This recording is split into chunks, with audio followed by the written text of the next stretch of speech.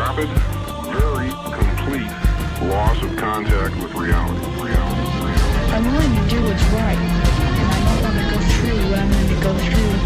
There is a rapid loss of the body image. I'm willing to do what's right. The body's sense of time. I'm willing to do what's right. The body's natural clock just ceases to function. I'm willing to do what's right. Realistically speaking, they are nothing more or less than a period of insanity.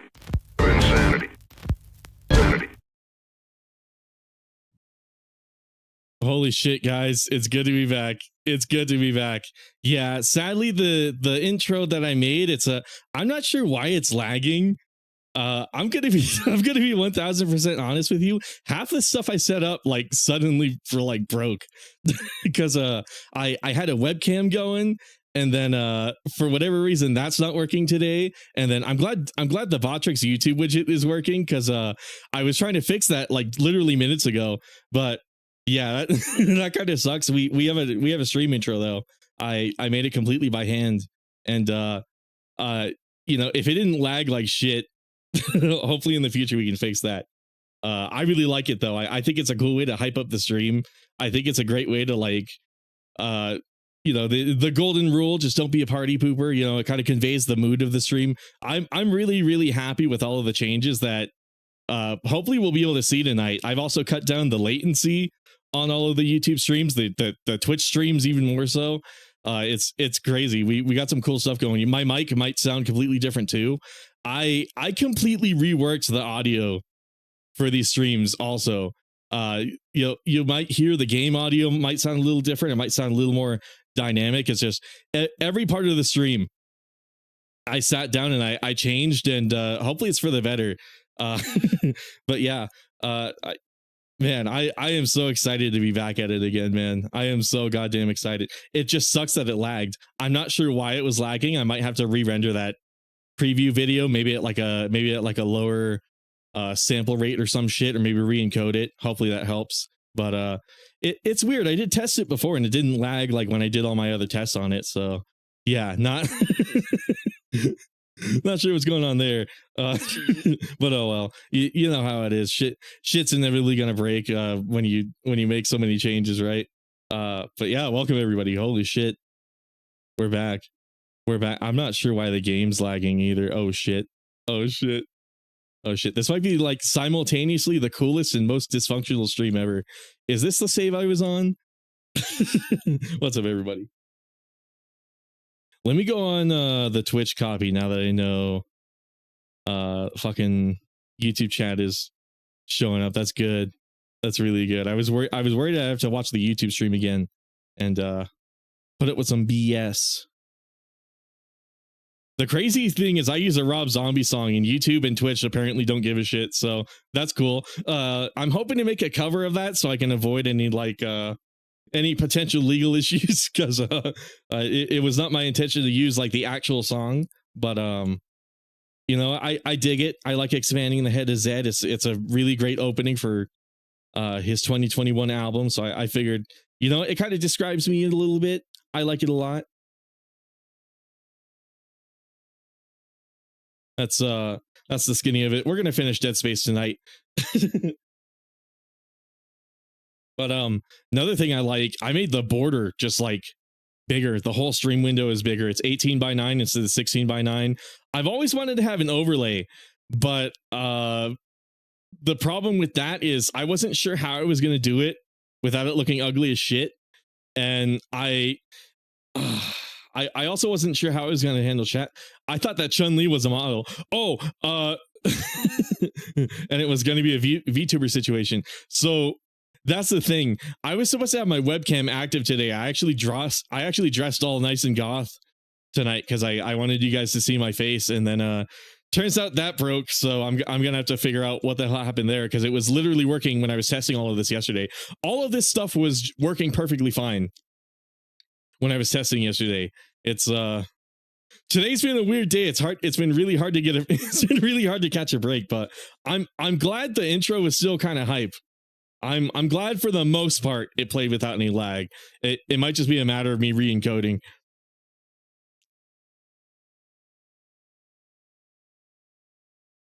By the way, everything sounds just right?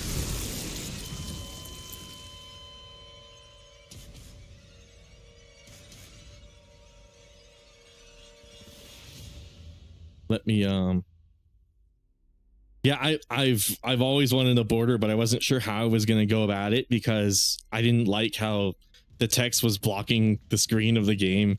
It kind of sucked for watching kind of sucked for watching the VODs back. And Twitch goes about it a funny way. Twitch is still 16:9. So on Twitch there's like some slight shit black bars on the top and bottom. But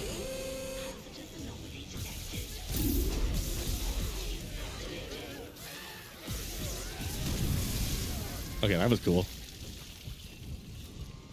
Yeah, the Chun-Li is just a stand-in thing because you can't see my face. We're just gonna have to work with that.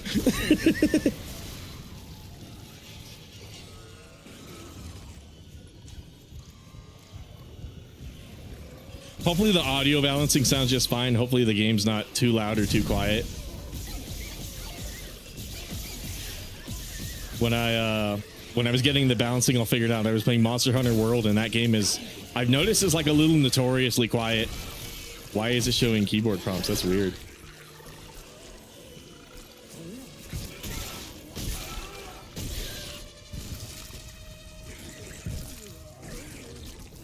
All I have is the cutter, so I gotta be a little creative about how I go about this. Okay, cool.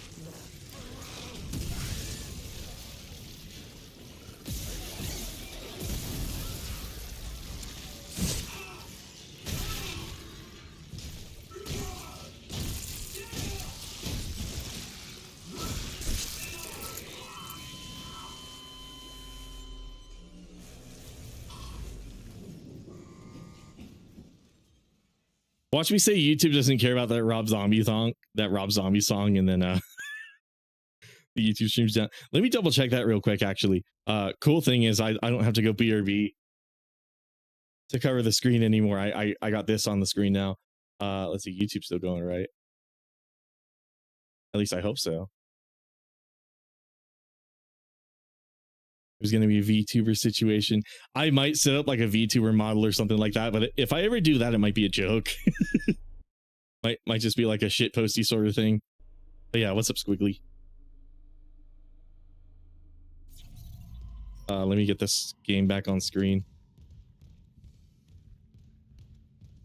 This game's going to stutter a lot just because that's naturally what it does, but I also did sit down and fix a lot of the weird stuttering issues I was getting in Monster Hunter World. So now it'll stutter occasionally instead of like very frequently. Turns out if you have hardware acceleration turned on Discord, that doesn't matter if you have a 4090, that for whatever reason causes problems while you're streaming.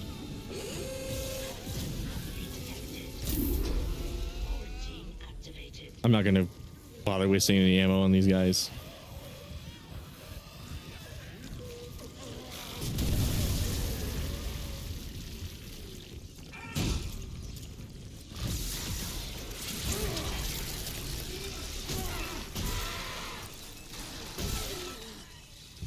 This game is so awesome. Yeah, let me tell you guys, it's been the weirdest day. I just couldn't catch, oh god, I just couldn't catch a break all day today. Like the minor fuck ups of like the beginning of the stream are nothing compared to like the weird ass day I had today with all the errands I had to run and like a number of other things. I can't really describe it in detail because I might dox myself in doing so, but yeah, it's been a weird ass day.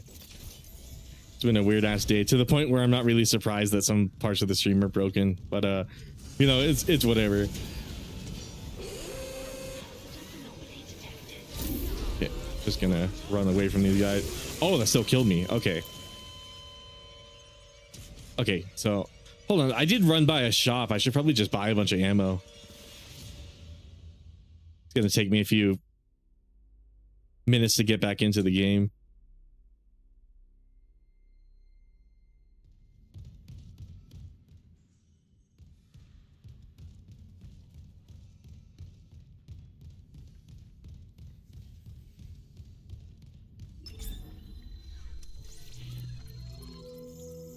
So, actually, wait. How many of these can I buy? I'll spend all my money on it. I guess I could definitely use a lot of these.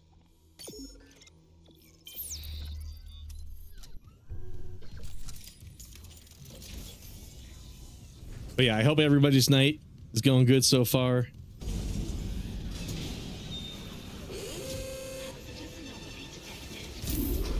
All right, also these. Keep forgetting to use that stuff.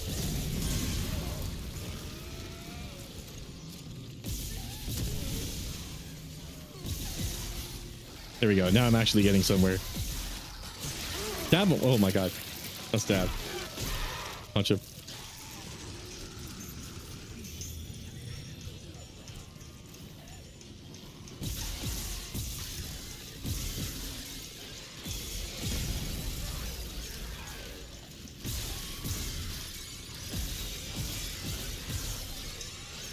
Oh, here comes my signature bad aim.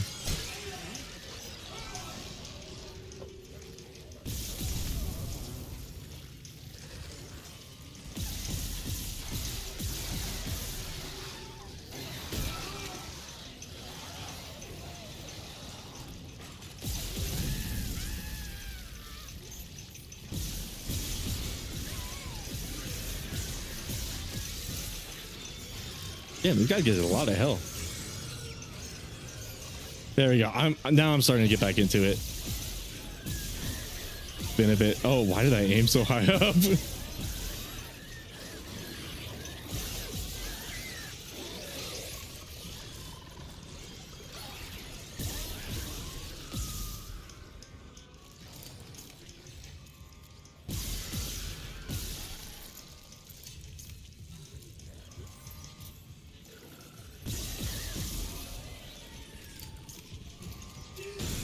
Yeah, I might be alt-tabbing quite a bit just to babysit the stream and make sure everything's going good, because there's so much potential for stuff to go wrong.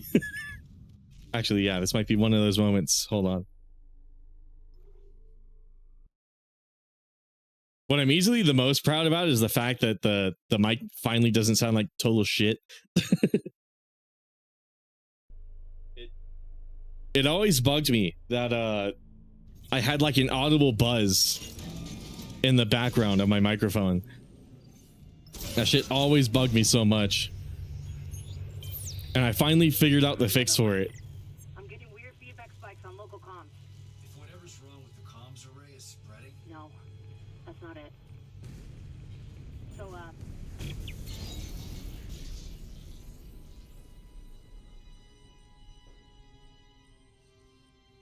Okay, cool.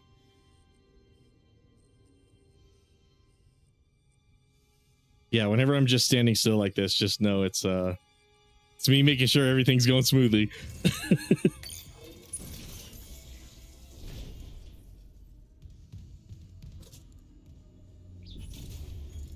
Alright, cool. We got past that combat encounter. I just had to remember the game's mechanics a little bit.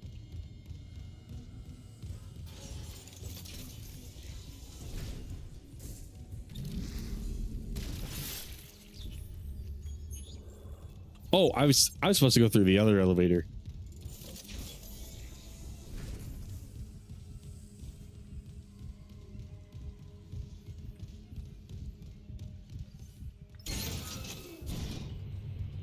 Yeah, it's been the craziest day, guys. I pulled like an all-nighter. I didn't mean to, but I was just laying there late at night trying to get some sleep, and I couldn't sleep. And I'm like, fuck it. Obviously, I'm not going to be able to go to bed. I'll just stick around.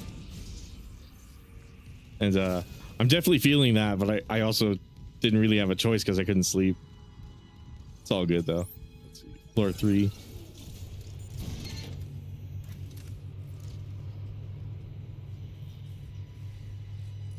Hopefully I can be funny.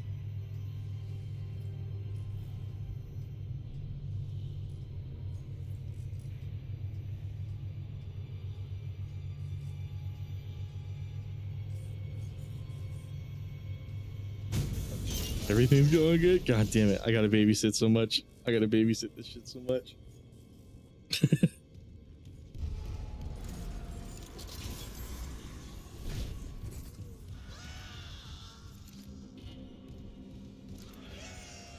This game is awesome though. At least I'm playing a fun game.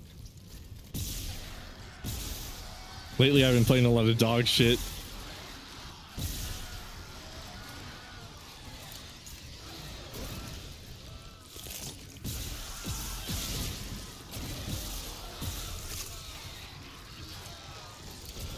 Bring your tentacles out. Yeah, I know, the baby's to my left. Gotta take out Big Mama.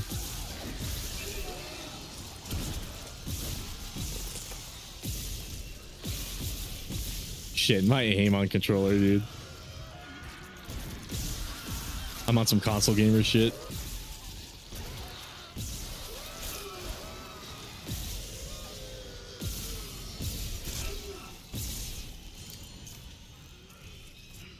I lovingly call it Michael J. Fox aim.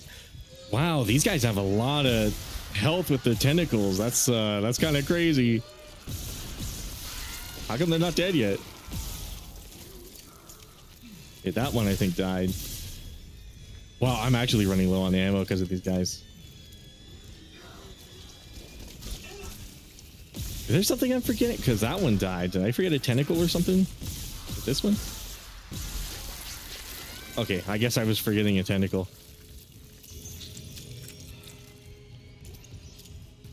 Shit, that was like 50,000 credits down the drain right there. That one encounter. Not this way. Down this way.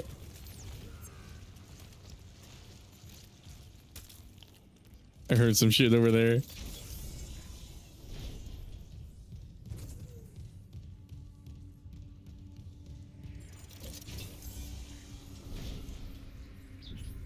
this the way? Yeah. Through this door here.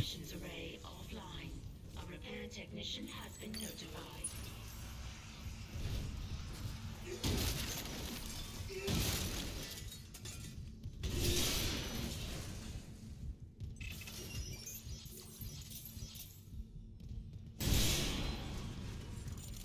It is kind of crazy how well the remake holds up. I'm not gonna lie, because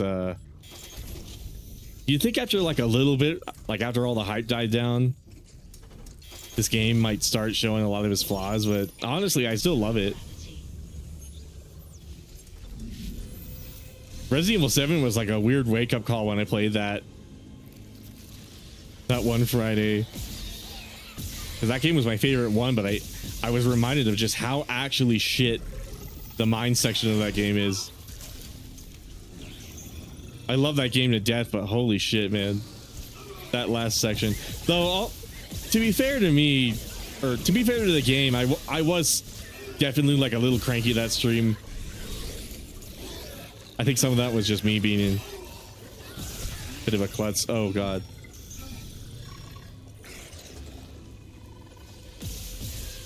I should definitely be putting some distance between me and all these jumpers. There we go.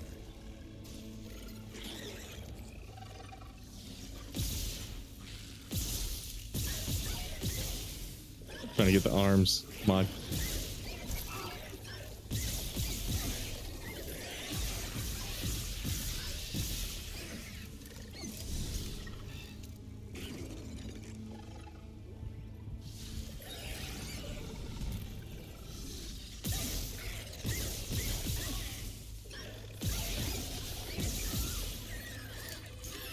Dude, that hero villain guy who said the crazy shit about Jewish people last time, I think that dude joined from my Silent Hill 4 stream. I think I finally figured out where that guy came from. He came from like the very end of SH4, I think. Which is really funny. To think that that guy's just been casually kind of like lurking in my chat for like the longest time, and then when I bring up the DSP chat, when I bring up the DSP clip and we just happen to be talking about Jewish people. Sloppy work. Some of the dishes are intact. If I replace them and create a new circuit with no gaps, we could broadcast a signal. Short range only, but it should work. Okay, do it. I'll keep an eye on things here. Yeah, I remember this part. This part was kind of a bitch.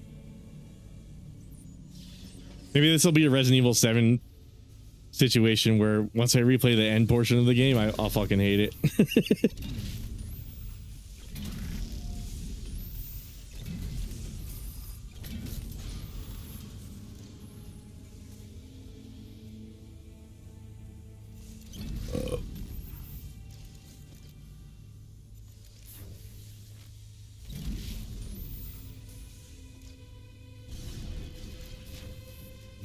Come on, pull it out, pull it out.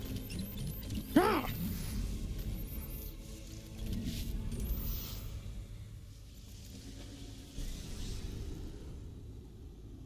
Oh, did it spawn more dudes? Persona 3 reload.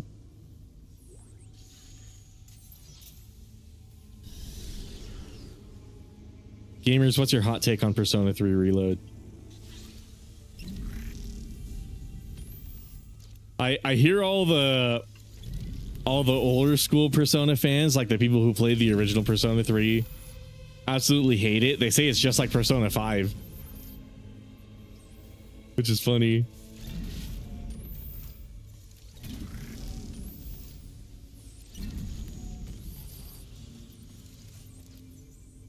I'm trying to remember what the strat was for this.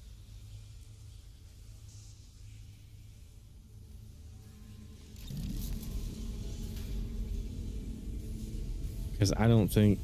Oh, maybe I can't carry a current this way. I think strat was... Take this, place it in here. Yeah, no more of that.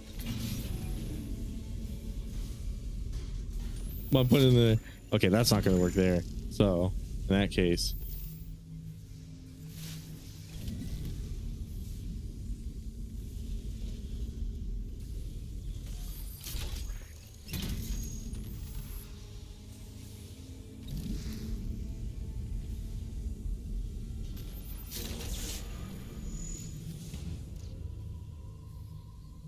Okay, grab this. Get that there. Oh, wait. Hold on.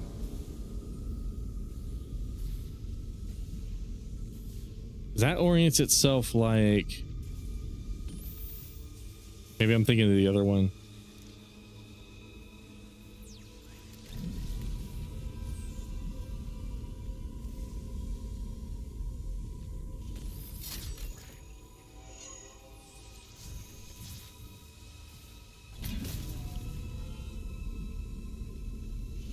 I didn't notice this, but like the music in this game is actually kind of cool too. This segment sounds really eerie.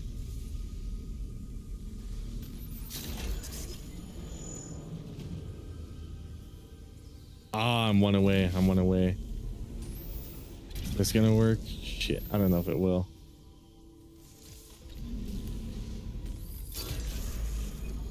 Oh, wait, and then I could probably feed that other one in there. Yes. Or shit. Shit. Okay.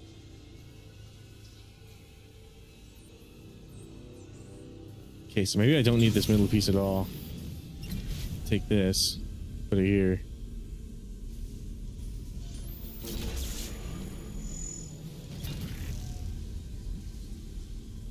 This can go here. This can go here. Stick it in there. Okay, cool. There we go. Perfect. I'm surprised it didn't take longer. I think you got it. Try opening a channel to the Valor. I accidentally played too much of this game on 2 Mondays ago. It was like an 8-hour long stream, man. Of me playing Dead Space, and I was vibing so hard. Hopefully I can be in the same good mood tonight, but I mean, so far I'm already feeling better. The fact that I got the stream back up.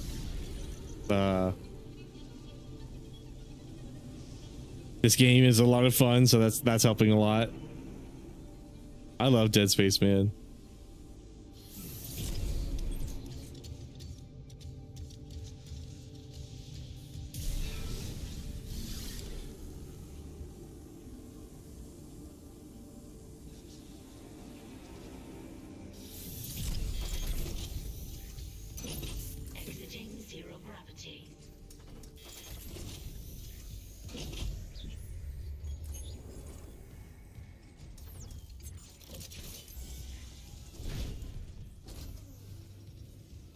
Okay, again, just gonna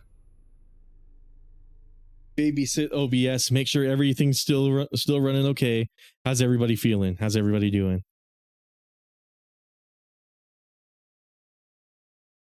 We got some people watching already.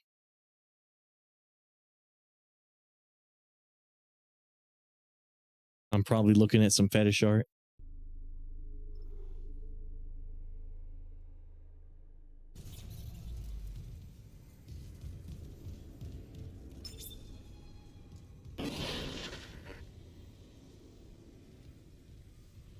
This is USM Valor, broadcasting on all frequencies to USG Ishimura in response to your... Oh, this plot point was really cool.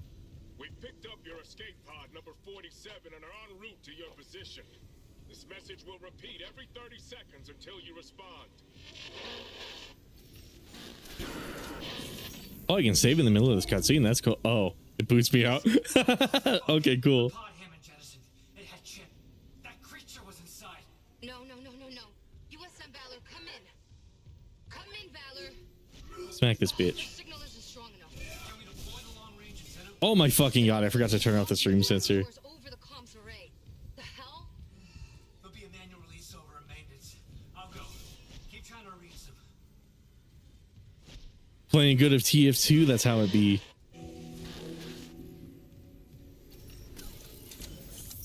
That's how it be. With an actual quality mic, I'm hoping this serves a lot more of the purpose of being a podcast. It's not like it sucked like major ass before I fixed it, but man, it is so much easier to listen to now. Operator Bailey reporting. I want this on record. The ship is under attack, but Captain Matthias has refused to issue a distress call. And we all know why. This whole operation is illegal. Aegis 7 was sealed off. They knew it. Aegis 7? And we all kept our mouths shut. Sounds like an Indian hacker. Mayday. This is USG Ishimura calling. You had the Nicklum off in the wireless, ma'am. He took the whole comms array offline. It's over. You have the Nicklum off on the Wi-Fi, ma'am. Oh god. Yeah, what's up, Gordiano?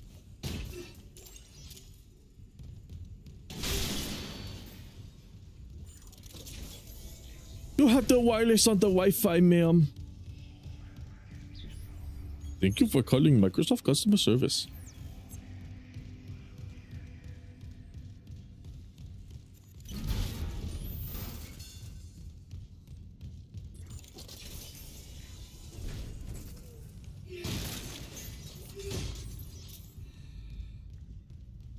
I should harass my brother to watch this stream.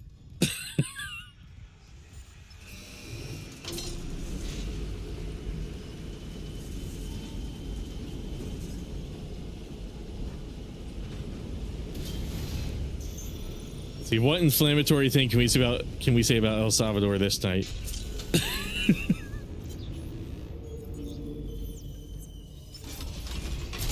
Who can I make enemies with last? Who can I make enemies with tonight? Okay, Pasa. I'm doing all right. How are you?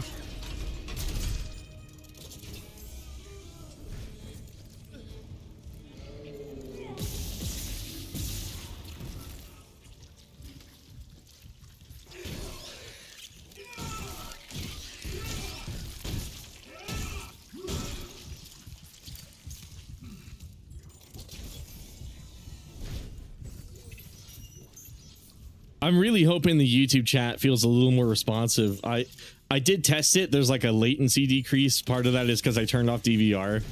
Because turns out it's funny. What was happening was like people would be at like various points of the stream, but YouTube would still let them chat as if they were chatting in real time. So like we would have people commenting at like something that happened like 50 minutes ago. If someone like rewinded back on it, that's not their fault, that's YouTube's, but like hopefully by turning that feature off, not only does it make it easier for YouTube to encode because it can throw away some of the excess and just keep a buffer going, but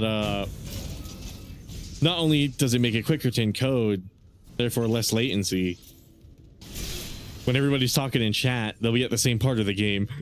they'll be on the same part of the stream. And then the cool thing is the VOD will still be up. And in the VOD, you can freely rewind and everything.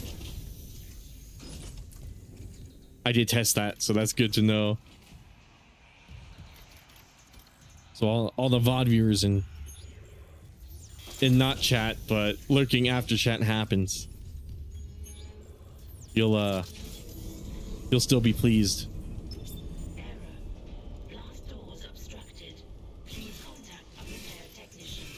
What's the white bitch's name? Kendra or some shit? She's like, oh, Daniels. Or it might still be Kendra. It might be Kendra Daniels. Okay, I should probably look at this. Plot relevant information.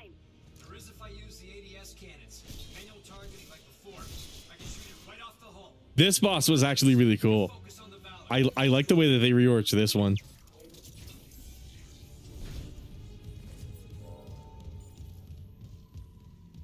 They actually make really good use of the free flight system.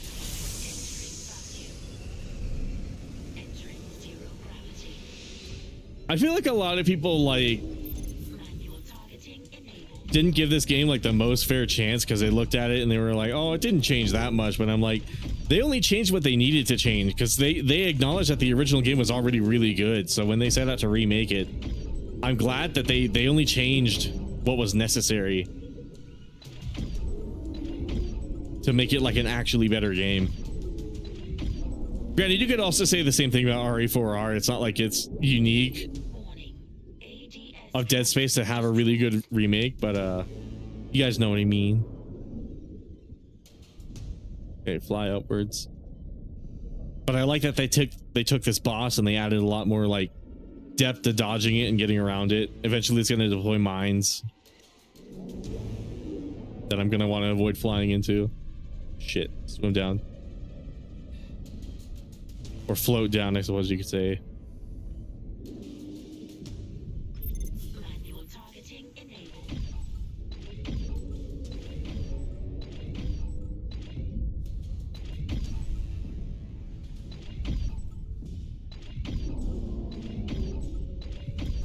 But yeah, dude, like when I first played this boss fight and saw how they reworked it, I practically shot myself because I remember in the original game it was irritating as shit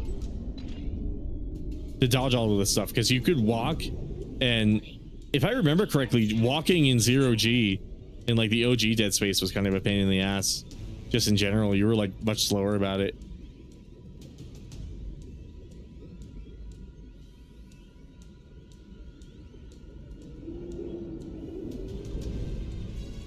Oh shit, he's swinging up at me, swinging down at me.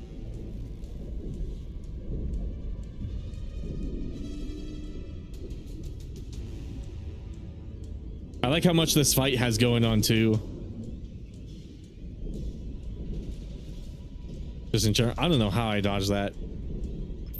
Manual targeting enabled.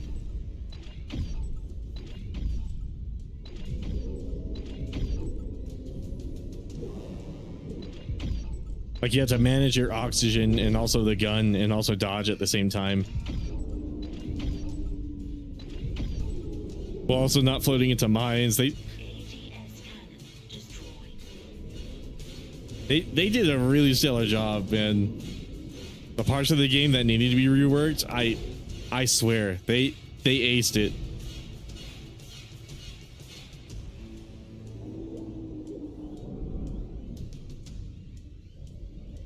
Shit, can I go up? Okay. I had a feeling I was too slow at that.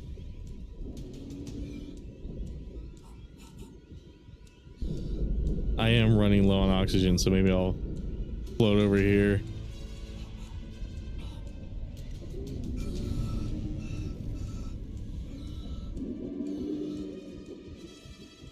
Do I have any loose oxygen tanks in my inventory?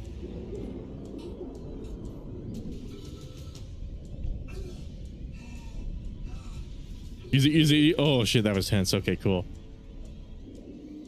I think those green tanks were oxygen, but oh well.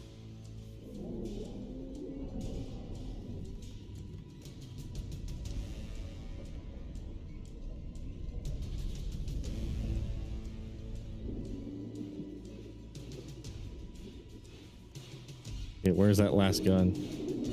Oh, I can't quite use it yet. Oh, because it was smashed, I probably got to take the rest of it out with the pistol.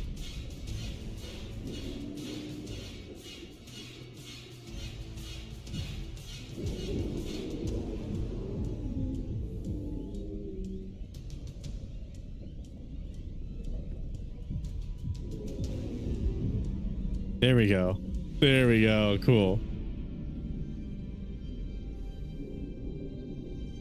I don't know if the original Dead Space was like this, but I feel like hard mode isn't necessarily that hard. Do it. Maybe I'm like a Dead Space prodigy or something. I'm not sure, but like, I will say this. I don't know. Maybe Impossible will give me the challenge I'm seeking. Exiting zero gravity. Exiting. What cracking? Hell yeah! What's up, Keysol? That reminds me, I gotta get some screenshots for Keysol. I was gonna screen art some Resident Evil 2 remake for thumbnails.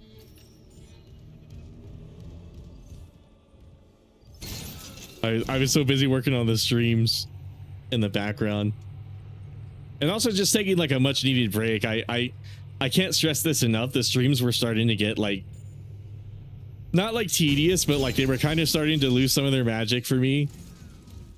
Where it was like, it was kind of getting less and less fun. I noticed I was getting really pissed off at the games I was playing.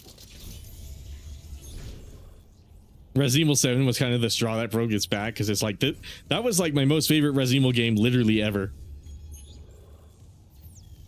So it was kind of sad to see me end it and be all pissy about it, especially since like the first part of it, I was so happy and having so much fun playing it.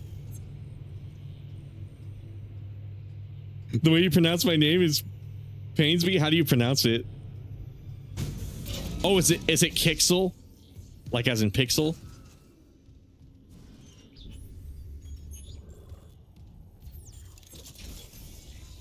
Or Keysol? I forgot about this fucking antenna.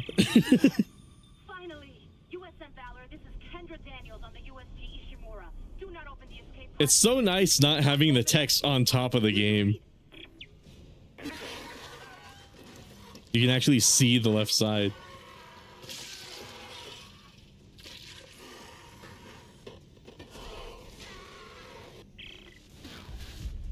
We're too late.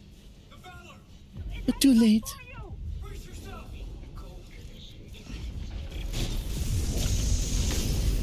Oh, they really streamlined the Valor in this game too. They did a lot of cool stuff with it. It's way less like Daniels, what happened? Something shook the whole crew deck. What hit it? like pixel. Okay, I don't know how I got that on second go, but I'm proud of myself for that. The Valor's Good to trapped. know. By the time another ship hears SOS beacon, we'll all be dead. No, that's what I was telling you. I know your pain, bro. This video I've been making this week has been pissing me off so much. Yeah, I don't really get pissed making videos too often, but like, yeah, the streams were definitely starting to, I could kind of tell I was getting a tiny bit sick of them. We're fucking out of here. Where's the Valor now? It's near comms. Keep us stable. Isaac, I'll grab a suit and EVA onto the Valor. Meet me there. We're together. Let's CEC clean up their own mess. I'm saving what I can. So I took a bit of a break. Also taking care of some like IRL stuff. You know, it gave me a chance to do that. It also gave me a chance to do a lot of cool stuff for the stream, because I made that whole intro. It kind of lags a little bit at the beginning of this stream. I have to re-render it at a smaller bit rate. That way that lag doesn't happen again, because it was a really hype intro. I love it. I love what I did with it. It just sucked that like halfway through it started clipping, and I'm like, oh, come on.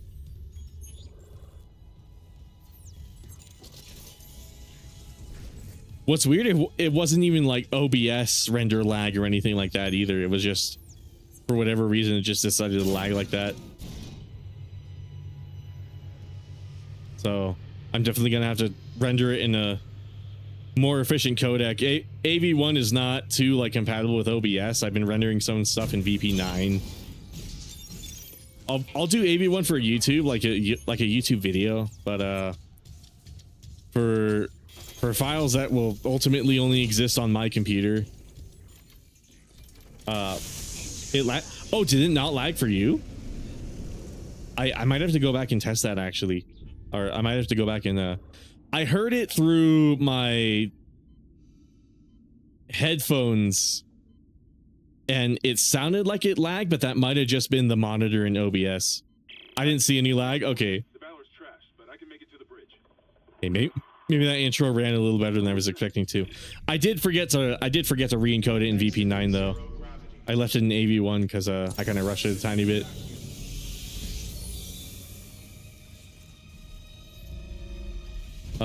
Making videos easily stresses me because I want them to be perfect, hence all the scrap videos that's never going to be uploaded that I put tons of work into.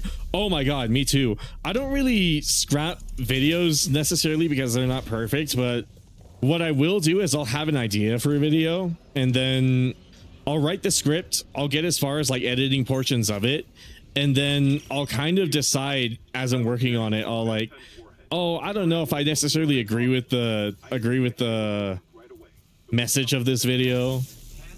Oh, okay, that's what I'm not supposed to walk through. There's been several videos that I wanted to make, and like I wrote the entire scripts and then pretty much got to VO and then realized, oh, I don't know if I have enough information or like proof to convey this point correctly in any way. And then it becomes a matter of, okay, do I really stand behind this opinion if I'm not entirely confident enough to present it like confidently? I don't know. Surely you know what I mean though, where it's like I'll come up with like an argument or something, or I'll make, for example, one of them was about something Kazuma talked about a lot. I guess it's kind of relevant because it's Stellar Blade, so maybe I might want to go back to it because of the whole Stellar Blade. Maybe we should talk about that, the whole free Stellar Blade petition. But I was gonna make a whole ass video about why the industry doesn't seem to like making like beautiful video game characters, why they kind of shy away from it. And my argument in that video was journalists were part of the reason why. A lot of journalists are very socially awkward and don't actually like understand what they're doing. But as I was making that video, I got as far as doing the VO and everything, and then I realized, oh wait, I don't think I have a very good argument to be making this point. Maybe it's not journalists that are the problem. Maybe it's something else and I'm just taking my anger out on somebody. So I completely scrapped that video because I couldn't really figure out. I couldn't make an argument that I wanted to stand behind. That's the kind of video that I'll scrap.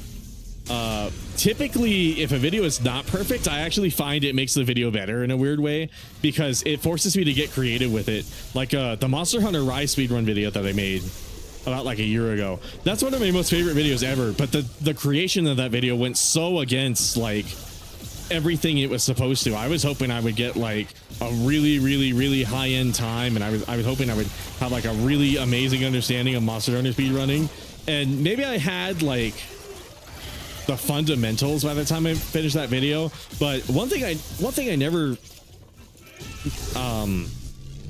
learned while I was making that video, even though I should have, was that speedrunners tend to use mods and not disclose it. They'll use mods that put the monsters in like fixed regions of the map and just consistently spawn them. And for some leaderboards, that's totally fine. And then there's other mods like that where it's like you can set a fixed amount of health for the monster. That way there's no variable attached to it. You won't get unlucky and have like this random monster spawn where it has like an extra like 2,000, 3,000 extra health, and before you know it, you have to do like an extra 2-3 combos just to take care of it. Stuff like that to streamline the speedrunning experience. They'll use mods. That's something I didn't know at the time. And what's funny is that whole video was about the world record holder for Monster Hunter Rise. It was analyzing his strategy. His name was Ketsumomo. He was a dude in Japan who played the Steam version of the game. He was taking off the leaderboards. I actually recently checked the Monster Hunter Rise leaderboards, and he was straight up like he just disappeared. He's not on there anymore. And I'm starting to think that might have been because he used a mod. He might have used some of those mods that I described in speedrun.com. While other leaderboards might accept it, speedrun.com is very adamant you don't use mods at all. They don't even allow cosmetic mods. So It kind of depends. Hold on, let me get back to chat. I still have the video I worked on for 2 months, and it makes me so sad. I will probably never upload it. Yeah, that's kind of the cost you have to eat, though. There's so many videos that I've committed a lot of time to making them, and I just had to put them away because I didn't believe in them. You know, I didn't want to make a video that I personally couldn't stand behind. You know, there's times where I've made a video where I changed my opinion about the subject matter. That's totally fine. I don't ever want to release a video where like I change, where I feel like I'm being two-faced though, as I'm making it, where it's like, oh, is that actually what I believe? You know, that kind of question. So I mean, it happens. But you know what? The fact that you're not uploading crap content, I hate the word content. I'll have to go on a spiel about that some other time, because I absolutely fucking abhor the word content. But the fact that you're not uploading shit videos, you have the restraint to prevent yourself from uploading anything that you're not too confident in, even if you're being a perfectionist and maybe hurting yourself in the long run by doing that. I think the fact that you have the will to do that, as opposed to just sucking it and being all like, oh, okay, I guess that battery's just not going to work anymore. Guess it doesn't work. I think that's admirable, because I can totally see people. Mr. Clark? Hello? I can totally see someone else making that same video I was describing with like the beautiful game protagonist, and then just uploading it anyways, and just vilifying game journalists. But the planet won't rest until the marker is returned. You can't leave. Watch me.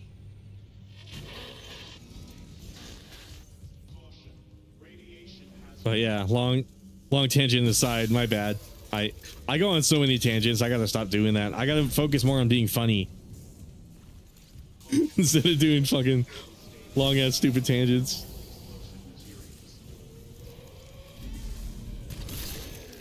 I love the impale mechanic in this game. I'm pretty sure it's in the original. I remember being in the original game, but more games need like a kinesis item like this. Like, why does... Wait, can you impale people in Half-Life with the gravity gun? And I guess by proxy Gmod. Is that possible? I've never actually tried it in those games.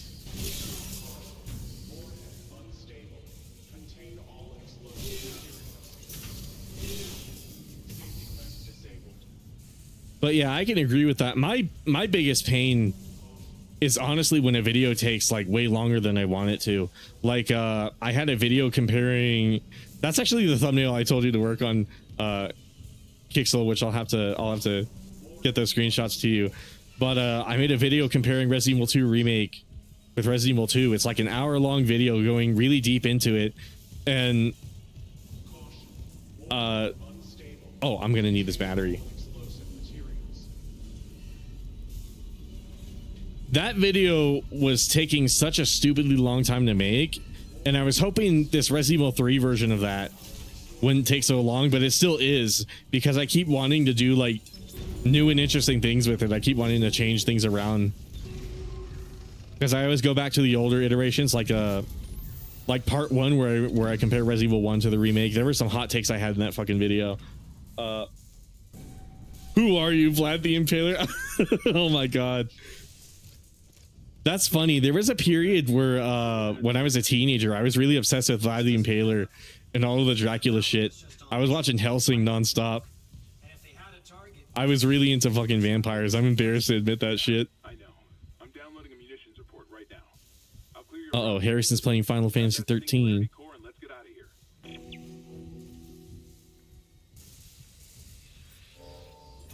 I liked that video, the RE2 one. I really like that one too. I thought my jokes were so on point in that video.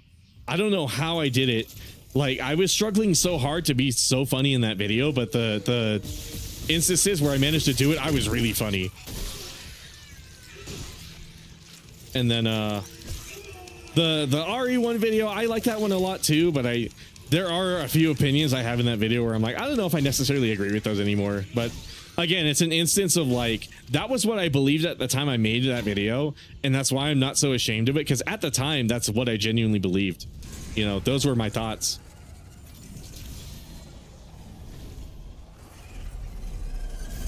This dude's gonna do something spooky. I should also use stasis. What the fuck are you, Vlad the Impaler?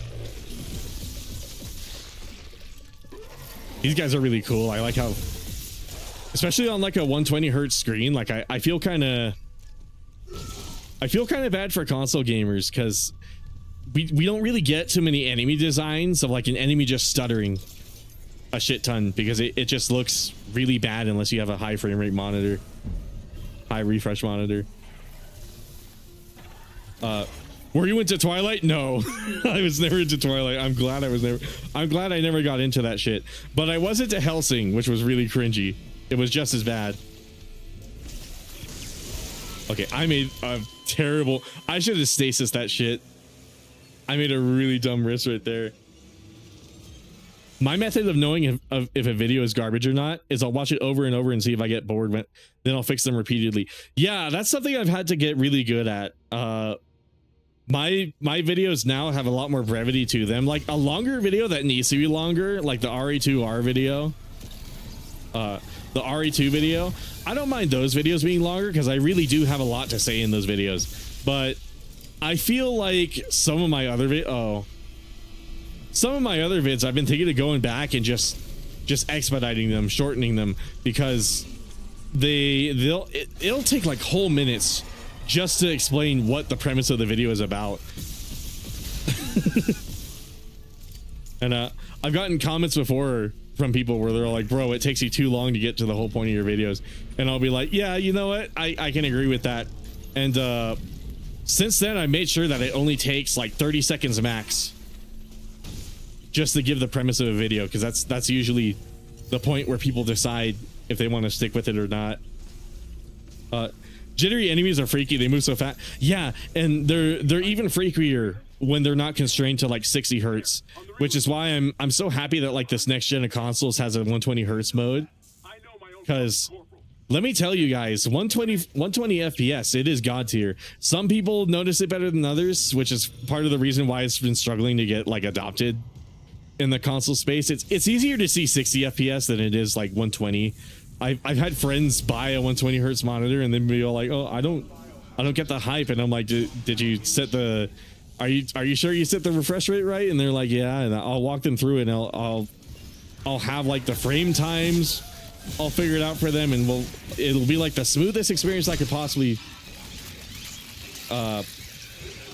enable, and they'll still not be able to see it. So that's one massive downside of 120 hertz. You just got to be able to see it, sadly. Unlike 30 FPS, which like anybody can see past. 120, it's like, yeah, your eyes do have to evolve to not evolve, but like your eyes have to be a little tiny bit more specialized. But here's the other thing: 120 FPS gaming, even if you can't really see it, it's gonna feel a lot better because there's just way less latency.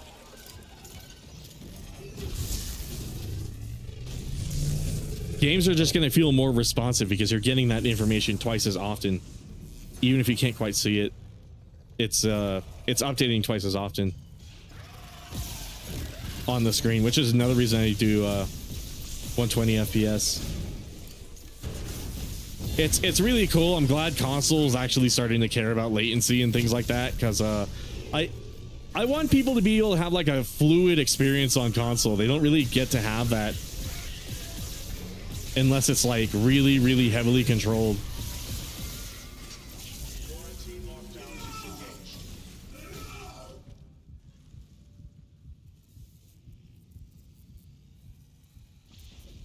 Some videos can't be saved unless you want to remake the whole thing. The video I worked on for months has really good jokes and the video just doesn't flow well. I don't know what it is with me. I'm like just naturally kind of good with flow. Like, I honestly don't know how I do it. Maybe it's the fact that it takes me so long to write a script and I proofread it like constantly. But like, getting a video to flow well is just like something I've naturally obtained as I worked on videos, and it's really hard to explain to somebody how to do it, because like I can't really put it into words. It's just something I physically feel in my body. Same thing with like comedic timing. You can't really explain comedic timing, like perfect comedic timing, to somebody. It's just something that you like feel, and it's something that some people are just not going to be able to have, which sucks. I'm glad I have it, but I feel really bad for the people who don't, because some people are like, even if they don't realize it, they're particularly sensitive to comedic timing. If you get the timing wrong on a joke, it's just dead in the water. Might as well have not existed. Attention span issue, 30 seconds, bro. Click off after click off in 7 just because they don't like you. That's true. Yeah, you got to make a good first impression. Maybe I'm lucky with first impressions. Well, I don't know, because like I feel like I've seen so many like YouTube shorts and video essays. Did I ever talk about this one MGS3 short where the guy sounded like he was whispering, so like his mom didn't like hear him in the other room? It was crazy. He was kind of sitting there and he was like, "This is how you escape from the prison cell in Metal Gear Solid 3." Also, I didn't save for a little while, so I might have to replay a decent portion. Or am I thinking of Resident Evil 7? I might be thinking of RE7.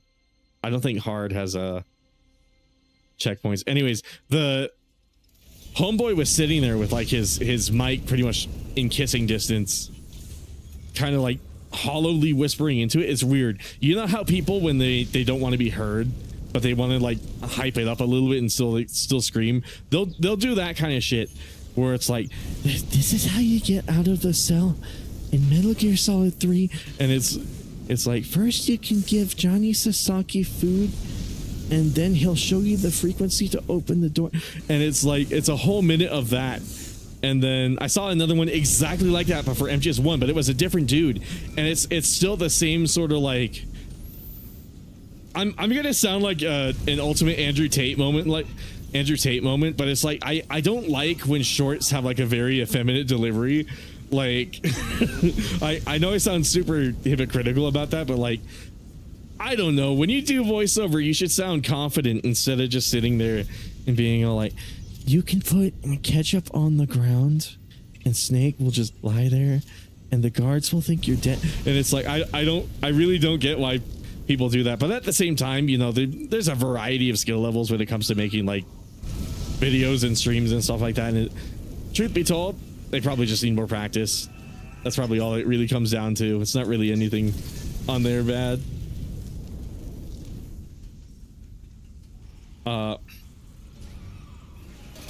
Your whispering voice is so cursed, bro. It is. Oh my god, I forgot enemy spawn after you do that shit. Oh my fucking god.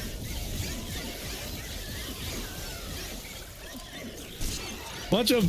Okay, cool. I like the punching mechanic in this remake too. It's so useful. I really wish the original game had it.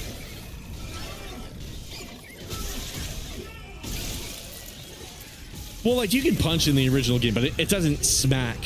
Like, it doesn't give him stagger. I have a pretty good retention rate recently, luckily. Yeah, I have decent retention too. It kind of depends.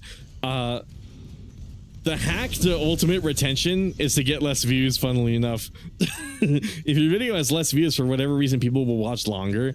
And then it's the inverse. Because you get more people watching, you're going to run into more people who are willing to, like, who are going to be less patient with you getting to the point of your video. So in turn, you'll just naturally, to be honest with you, when I started retention editing, I feel like it made my videos a lot worse, because you don't get the full picture. It doesn't actually net you more views. It's just like, if anything, what ended up happening was, like, I would put like too much going on in my videos and people would just skip around.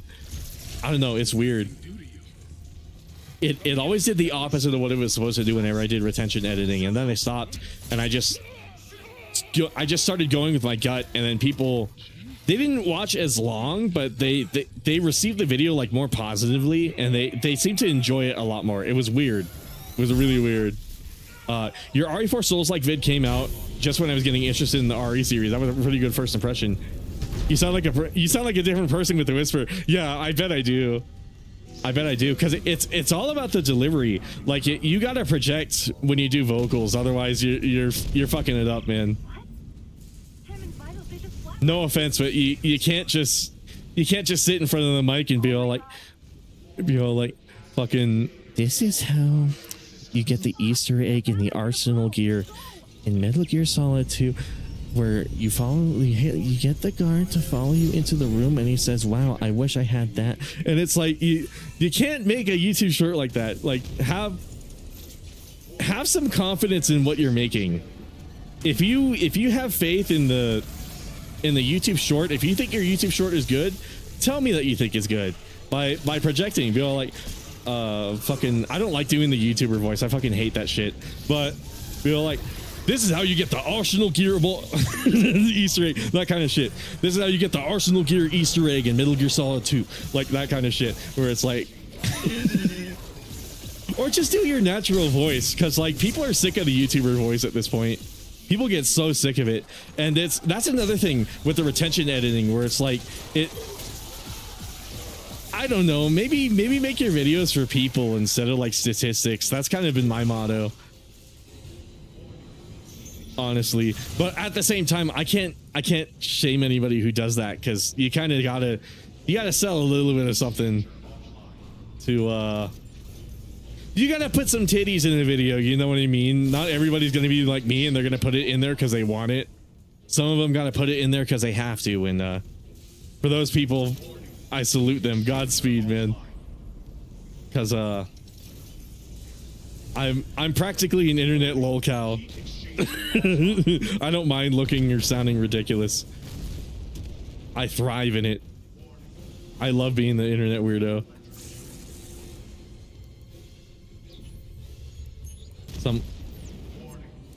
What the fuck am I even talking about? I've been going on a really weird tangent. Talking tangent.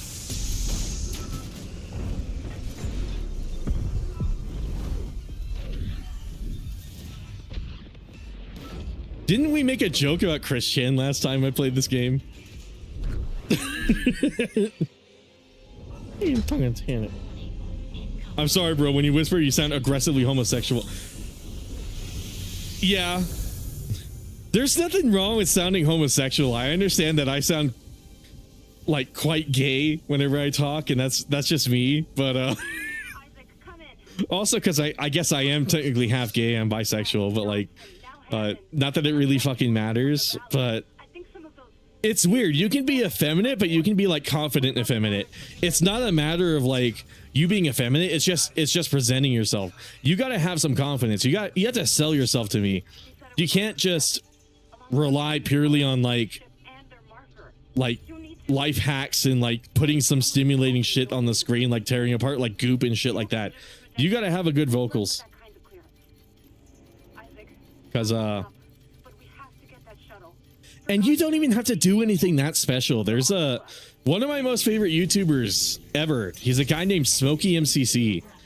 He makes all of his videos from his phone. Like he just screen records shit on his iPhone, and then I think iMovie is on the iPhone. I've literally never used it, but he makes like all of his videos on like iMovie on his iPhone, and like he'll just talk into his phone mic, and he sounds like, no offense to him, but like the name Smokey is quite fitting for him, and he's well aware of this. This is part of his whole aesthetic, where he's like a big smoker, and you can kind of tell just in the way he talks, and just like the minute little throat sounds he makes, which ironically gives him a lot of charm. It's something you don't really hear a lot in YouTube videos, because a lot of them are like, this is what happened when you killed the end in Metal Gear Solid 3, and it's like, I don't fucking care. Why do you have to talk like this? Just talk like a normal guy. Just talk how you usually talk, and that's one thing I envy so much. About other YouTubers. I try to talk clearly when I do my videos, so I have like a slight YouTuber voice, but I also try not to do that shit. I don't know. Nothing wrong with it. It's just not hard to not to notice. I know, right? Which one would you rather hear? YouTuber voices or those AI voices? The AI voices are the worst. They're the absolute worst because it's everything wrong with the YouTuber voice, except it's like even more dehumanized. I guess that's sort of my qualms with like a lot of YouTube quote unquote content, because again, I fucking hate that word. Tangent on that inevitably coming soon, but I hate the word content, and part of it is because of how like manufactured a lot of stuff feels, to the point where it's like I don't know, man, you're making videos like when you say content, it kind of sounds a little pretentious, you know. It's a little fart smelly. I don't ever like to use that word to describe anything that I make. I just say I make videos. I don't tell anyone that I make content, because it's such a like narcissistic thing to say personally. Like I can't hear that word and think that you're not trolling, you know what I mean? Either you're trolling or you're really that far up your own ass. It's like you got to have some level of self-aware. I guess that's ultimately where my tangent was going this entire time. It's like you got to have a little bit of self-awareness, and you got to like being yourself, you know. Just use your normal voice. That's all there is to it. You know, but there's some little tricks and tricks and tips I'm not using because I'm stumbling over myself. But there's some little tricks and tips and life hacks that you know, make your speech clear, but also just be yourself, man. You know what I mean? Just make your videos for humans. What the fuck? Oh, that's interesting. Oh, that was really sick. I think you just don't like YouTube Short. And the reason I don't like YouTube Shorts is they are the laziest like videos I've seen online. I've talked at length before about this one Sonic short I saw where it was literally a dude who was like, hey guys, there's a new Sonic and Friends animated, let's watch it. And it's just him sitting there, and he's like, oh, is that the looks like Sonic has some friends, and then it's just like a few Sonic characters dancing to like Sonic Mania music, and then like 15 seconds later the short ends and he's like, oh, that's it, okay guys, see ya. And then it just loops, and it's like, I hate that. Say something insightful, like really pick something apart. I want your opinion. I don't care if you're big or you're small. I want your genuine, honest thoughts on something. I don't need any of this Sniper Wolf bullshit where it's like, bro has a bag, and it's like it's like, what the fuck are you doing? What the fuck are you on about? I keep losing track of chat. That whisper sound like a twig bottom. It really does. It really does. That swinger, that whisper really do be sounding like a Raiden. It really do be sounding like, Colonel, I managed to avoid drowning. Like Colonel, I managed to avoid drowning. Like that kind of shit. I love the delivery of that line. Oh my god. Raiden is god tier, dude. Speaking of bottoms, when is Kevin Leonardo making an appearance? He's inevitably gonna do so when we make it I'm inevitably gonna talk about a video that I want to show you guys, and he will be on the sidebar, I promise you. He very likely will be. If he's not, we're gonna watch a few Kevin Leonardo videos until he shows up in the sidebar. Because I love the Kevin Leonardo cameos. I love him so much. I would love for the Rain and Noodles channel to have lore, and for Kevin Leonardo to be an integral part of it. Just not like the antagonist, but like the anti-hero of the Rain and Noodles streams, where he's just sitting there watching and judging me. Oh god. I think you just don't like YouTube Shorts. Yeah. Yeah, exactly. Where it's like, I don't know, just say something. Just say what you think. You don't gotta Sniper Wolf it. I just want people to be happy with who they are, you know what I mean? Like just be Just be thankful you're human. Oh wait, don't some motherfucker spawn here?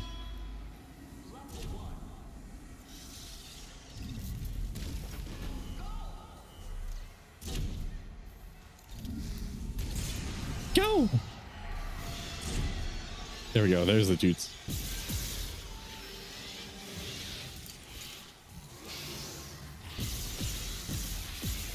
Go! Let's play football. World Cup! World Cup! World Cup! World Cup! Oh, that song is fucking terrible. Oh, fucking hell.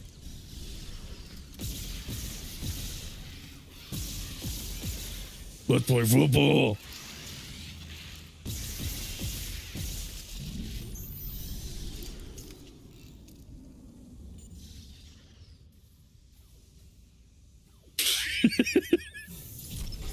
Oh, God. How did that even become a meme, dude? Where's the ball? Oh, it disappeared. They wanted to stop me from cheating. I was about to pull a fucking Billy Mitchell. And the game stopped me from doing it.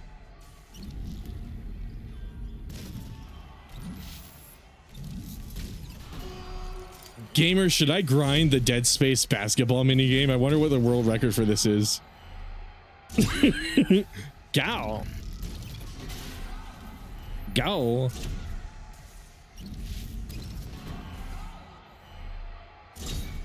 Bro has a goal. Oh, fucking hell. Level 3.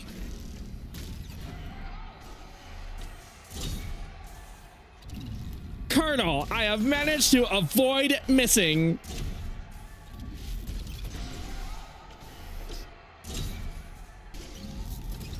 Yeah, now I'm starting to feel streaming. I'm starting to feel streaming again. I'm starting to have fun again. I miss this, man.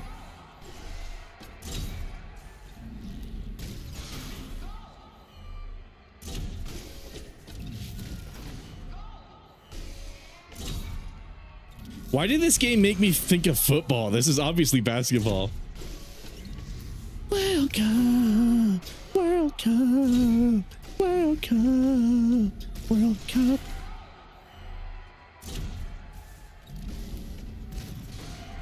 Go.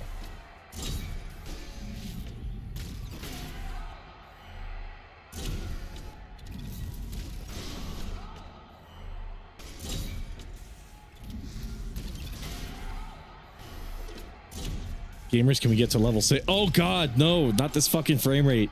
Holy shit. I gotta stop glancing at chat. I gotta try hard at this. I gotta sweat a bit. Hold on, chat. I'm locking in. Gow.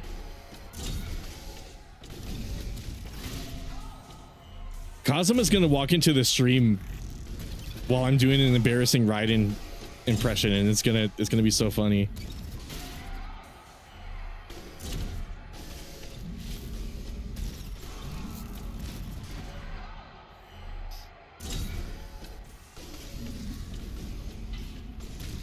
Kazuma, I have managed to avoid politics. Oh fuck, no shit. God damn it. God fucking damn it. Okay. Gow.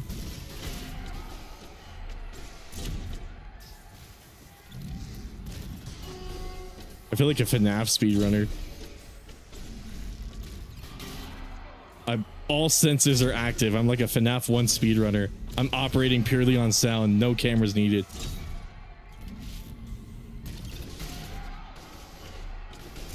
Gow. Oh god, analog stick moment. Okay, I have a rant for you gamers. Why do console gamers not like gyro aim? Look at this shit. Look at how robotic my aim is. Because I'm using a stupid ass fucking stick. Who thought of this shit? Who in the fucking world thought of this shit?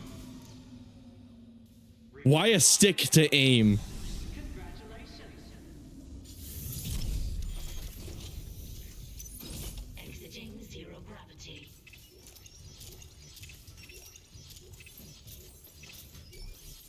Okay, cool. We got fancy iron. Oh shit, I should have sold that shit. I would have had money for ammo.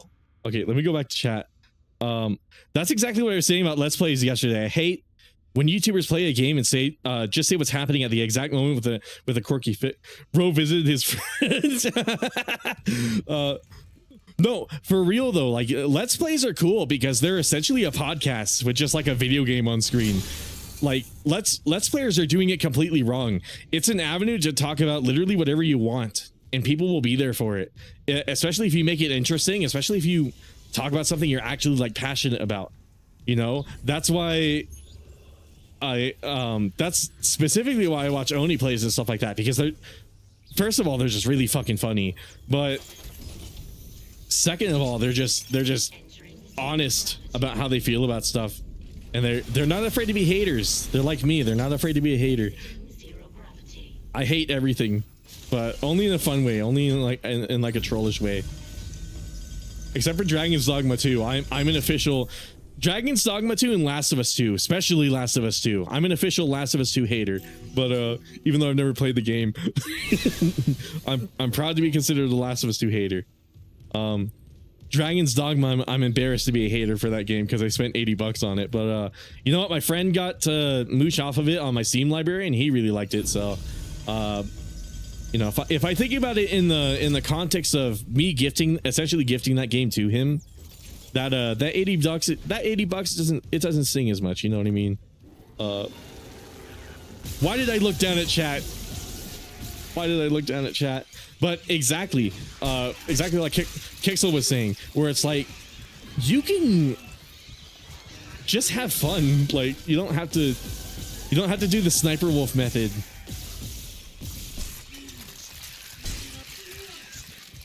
Heal. Oh my fucking god. Why his eyes red? Were they always red?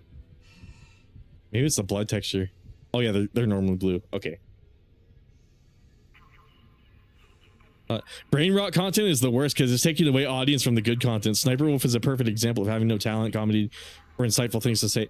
Is it really taking audience away when it's just kids though? Like I'll be 100% honest with you. I don't make anything for kids. Like I always assume my audience are adults, and if they're not, you know, that's their choice to make, but also preferably, you know, please be 18 at least. I know not everybody is, but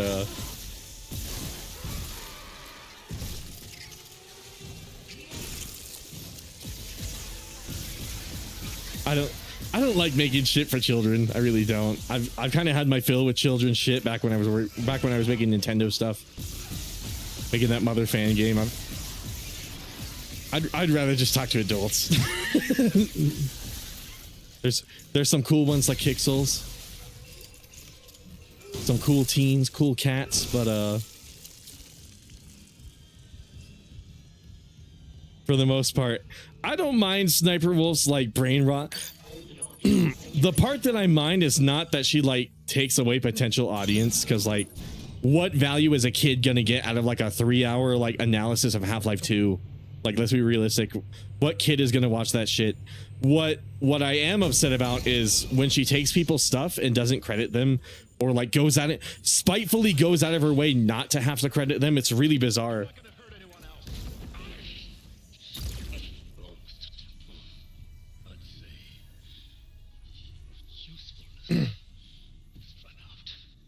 Gamer, should I talk over cutscenes? Still alive, Mr. Clark. I'm still denied convergence. Amazing graphics, I know, right? I really like the way this game looks. Like it may be a little buggy. We have that one baby in the elevator, but I do really like how this game looks. Why do I have like the motion sickness dot enabled? Is that something I put on by accident? Then kids want to be like Sniper Wolf or Jake Paul and ass a-holes like that. That's another thing too. She's setting like a bad example for her audience, who she's aware is mostly children. Basically setting the example of like theft is okay. I think copyright is bullshit. I think you can totally like give copyright a middle finger, because it's always used abusively. It's never used for any good actual good intentions. So just look at Nintendo. Just look at, like, for example, if you make a critical video on Airsoft Fatty or somebody like that, prepare to get fucking copyrighted. and prepare to get copyrighted and prepare to get doxxed because you got copyrighted. Because the only way to combat a copyright claim like that is to send them like your full name and your address and all of your other personal detail.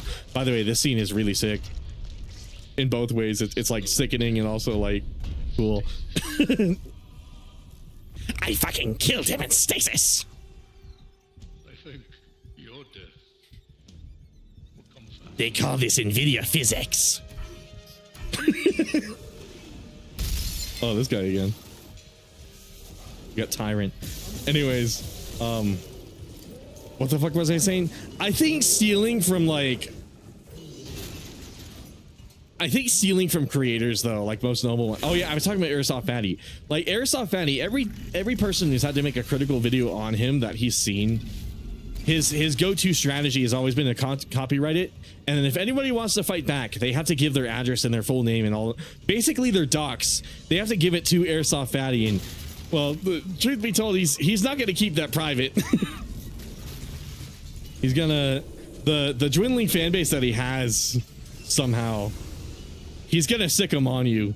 So it's like I don't know, shit like that. Or it's like it's always used abusefully. So I don't mind giving the middle finger to copyright.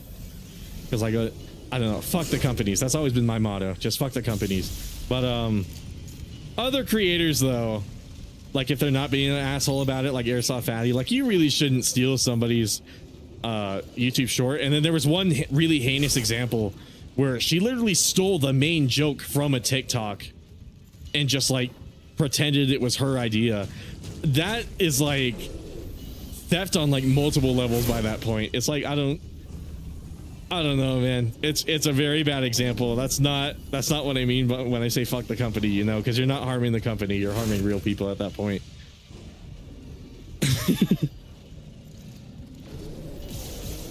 Why is he slowing down? Is this like a accessibility feature or something like that? Am I on journalism difficulty? Am I on movie Bob difficulty? Oh wait, it's the artifact. The artifact is helping me out.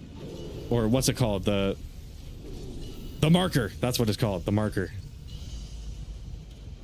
Phew, chat was gonna think I was a fake Dead Space fan for a second there.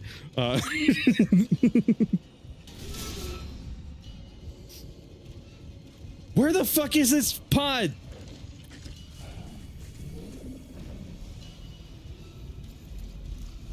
I know there's another thing I have to shoot at. Come on, where is it?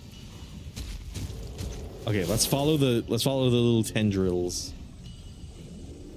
Tendrils.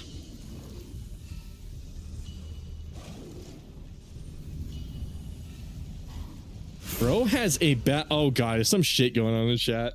Hold on. Hello, sorry for bothering you. I want to offer promotion for your channel, viewers, followers, views, chat spots, etc. The price is lower than any competitor. The quality is guaranteed to be the best, flexible and convenient auto management panel, chat panel, everything in your hands, a huge number of custom settings. Go to Streamrise. Go to Streamrise. Bot alert. Yeah, that's probably a bot. This remake is the best second coming in any series we'll ever get. What's up, Blue Eyes? What's up, Jesus? Hello, sorry for bothering you. What's up, Informed DW7? Unfortunately, I'm not taking your services. No offense, not that I think you can be offended. Clearly, you're here copying and pasting shit, but Epic Gamer W, I turned down your offer.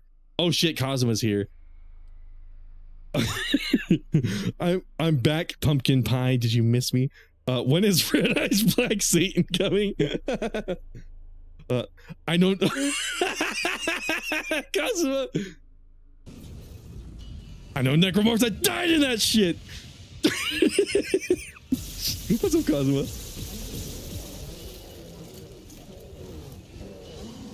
Cosmo, I've somehow managed to avoid getting political in this stream so far. I'm certain that will change though. We briefly grazed Stellar Blade, and I'm inevitably gonna go back on that rant. I know it's gonna happen. Gamers, what's your hot take on the beautiful Asian lady getting her butt cheeks nerfed? Where is this fucking thing? Now that I think about it, this part kind of sucks. This part kind of reeks. Awesome remake though. This game is tight. Oh god. All right, I can just do that. Where the fuck is this fucking thing? Gamers, I'm doing a legit DSP. Oh wait, it's all the way back here.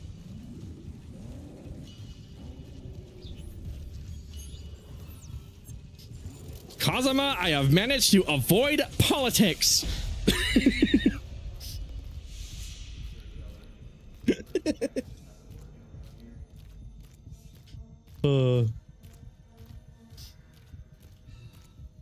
This stream is gonna be my arsenal gear. Right, Isaac. Everything's gonna be just like it was. Gamers, do you think this game was inspired by MGS2? Because we're on some arsenal gear shit right now with the marker. I'm gonna pause and I'm gonna see a big turtle on the screen with like a snake surrounding it and like a couple of elephants. Hold on, let me check chat. I've been neglecting chat. What's up, man? Cosmo, we managed to avoid politics. Also, that Chun-Li image, though. I was supposed to have a webcam, and then, for whatever reason, GoPro decided to, like, stop working. It was working when I was testing all of this yesterday, and then, it just gave out, so I had to think quick on my feet, and I put a Chun-Li image there. So I hope you all appreciate it. No politics this time around? Why is bro giggling like that? Are you applying for a good talking job or something? Never mind, you figured it out, Gigi. You laugh like you have all the oxygen in the world. I do? Oh yeah, I do. I got the DSP laugh. I hate it. DSP and I are alike in many ways, and I'm really embarrassed about that. We share the same blood cell. The only difference is I don't beg for money. That's basically it.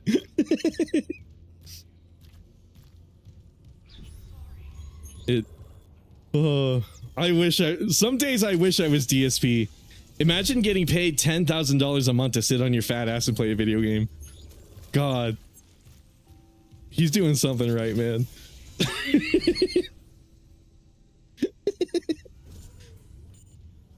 What the fuck?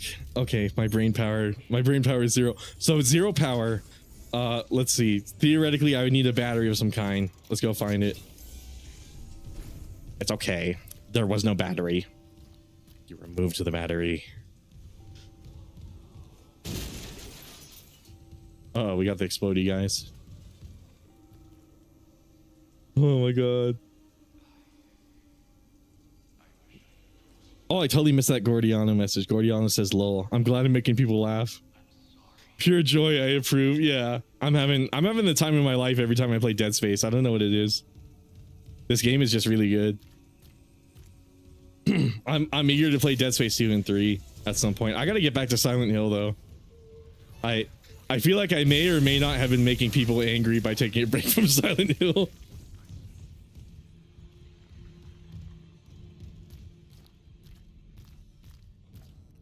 I know Necromos that died in that shit.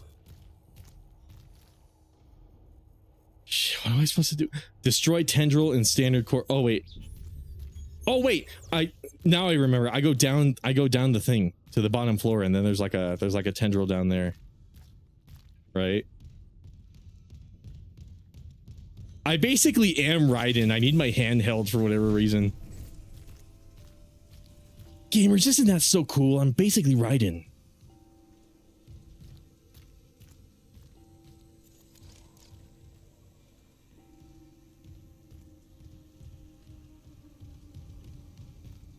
Okay, down this elevator. Okay, I figured it out.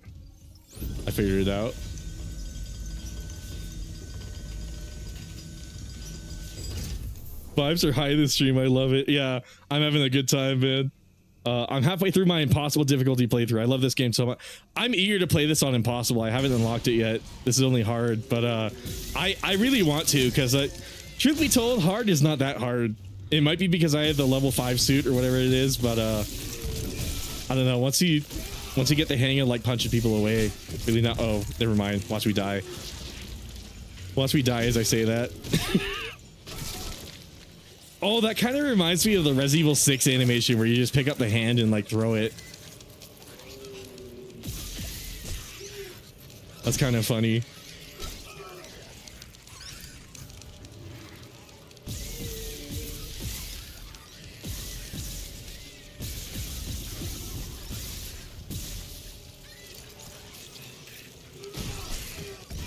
No, God, fucking damn it.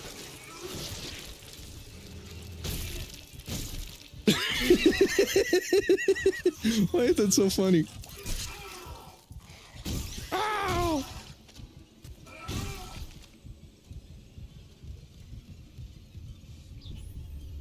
Oh, I'm so happy I took a break from streaming, dude. I feel so much funnier.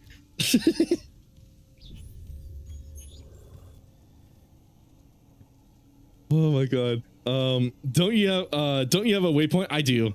Or wait, do you mean what the right stick click is normally binded to? Because where like he sticks down his hand and there's like a visible path. There's like a Fallout Vans system. Because I used to have that and then I just binded it to the map because I felt the map works better. But it may or may not have been because Spear Hunter said that in her review for this game, and I just did it because she did it. I may or may not be a bit of a simp.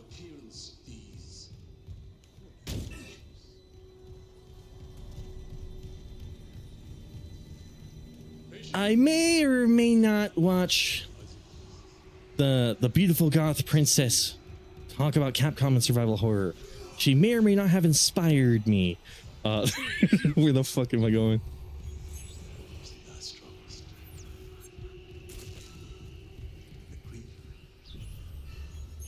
I'm missing important story shit. I'm being like hyper.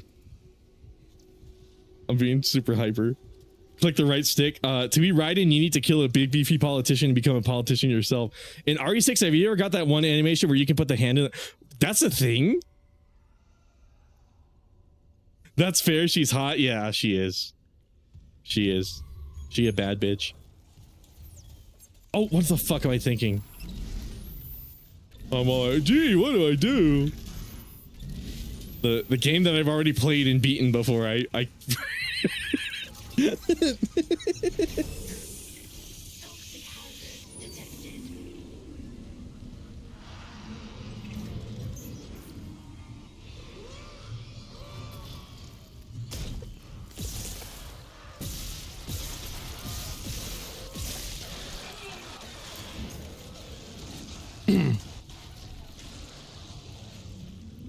Did I ever tell the story about okay, so one time I was at like a party and like some of my friends were there, and me and this other dude, Harrison, we both watched Maximilian Dude, but the other people there, they don't know about Maximilian Dude because they don't really play fighting games or anything like that. So when the two of us were talking about Maximilian within earshot of my other friend, he was like, wait, you guys watch Maximilian? And we're like, yeah, we watch Maximilian. And he's like, Maximilian? That guy? You watch that guy? And I'm like, yeah, we watch Maximilian. And he's like, why? And we're like, we like his videos. And you're like, you like his videos? And we sat there for like a good like 15 minutes back to back of like, why do you like his video? Well, he makes good videos. And like we're just sitting there, and then like eventually my friend pulls up his YouTube channel, Maximilian Dude's YouTube channel, and he shows it to him, and like it was like a funny moment of revelation where he's like, oh, I thought you were talking about Maximilian Muss. And like, oh, that was funny. That was fucking funny. That is so unfortunate. I don't know. I don't know too much of the Maximilian Muss story. Maybe somebody can catch me up on that. But my understanding is he's a bit of a weirdo. I really don't know what he did, but must have been something. I should really look into this shit. It sounds like the kind of stuff I'm into, where I like looking at bizarre people on the internet and learning all about them. You think Maximilian Must would be perfect, but I've just never gotten around to it.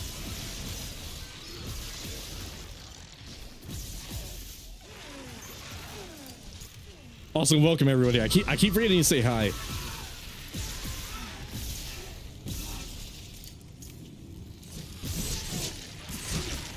God damn it, where was my melee? Where was my melee? Oh, this game is so tight though. This game is so tight. I love it so much, man. I'm scared of it ending. I should really keep my fucking eye on chat. I feel like I've missed like a million messages. RE6 made me realize I don't hate enough, so I turned a leaf. Damn, it appears that we're on the opposite. Are we having a like gamer fight in the chat? Was there a gamer fight?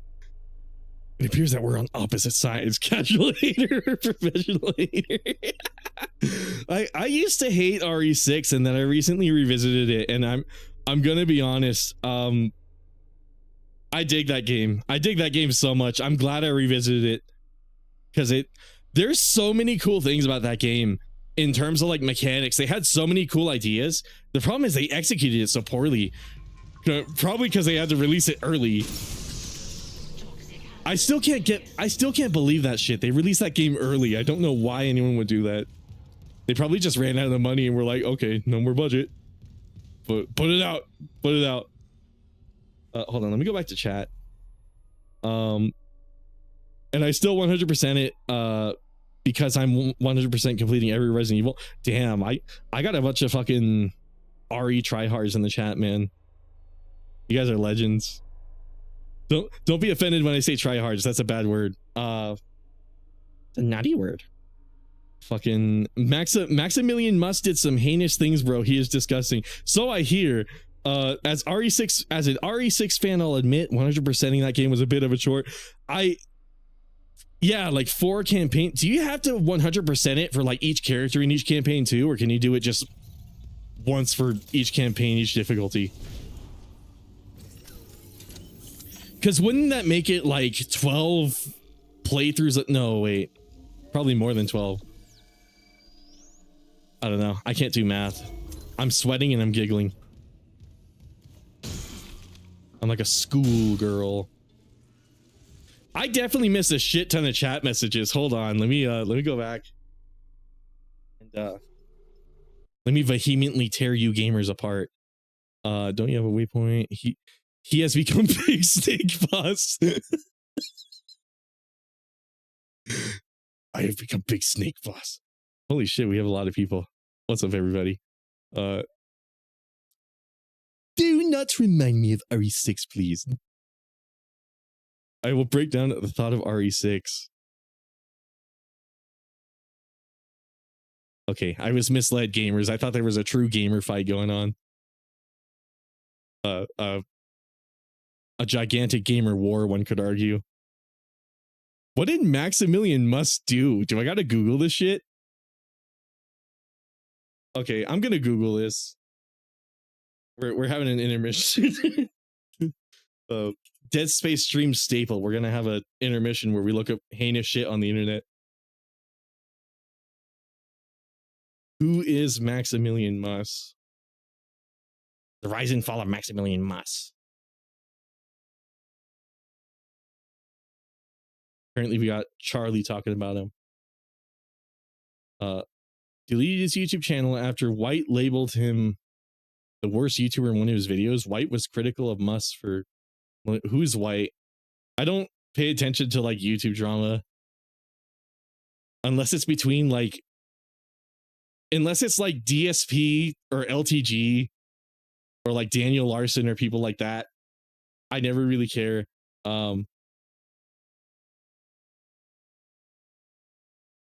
Fortunately, I got everything just playing naturally because I enjoyed the gameplay a lot. The gameplay of that game is amazing, though. I love the combat system of Resident Evil 6.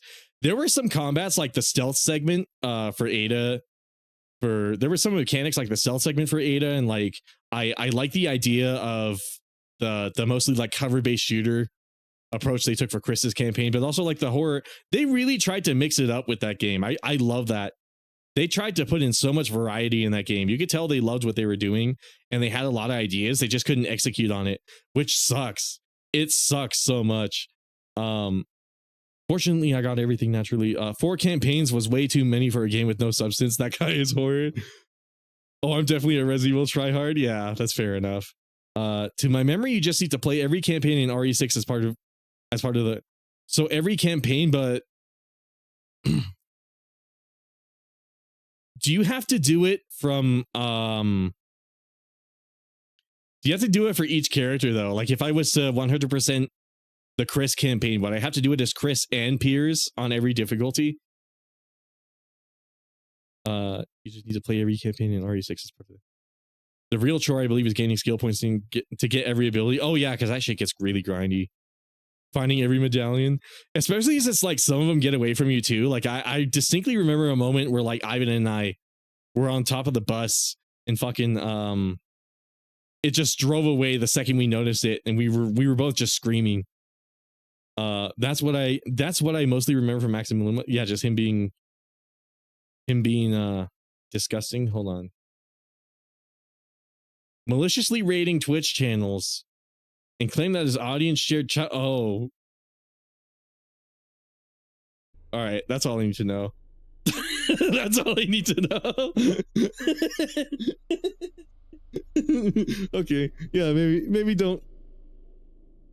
If that's true, yeah, not a cool person. Max threatened an autistic streamer to cover himself in what the fuck? Cover himself in feces and eat it on stream, and actively shared child blank. I can guess what that is on his social medias. Finding every medallion in every campaign. That's what I'm. Why was that message hit? Oh wait, maybe YouTube hid that. Bro, there's an achievement in RE6 that requires like 4 hours straight of grinding. It's so painful. Really? God damn.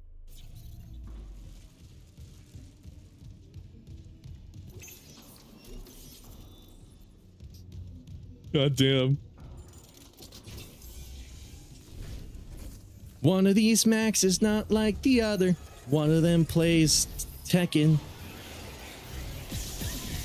One of them used to play Tekken, and then they got review bombed.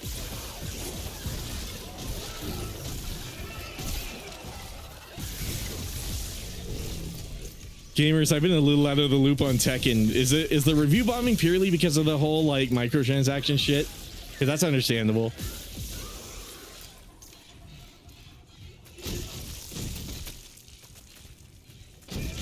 Also, how's the audio? Is it balanced properly? I keep forgetting to ask because when I balanced it on my numerous test streams, I played it on I was using Monster Hunter World, which I've noticed is infamously quiet. I chose a very poor game. I should have chose like RE2R or something where like subtle but like very clear and like useful audio cues. I don't know. Damn. 100% of the campaign. If you want to get S rank in the game, then yeah, you'd have to do every campaign twice. Oh, okay, yeah, that's what I was thinking of. The S ranks. Okay, so you don't need to S rank to 100% it though.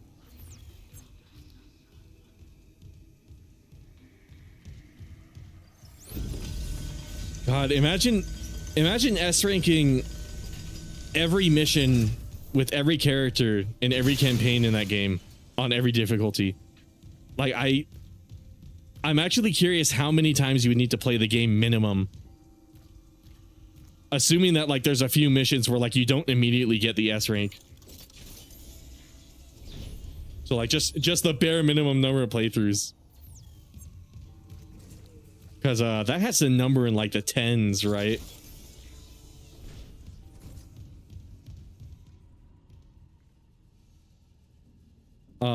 Yeah, that's the one. That's the one for skill points, I believe. I mainly got it by playing a lot of Mercenaries No Mercy. Oh, the Left 4 Dead one. I love the Left 4 Dead one. Ivan and I checked it out because we never experienced it before. And oh, here's the horror director. Help! I put in the Dead Space cartridge and the fan blew up at me. And then I'm gonna make an RE6 video one day just to, just hate on it the entire time. You can do whatever you want. I was thinking if I made an RE6 video, I would talk about like I am kind of working on an RE6 video. It's about what I would do if I was in charge of like an RE6 remake. Like all of the changes I would implement, just like break it down piece by piece. I know there's already a video of like a dude who fixed it with like the story and stuff like that, but like this is like thoroughly analyzing the mechanics of the game, the animations of the game. I actually have a massive portion about just animations and like special abilities for each of the characters, because I could kind of see what they were going for. You know, Leon with the dual wielding, and then like Helena with the triple shotgun. They give them like specialized guns. I think they should have specialized abilities. Like I think the knife parry should come back for Leon, and exclusively Leon in RE6 remake. Like he should be like a defensive character, and then that gives room for Helena to be like an offensive style character. Maybe she could dual wield the pistols.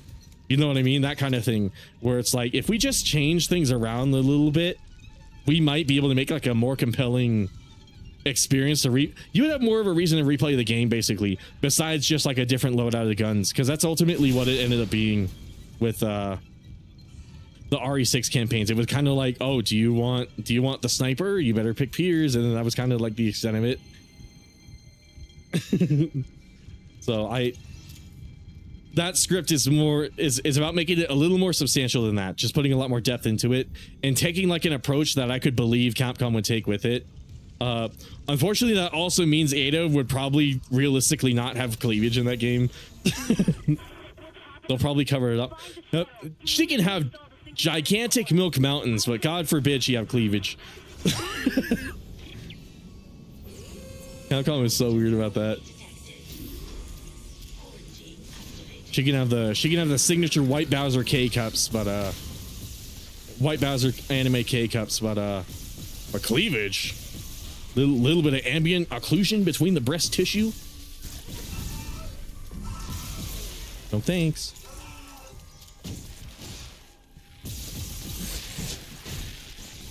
I said that like I was a Redditor. I described like real life lighting as as a video game term. That's terrible. I'm on some Reddit shit. Quarantine lifted.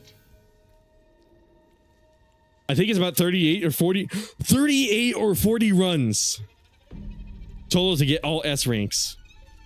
That's nuts. That's actually kind of fucking crazy. Oh, that is fucking crazy.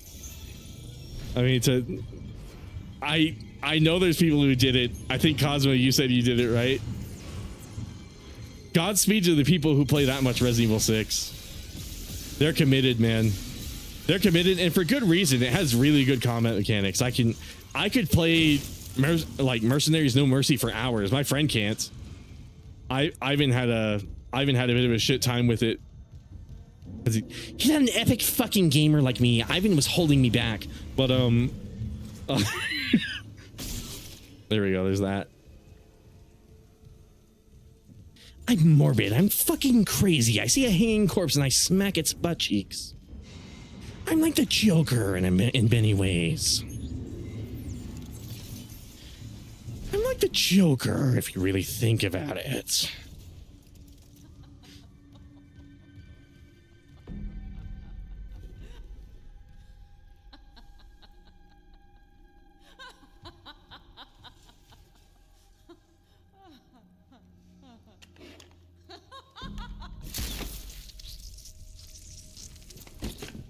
I'm just gonna walk away. Gary. Gary. Oh, did she mutate? No, that baby just came in through the roof. Okay. Gamers, why don't games have more zombie babies? Is it just because it would be disturbing?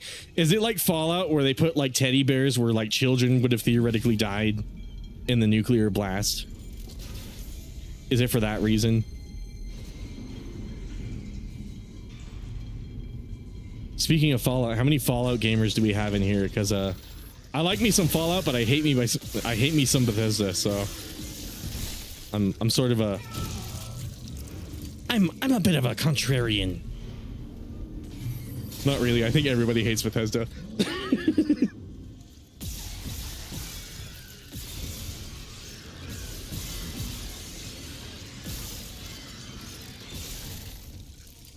Dude, that was like optimal.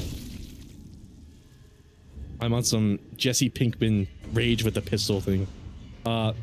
Yeah, there's a ton of maps and characters on the RE6 Mercenaries. RE6 might have had the best Mercenaries TV. I think it is. I miscounted 35. Also, yeah, I did. Yeah, holy shit. Ivan was suffering that stream. He was suffering heavily. He did not like how many zombies there were, and I was trying to tell him, hey, we should play this like it's Left 4 Dead, because that's how you survive in Left 4 Dead. You just stick close together and make sure nobody gets pinned down. And we were doing a bad job of coordinating like that. Okay, I thought that was leaping towards me. I didn't realize it was a chunk of meat. Is the game too dark, by the way? Should I brighten it a little bit? I'm looking back at the stream monitor and I'm kind of realizing it's a... I want to turn on the lights. I kind of feel like I need the lights a little more. I'm telling you, depression makes you do crazy things with coping. Yeah, fair enough.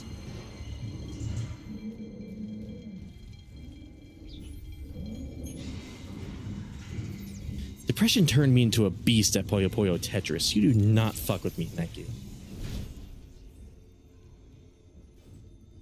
Oh, speaking of Fallout, that kind of is the vault suit colors, isn't it?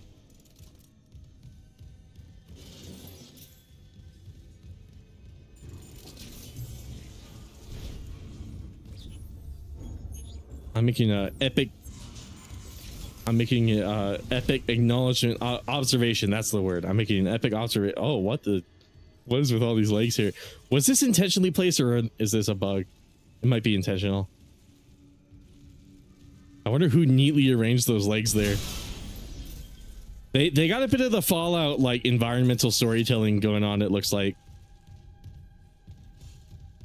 Where it's like, I guess the whole thing is like the ship's crew went mad, so I guess it's not that unreasonable that somebody just like chopped everyone's legs off and then just stood them up perfectly still in like the center of the room.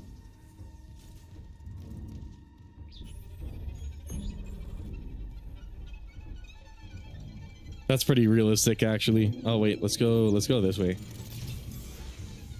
This is one of those Borderlands missions where like you gotta search a general area. Hold on, let me look at chat. How does anyone like Bethesda? I mean, I just realized what you were referencing. My God. How does anyone like Bethesda? I mean, how does anyone? Seriously, how does anyone like Bethesda? If you like Bethesda, there is something seriously wrong with you. Trust me, I know after 100% completing every Resident Evil, it only barely fills the void. That's edgy. How does anyone like Bethesda? A bunch of people are going back to Fallout 76, and I kind of feel bad because I was playing that game like around the time it came out. Like back when it was a buggy piece of shit. I was a huge Bethesda stan back then, and I was vehemently defending Fallout 76 because I genuinely liked the gameplay. And I got really like insecure, and I took it personally when people were shitting on the game, and I was like, it's not bad. It's not bad. And then I slowly over time realized, yeah, that game kind of sucks, but you know what? It's still kind of fun. A game can be bad and still be fun to play. And to this day, I've been wanting to play more Fallout 76. They got rid of the Battle Royale mode. I actually really liked that mode in that game. They deleted fetus it, you know? Which sucks because like Fallout was like the last game I was expecting to like playing competitively. It is so funny, but it worked in such a like bizarre, like janky way that it was fun. It was actually really enjoyable. And then, oh, I should really shoot that. There we go. I'm wandering around reading chat. Being a bit of a dum-dum. Okay, kill the babies. I'm the baby, I love you. Punch him, punch him, punch him, punch him.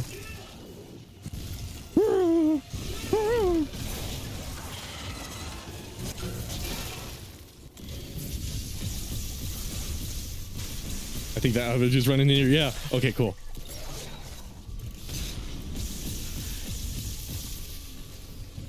Uh oh, baby's in here.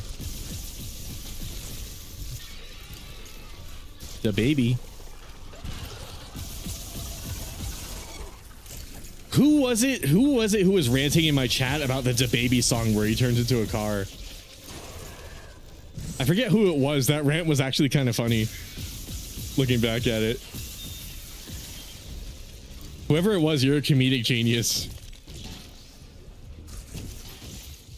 Let's go. Somebody in my chat had like a vehement tangent over DaBaby, over the whole meme of DaBaby turning into a car. Wait, was it Cosma? I think it might have been Cosma. Because we were talking about rappers last time when we were playing Dead Space. I keep missing chat. Only games I haven't done are RE1 and 0. RE1 is just ridiculously difficult and 0 is professionally boring. True on the last statement. RE0 is dumb because you don't... Oh yeah, because of the one game mode you gotta play.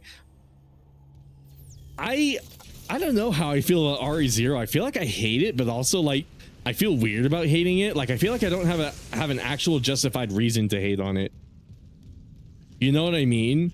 Because like I'll complain about like the item box and then like people will actually do like a good job of convincing me about why it's not such a bad thing. And I'll be like, oh, okay, maybe item box being gone isn't. Actually, I'm willing to have my mind changed on that. And then they'll change my mind on like other parts of the game too. Like the big evil bugs and shit like that, or the bats.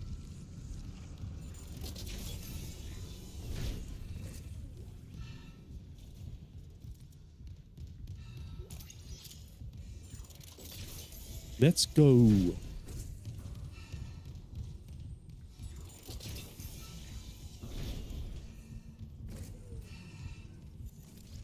Oh, that guy doesn't have his light on. That's symbolic, guys. That actually means that guy is dead. And the rest of these guys are alive. They're just... Well, I guess they're all necromorphs. Never mind. My theory's debunked. Raiden, yeah, I brought up the convertible meme onto me. That actually was really funny.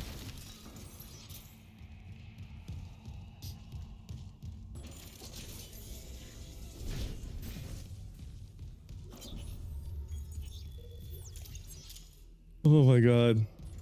I like talking about rappers. Have you guys seen... I'm sure you've seen it. Can somebody fill me in on the whole like Kendrick Lamar Drake situation? Like Kendrick Lamar's going around saying Drake is a predator.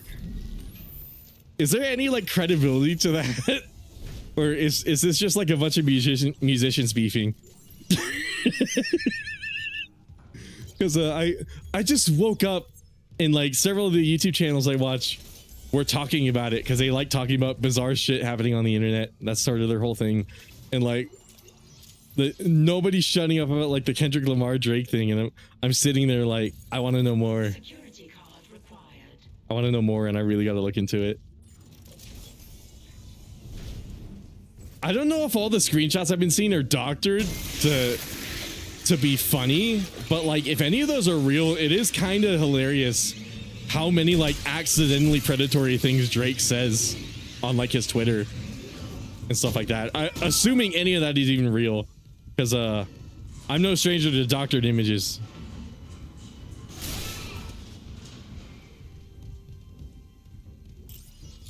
One could even say I doctored an image myself. I took a tweet from Elon Musk and implied it was about him not being able to lose his virginity or something like that. Like a weird Twitter schizo post. Hold on, let me pause and read chat. I gotta do a better job at keeping up with chat. The fact that I have to do a minimum of 8 playthroughs is just insane to me. For Resident Evil 0. Matter of fact, I need to see a knife only run on invisible enemy mode.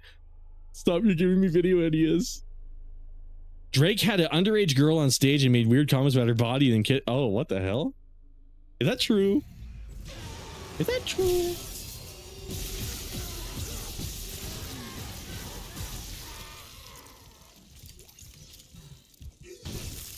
Can I say how fitting it is that his name is Drake, as in like a little dragon? It's ironically very... If that's true, if that's actually true and it's not just musician beef. Can I just say how funny it is? The fact that like his name technically means like a small dragon. Do we have a... Do we have a ID on the size of Drake's goods? Can I make a small penis joke? Or would I be speculating? Would that be slender?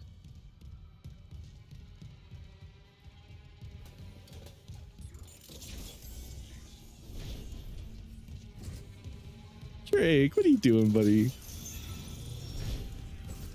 Wait, where the fuck am I supposed to go? In here. Oh, right, this. I keep forgetting this is the objective. I'm supposed to shoot stuff. Oh, shit. Let's get out of here. Let's get out of here. Let's get out of here.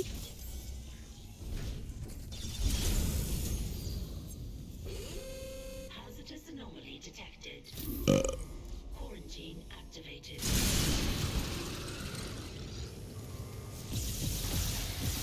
All right, those guys are armored.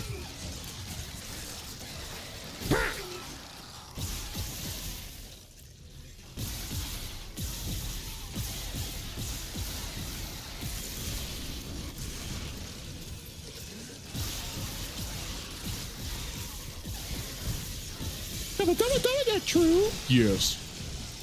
That's Kendrick Lamar in every interview about Drake. He's the fucking rhythm heaven minigame.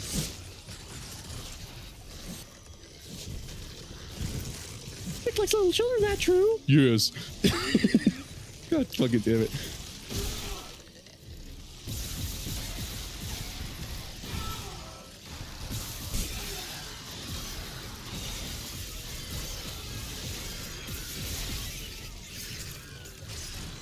That's crazy, dude.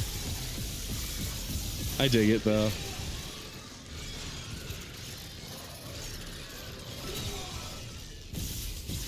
Well, like, I don't dig him doing it, but like, I dig the situation. I dig how funny it is. Just to clarify. Also, I'm out of ammo. I gotta become Vlad the Impaler. Hold on. I love that I could just do this.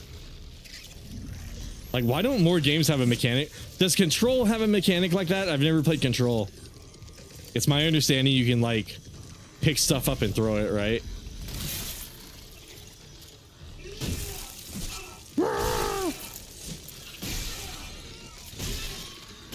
For the longest time, I thought Control was like a cinematic shooter.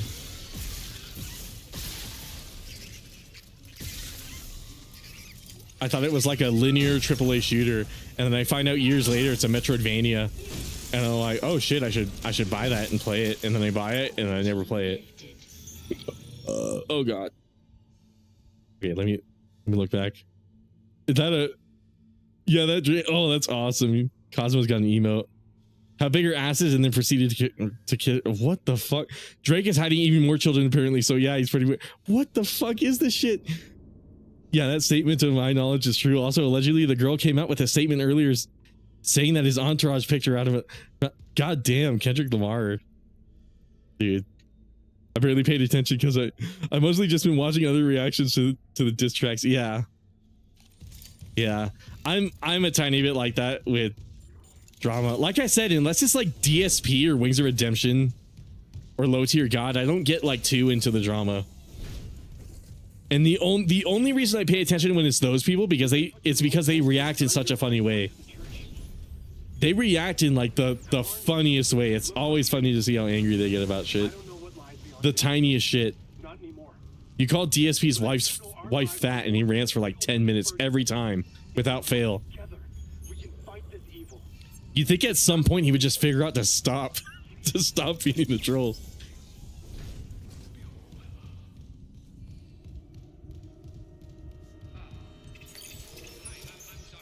You'd also think winning a fight would make Wings of Redemption stop being a little bitch, but I guess that's not how it works. He beat Boogie's ass, but only when it's Boogie's willing to fight. He's scared of fighting literally anyone else. It's kind of sad. The main thing that made me laugh about how people all the way in Japan is talking about this beef on Twitter. Oh, really? It's like it's international. Control is a Metroidvania. I know, right? I'm glad Squiggly's with me on that one. I didn't know that for years. I was telling at one of my old jobs, I was telling one of my supervisors, he was asking what games I played, and I'm like, I play Resident Evil, pretty much. That's it. Like Resident Evil, DMC, that kind of stuff. And he's like, have you ever played Control? And I'm like, no. And I didn't take his suggestion seriously because I thought it was just like a AAA, like linear hallway, like cover based shooter. Then I come to find out years later by complete accident, it's a Metroidvania. At least I think it's a Metroidvania, but it's kind of reminiscent of a Resident Evil game. It's actually kind of interesting, which now I understand why he recommended it to me. I thought it was because he thought I like shooty action games, but the reality is he's also a survival horror Chad, it turns out. I never got to know that man too well. I love the fact that Kendrick made 2 tracks in a row about Drake being a pedo and hiding children. The Drake, oh, they're actually making like whole ass diss tracks. Okay, I need to hear some of this shit. Maybe not on stream because I'm pretty sure YouTube will have some beef with that. I play a 1 minute Rob Zombie song. YouTube and Twitch, no problem. If I play like 3 seconds of like, I don't know. I was about to say Belle Delphine. She's not a musician. Nicki Minaj. If I play 3 seconds of Nicki Minaj, or like Cupcake or anything like that. Is it Cupcake or Cupcake? I've heard it both ways. If I listen to any bad bitch, YouTube's all up in my grill.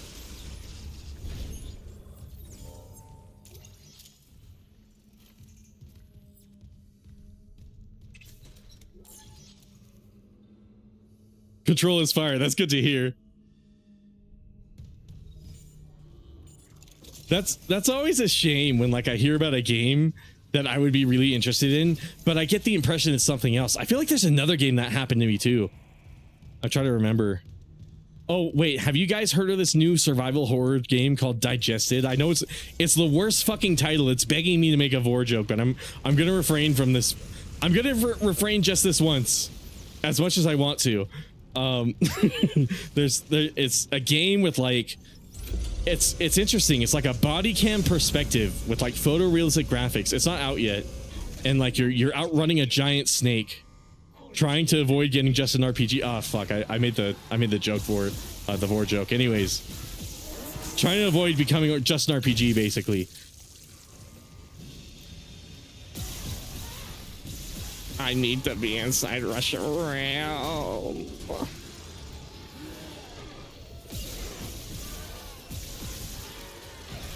The snake in Digested is overprotective of me. Oh shit, motherfucker! I'm eager to play it. The problem is I don't know if I'll be able to restrain myself. That entire stream will just be the 1 RE6 episode part 2. It's just gonna be me not able to restrain myself. So I'm gonna have to forcefully prevent myself from playing it live. I'll keep all those jokes to myself, I promise. I'll play it on my own time maybe. But I thought it was interesting purely because of the body cam, the whole body cam thing. And also it looks really pretty. I want to see more like indie survival horror like that. Oh my god, what was it? Squiggly, I think you told me about Signalis, right? I gotta get that game.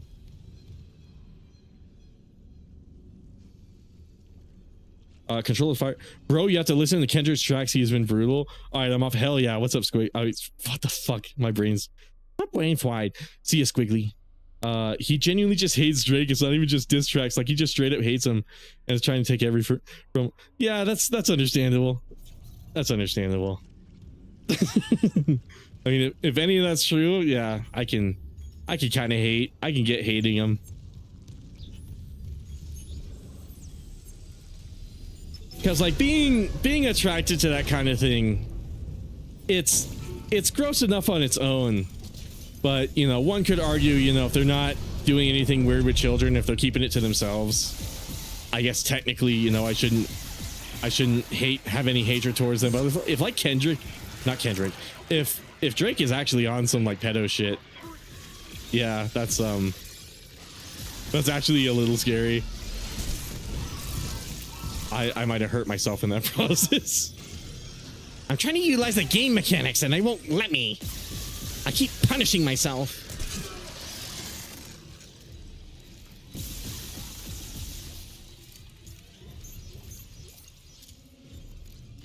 Maybe I should just make my own survival horror game and have like a Kinesis style thing. We need more sci-fi survival horror. That's what we need. We need more shit like that.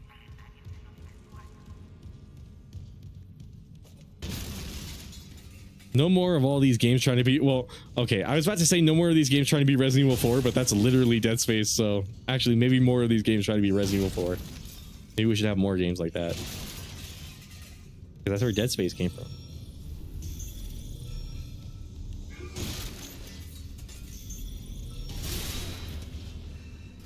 I'm a 360 and walk away. I think I saw that game show up on my Twitter a while back. That's another thing I didn't pay attention to. Oh, the digested game. God, that is a terrible fucking title. They need to change that. It's like what was that one game I made fun of? The furry inflation indie game. It has, the title has a lot of that energy to it, where it's like, okay, how do I know the person making this is not just another Just an RPG? Like, how do I know there's not going to be like a secret, like, Russia RAM in the game or some shit like that? Or like Moltres or shit like that. Russia RAM is overprotective of me.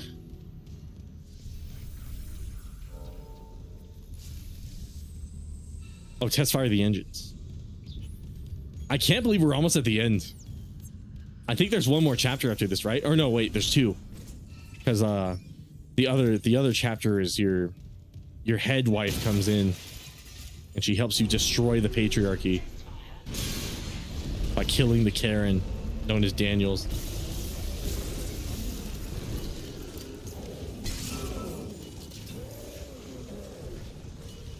Gamers, smash that like button if you want the patriarchy to fucking die. Do it now. Otherwise, we can't be friends anymore.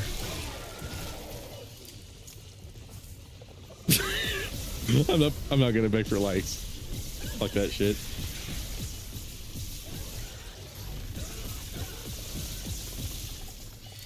A lot of ammo.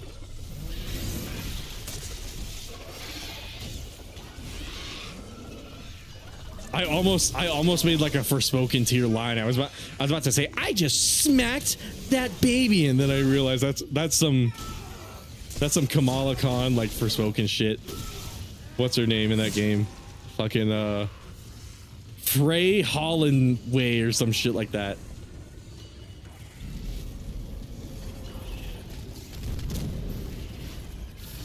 That worked surprisingly well.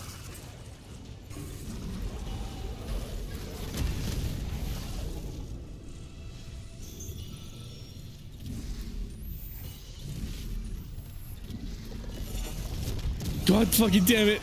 I did that to myself. Oh, cool. I got more ammo. What am I doing, man? I'm collecting all these semiconductors and then I'm not selling them.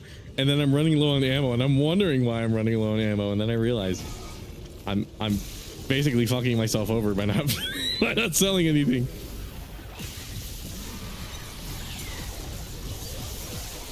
That guy's going beast mode.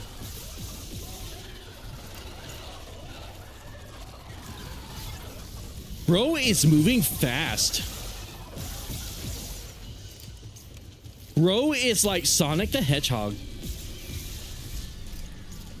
Oh god, lag spike. Bro has inconsistent frame times.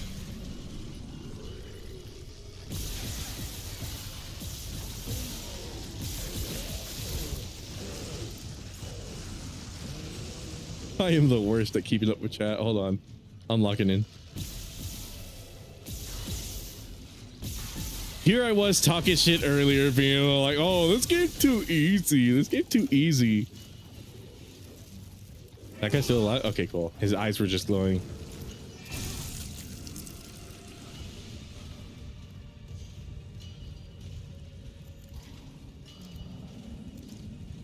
Oh, right. Let's grab this. Okay, so what we're gonna do.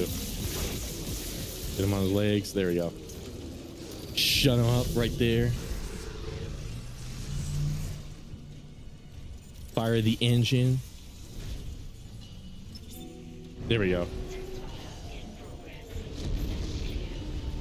And then now I can re-chat. I need a classic Resident Evil style game that's more focused on paranormal. Oh my god, yeah. Could you imagine like the paranormal elements of the Resident Evil 7 demo, except not stupid? Like imagine like a classic style Resident Evil game, except you use like ghost hunting gadgets and shit like that, like an EMF reader, or like you place cameras around to find a ghost. That would be so cool. That would actually be really cool. To be like a paranormal investigator in like a survival horror game.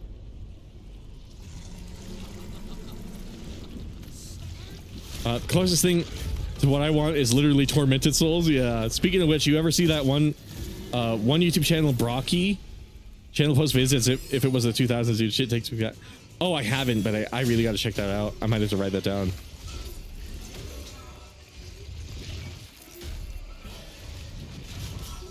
Bro is getting grabbed.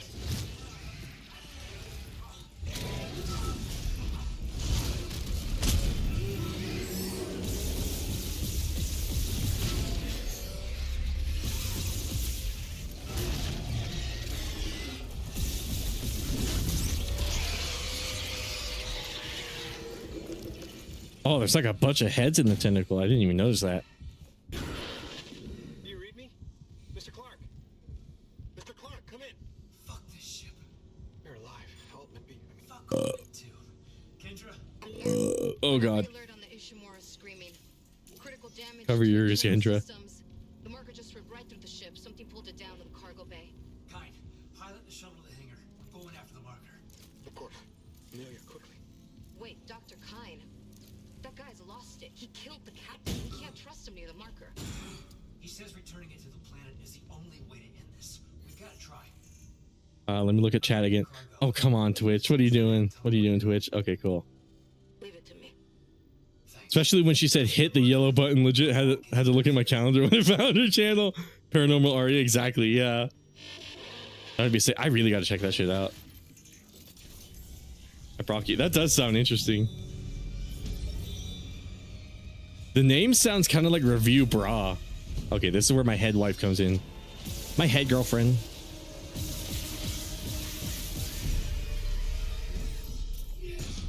Gamers, what if Isaac Clarke was just a neat? Oh god.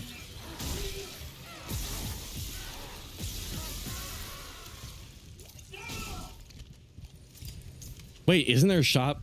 Hold on. Before I make another mistake. Where's the shop? Oh, I'm supposed to go this way. Did I really accidentally turn on the motion blur dot? I mean, I'm not going to turn it off. Or the motion sickness dot. I'm not going to turn it off. Some people would probably appreciate that. Me leaving that on.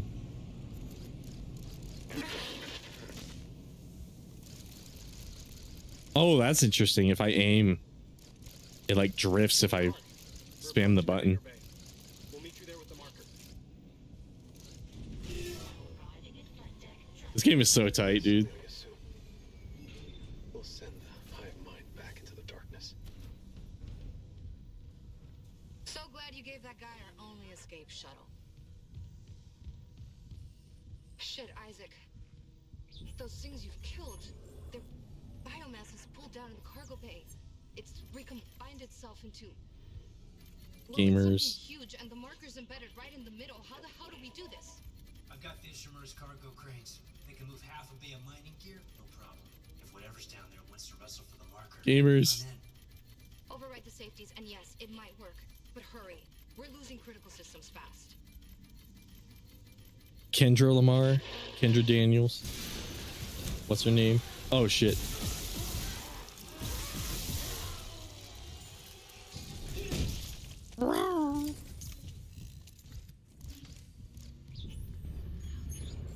Let's see. Let's go this way. Just a week away. Isn't there a shop around here? just a week away. Oh yeah, I passed it.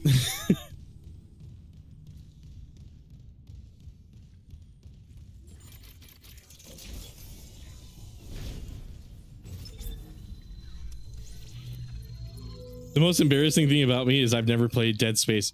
I wouldn't consider that embarrassing. You know, there's probably tons of people who've never played this game.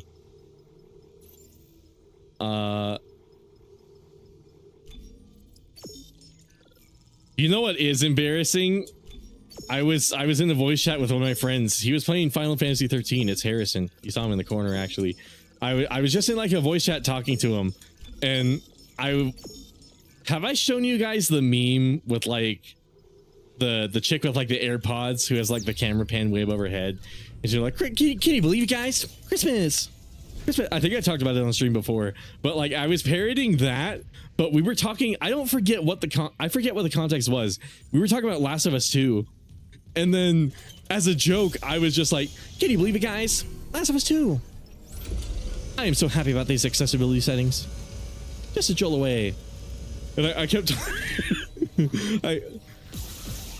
I kept like Christian dimensional merging the Last of Us 2 with the fucking Christmas video, and it was so funny. I couldn't stop laughing as I was doing it.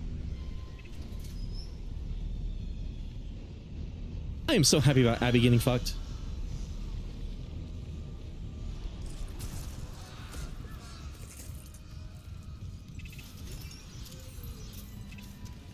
Should we go on intermission so I can show you guys that? The fucking the Christmas video. Can you believe it, guys? The marker. I am so happy for this information. Got to my left. Got to my left.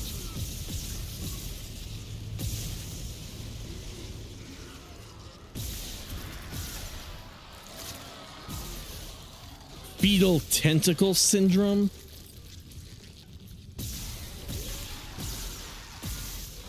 Oh, dude, I was so on top of that. Now I'm out of ammo, though.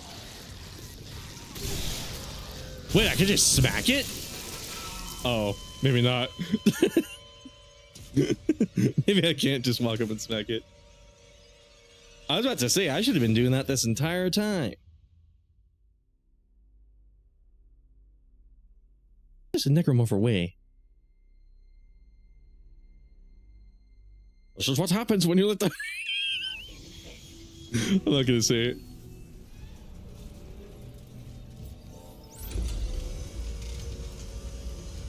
This is what happens when you know people who died in that shit.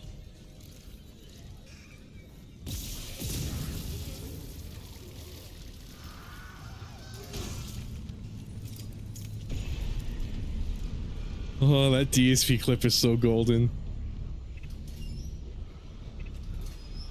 I recently rewatched the This Is How You Don't Play on Metal Gear Solid 1. God, the bit with Mei Ling is just gold. I cannot get over that shit.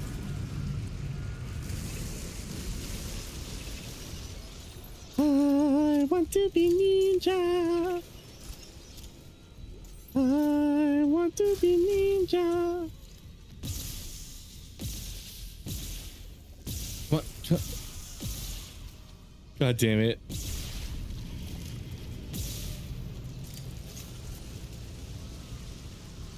Yeah, for anyone who hasn't played Dead Space, I mean, I would definitely try it out, especially if you love Resident Evil 4, because that's basically what it is. It's just sci-fi Resident Evil 4. It was heavily inspired by it.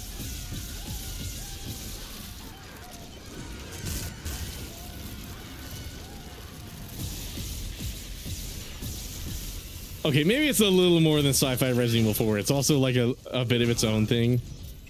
Own unique thing. I really like the cutting mechanic specifically. I think they did a really good job with that. But like the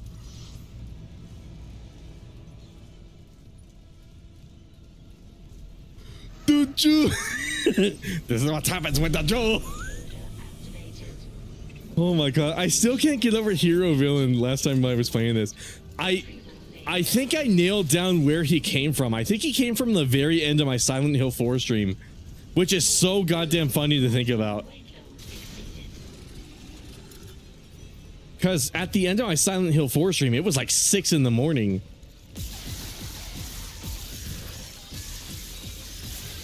So that meant that, like,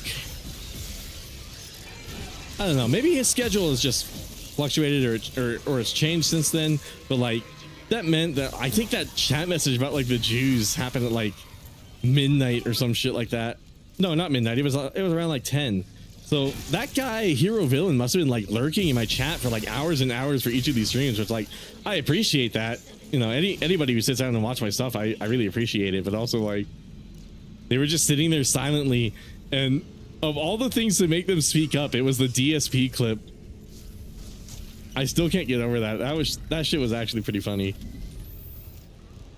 I mean, I don't agree with their message, obviously, but I have to admit it was funny how like weirdly defensive they were about it too. Like they're like, go ahead, laugh at me with your chat. I've already blocked you. I've already won this exchange. It's like it was like bizarrely insecure, but also like it was like chat energy too. It was really weird.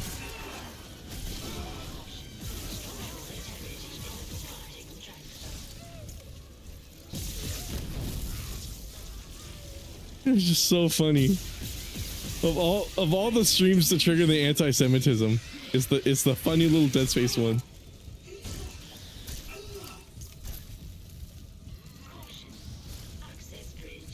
Okay, I do gotta wait. Shit, I looked for the store and then I didn't fucking sell anything. Wait, I did.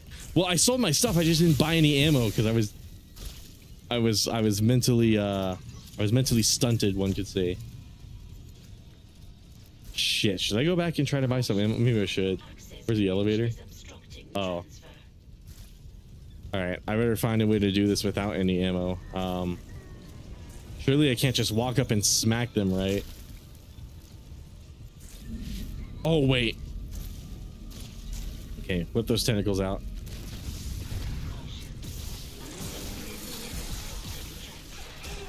I'm using the mechanics. I'm using the mechanics. Okay, cool.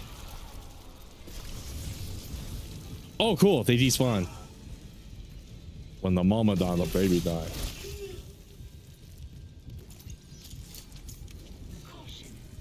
That dude with the full monologue, he went full schizo post. It was crazy. I mean, props to him for having his beliefs and sticking to it, but at the same time, it's like that. At the same time, that was like actually like really bizarre. That is the weirdest hill to die on. Yeah, like go to hell. That's what happened. It's like a DSP.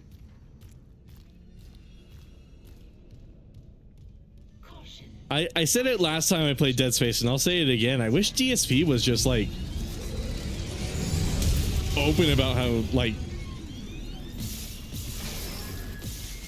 I wish DSP would like rage like he used to. Instead of raging at the trolls, I wish he would rage at the games and stuff like that.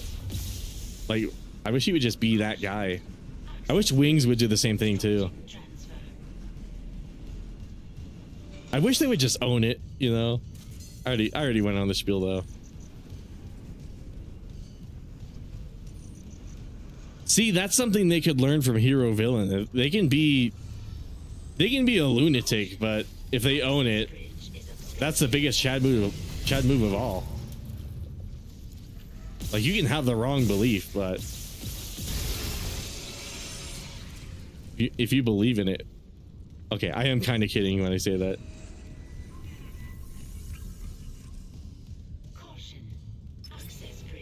Just to be clear, I don't encourage that.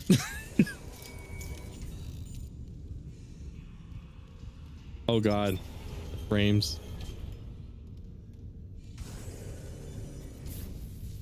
Or wait, is it this bridge? And then I move. Oh, I see. Now I get it.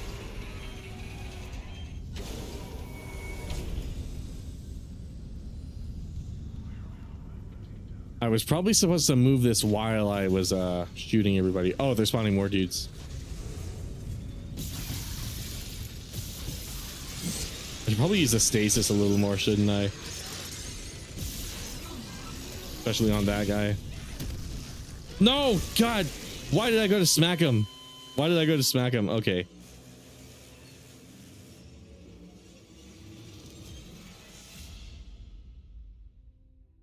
News.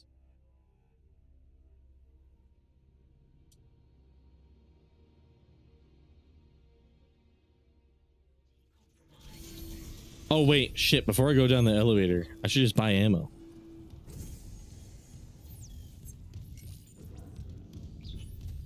Me waddling back for some fun. That was a Sniper Wolf tier joke. Sorry, everybody.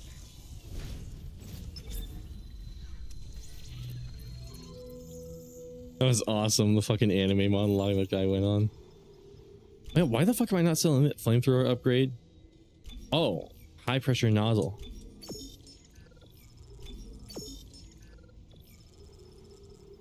I really don't need any of this, do I?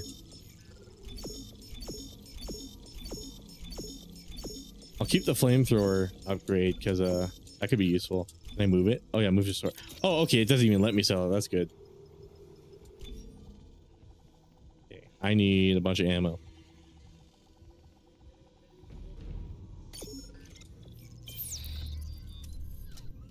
There we go. Holy shit, there's that horror director in action, man. Oh shit, that's cool. That was tight.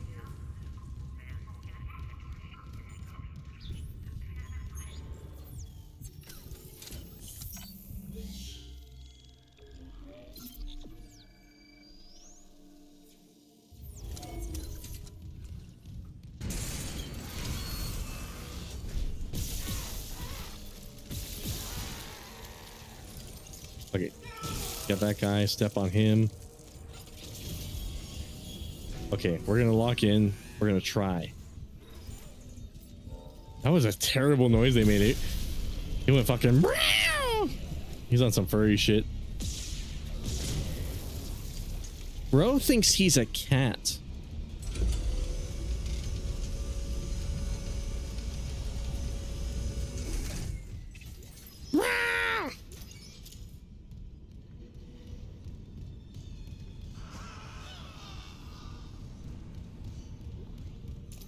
Oh, I can't even raise this until I get all the juicy bits. That's right. Okay, where's the last bubble? Oh, over here. Then this one.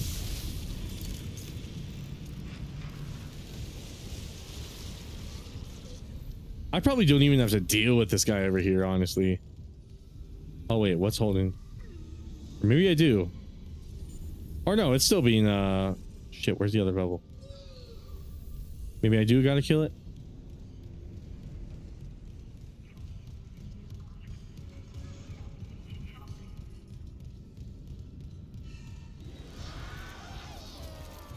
What exactly did they censor in Stellar Blade?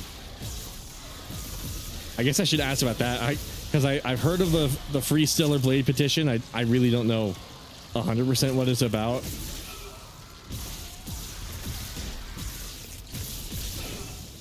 Cut it, cut it, cut it. What the fuck are you doing? Cut it. There we go. Cool.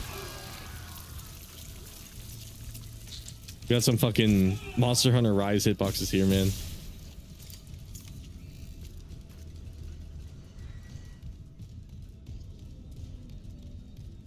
Where is the pang? Give me the fucking pang. I want more pang. Emergency. Deck evacuation protocols are in effect. My favorite Dead Space character is Pang. Only true OGs will understand. I can't call myself a true OG when I've never played Dead Space 2 or 3. I've only played 1. I hear Dead Space 2 is like the best one though. So I really got to get on that. I also got to get on Silent Hill though. I hear Shattered Memories is particularly good.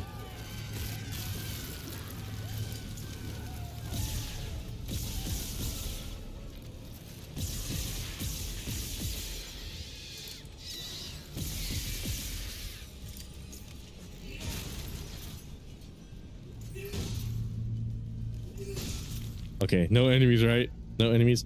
Do I have permission to glance down at the chat game? Okay. One thing I just thought about is how Dead Space pretty much perfected the whole laser sight aim RE. Oh my god, you're so right. I say this because RE games past 5 had terrible laser sight.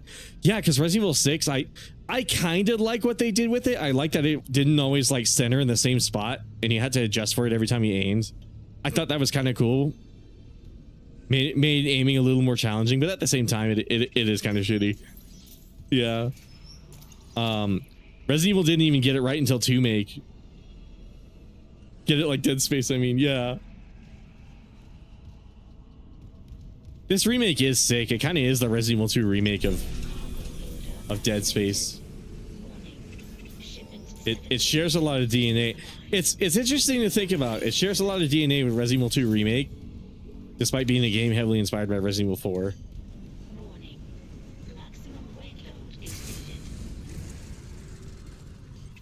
You're too fucking fat. The fat fucking titties are hanging out. Shit, motherfucker. Okay.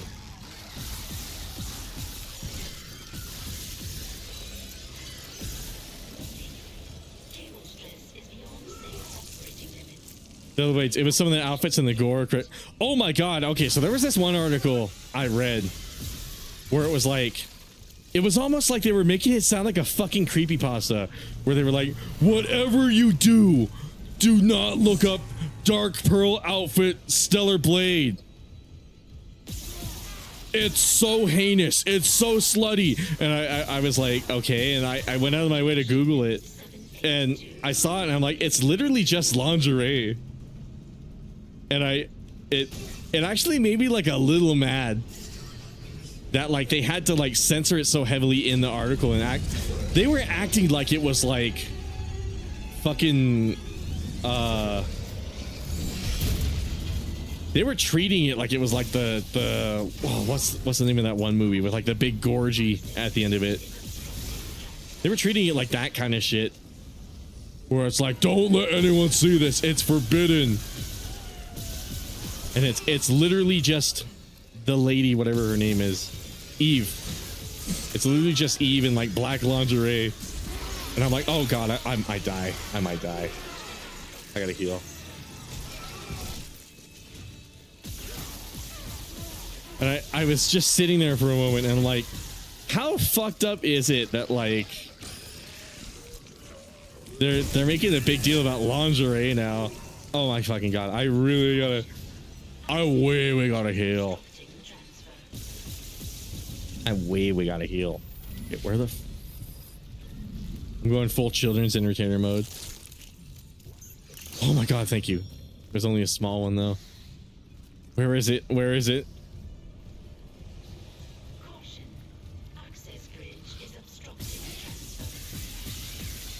Oh my god.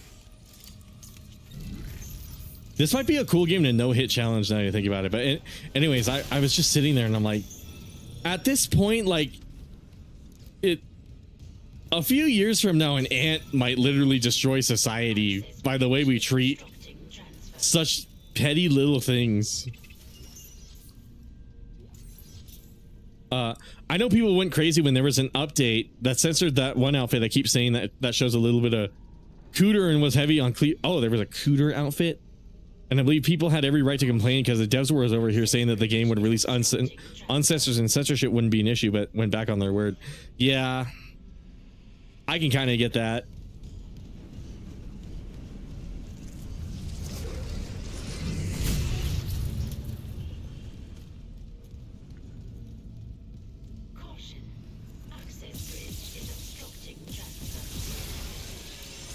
That kind of stinks. I had to wonder if that was like a Sony decision. It has to be.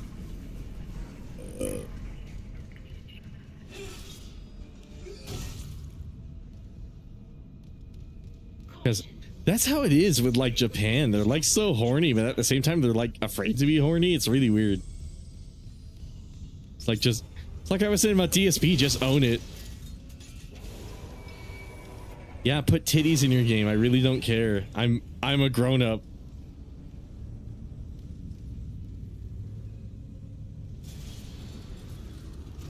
Why is it okay for Doom to have gore, but like Stellar Blade can't? That's another thing where it's like, or like, why can Call of Duty have like advanced gore systems, or like Resident Evil 2 Remake and stuff like that, and like the silly little action game with the beautiful Asian lady can't have it? That's just really weird to me. There's such a double standard with gore. Some of it I think might be like the Sero rating system too, because I remember when Sakurai went crazy and like started bitching about the Sero system, and he was like, he was talking about when he was trying to get like Smash rated, and a literal requirement of the rating system in Japan was, oh, you have to flip all your characters upside down, we have to see their model, we have to make sure they got panties on, and it's like, come on, man.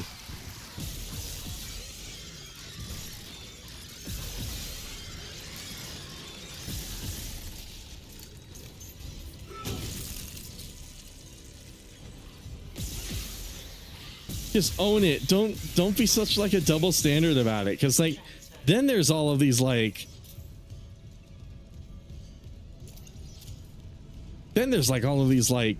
Gen Alpha like targeted games that are like weirdly sexually charged with like obscene fetishes and shit, and it's like, I don't know, man. If we're gonna do this shit, we should be really consistent about it, you know? Like, if gore's not okay, then why does Doom get away with it? You know what I mean?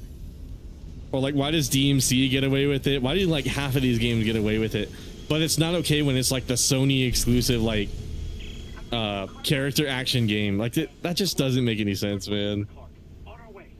Oh yeah, let me look back at this. And what's fucked is Sony over here offering refunds for the game for false advert. Oh my god, yeah, I read about that too. And I'm just over here like, where was this for Last of Us 2? Yeah, sold me a completely different game. What the trailers show. Funny how things keep coming back to this dumbass game. I know, right? I think Last of Us 2 is like at the center of everything bad about this industry, because like you can have like a weirdly awkward and uncomfortable like non-binary sex scene, and that's okay for like a mature rated game, but no, God forbid the Asian lady with the sword get a little blood on her. Holy shit, dude, that is so stupid. That is actually really fucking dumb. It's okay because it's Brave. When in reality somebody was just trying to win like some sort of award. It's like the Family Guy Vault episode with like Stewie and Griffin, where it's like you can tell they wrote that exclusively because they wanted to make like a deep sort of thing, and they just didn't know how to do it. They don't know what deep means. So you just get this weird Family Guy episode where like fucking Brian eats crap out of like Stewie's diaper, and then talks about wanting to shoot himself, and it's like, is this really like is this really what this shit has become? And yeah, unfortunately that is what Family Guy has become. Or you get shit like Armin Tamzarian from like The Simpsons.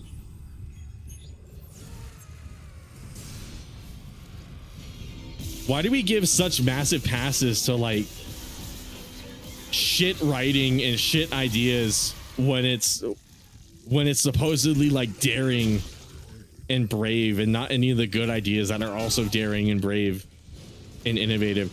One thing I do like about Stellar Blade, though, even though it's been heavily censored, I like the movement it has behind it. I like that everybody can unanimously agree, even like Xbox fans, like even people like PC gamers, people who don't even have like a PlayStation, can kind of unanimously agree that that game's a masterpiece. And I was amazed to find out that was Shift Up's first game, like literally ever.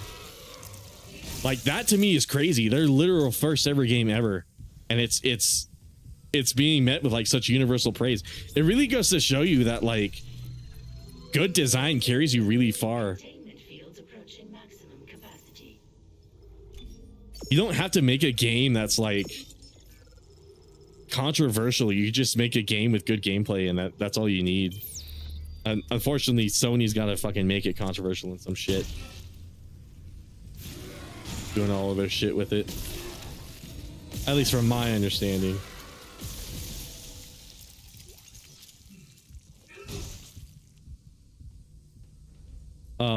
But yeah, they were offering Stellar Blade refunds for Stellar Blade. They were offering refunds for Stellar Blade because of that and shiz. That game really is the center of everything wrong with today's gaming culture. Actually, it really is. Last of Us 2 is like just the worst.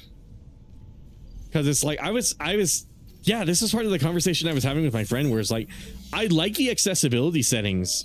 Why couldn't that be the brave thing that game did? Why did it have to be so artsy? Why couldn't it be innovative in a way that's actually practical instead of just like bullshit?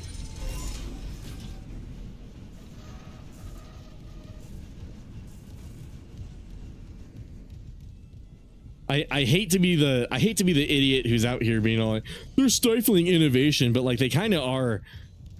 And a game like Stellar Blade is like so badly needed because so many games are either like Call of Duty Modern Warfare 3, that one screenshot I saw where it's like there's just too much fucking mechanics, too much fucking HUD. There's no consideration of like gameplay or how the game actually flows. It's all about just getting you to go online and buy skins. There's no consideration on like actually making a game like fun and bearable to play, like easily accessible, intuitive.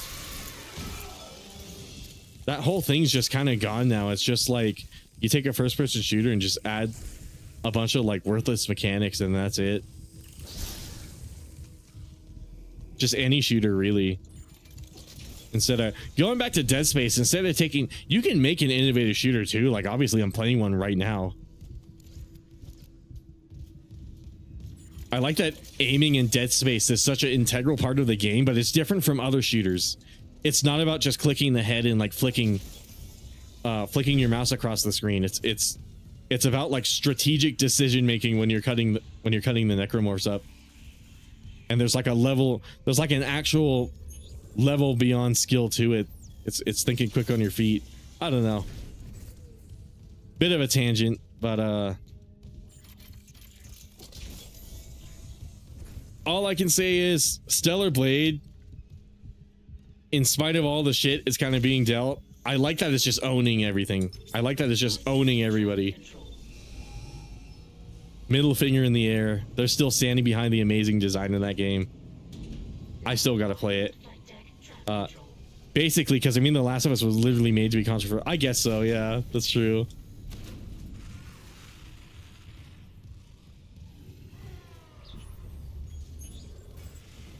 I don't know. Maybe I'm verbal schizo posting though. Structural integrity compromised. Where's my head girlfriend? Where's my head girlfriend? Fuck, it's my brother. On the monitor, he's right by the airlock.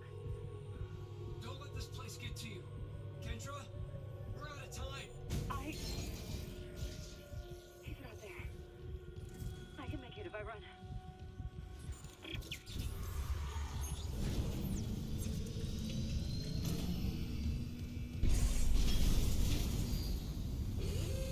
Hazardous anomaly detected.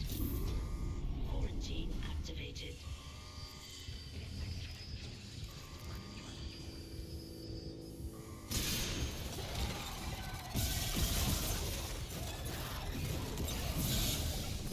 Oh, I don't think that landed on him at all.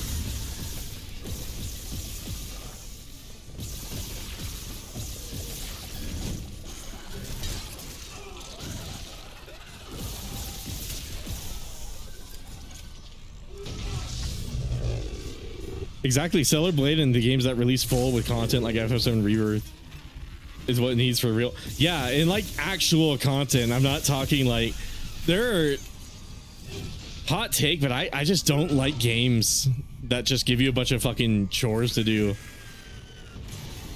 Like, if you're gonna make a big expansive world, you need to actually fill it with something meaningful, or just make a smaller map. I don't care if the map's big or small. It really doesn't matter to me. I don't even care if your game is 2 hours long. Like, I feel like people forget you can just replay a game.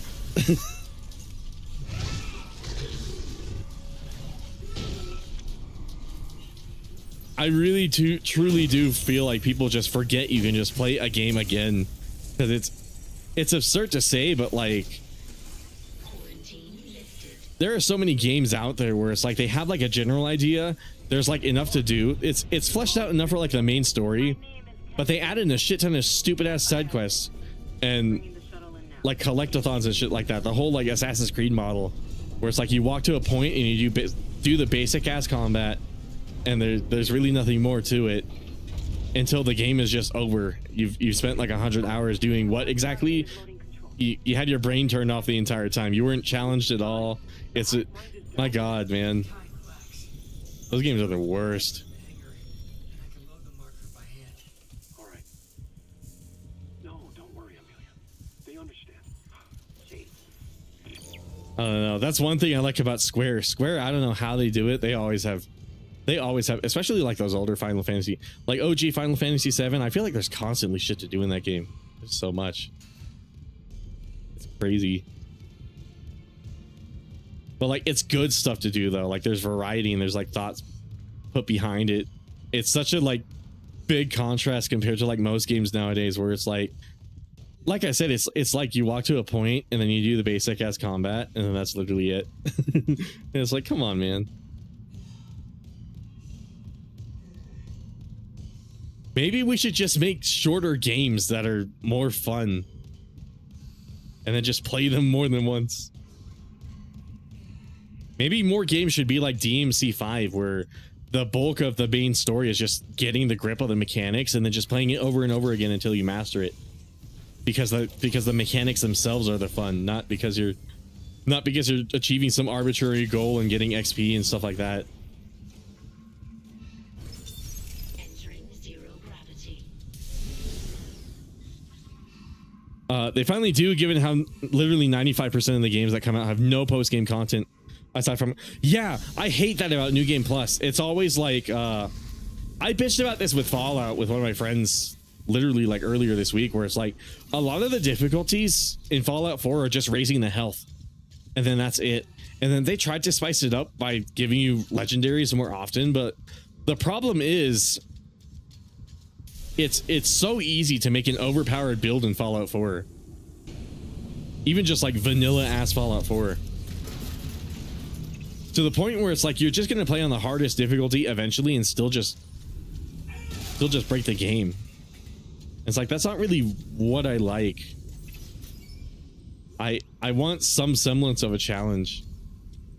And then survival mode, it's kind of like what I was looking for that game, but they make it kind of annoying, because then all of the game's like faults really start to come out in survival mode. You start to really realize just how bullshit and unfair the game is. It's like, I feel like New Game Plus should have more thought put into it. I'm not asking for whole ass new mechanics, but like something like DMC5, where it's like, oh, enemies can go devil trigger, and or you pull like the Monster Hunter route and you give like a few new moves to the enemies, and then that's it. Like, I don't know, something like that. New Game Plus is always poorly skilled and shit. Yeah. Yeah, there's like never a reason to play any of those games more than once. I really heavily shit talked Horizon Zero Dawn because I tried it recently. Because I kind of had like a tiny bit of a craving for one of those kinds of games, but it just couldn't hold my attention for more than 2 hours. Part of it was just how uncanny the game is. Like, maybe the problem was me playing at 120 FPS, but like the facial animation and everything, it just gave off like really heavy Bethesda vibes.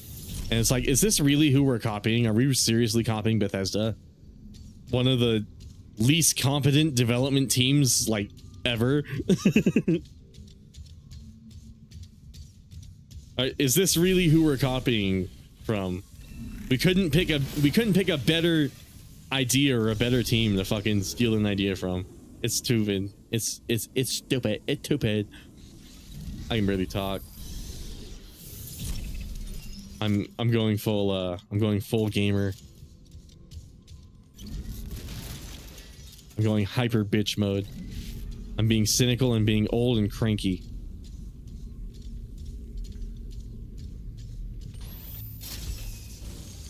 Speaking of cynical, that like perfectly describes everything, actually. It's just like all of these games are so cynical now. They're just like, yeah, put like a few mechanics and then just put like make like a big map and then that's it. It's like, wow, thanks.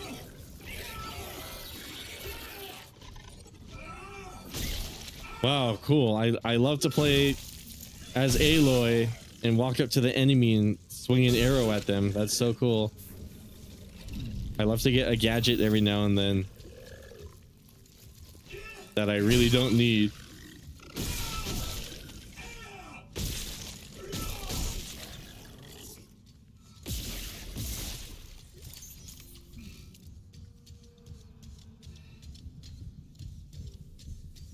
I don't understand. Why would you make a big map and then like fill it with like a bunch of really uncanny, uninteresting NPCs and shit like that too? Like just make a smaller game.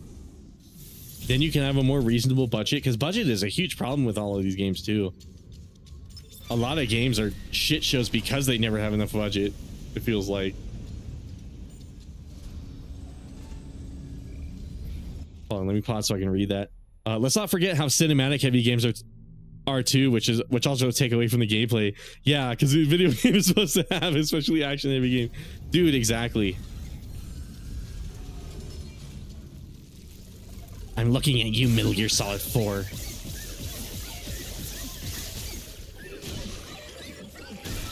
Jokes aside, Metal Gear Solid 4, at least like all of the cutscenes and everything going on is actually interesting. Like I feel kind of embarrassed to say this, but I regularly rewatch like several of the cutscenes in MGS4 because I find all of the discussion about the Patriots and all the world building, all of the monologues the characters have, I find them really, really interesting and like entertaining to just passively listen to and think about.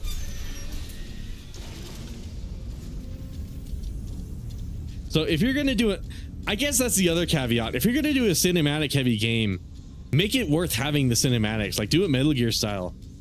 Let's have a really genuinely deep exploration of each of these characters. Let's really dive into their psyche, into who they are, just like MGS1 and MGS4 did, and MGS2 to an extent, except, you know, Raiden's more about the player's psyche, but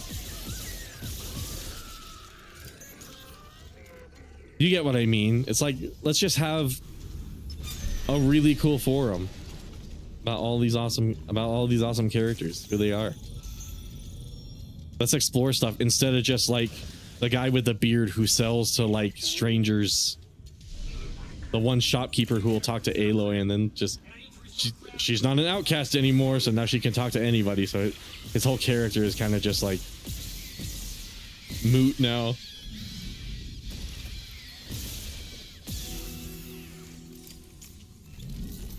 Oh my god, you know another thing I hate about a lot of these games? I hate when your character is just arbitrarily the chosen one. Why can't we have a character who's just a strong character? Why can't we have a character who's just like a normal person? Why do they always have to be the fucking Oblivion character where it's like the what's his name? The Emperor fucking saw you in his dream or some shit like that, or you're the last of the dragon kind in like Skyrim, or you're the real god and there's a guy claiming to be the false god like in Morrowind. But Bethesda does this shit a lot actually, and it's like that plot point always pisses me off in video games. I hate when there's just like a chosen one character. It makes sense for like an unnatural character like Dante, like someone who's half demon, half human. I'm willing to accept it a little more with that, because like they're literally like born into it, and it makes them interesting. Dante has like a really interesting take on his humanity, being that he's not entirely human. But then there's all of these other characters like Aloy, for example, where it's just like it seems to imply that she's like a clone of somebody else, and she just happens to be like this special person, and it's like, I fucking hate this. I hate this shit. Why can't a normal person just go on a big adventure, or like a grand, I don't know, man.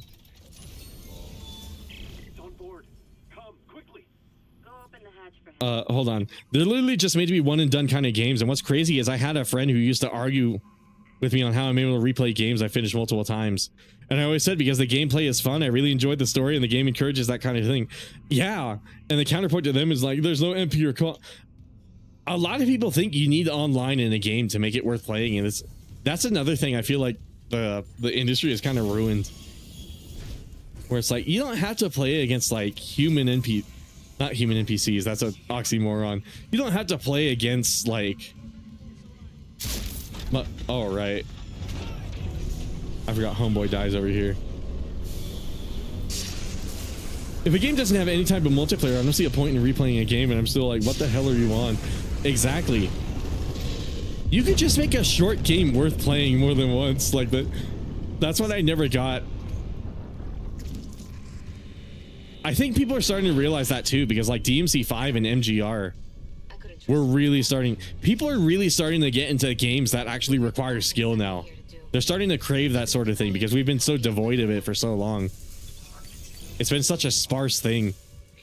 And now people just want a game that with actual depth in it, and I'm so happy about that. Because that is what is driving a game like Stellar Blade to be taking so much flack, but still be treated like a masterpiece, like it deserves to be.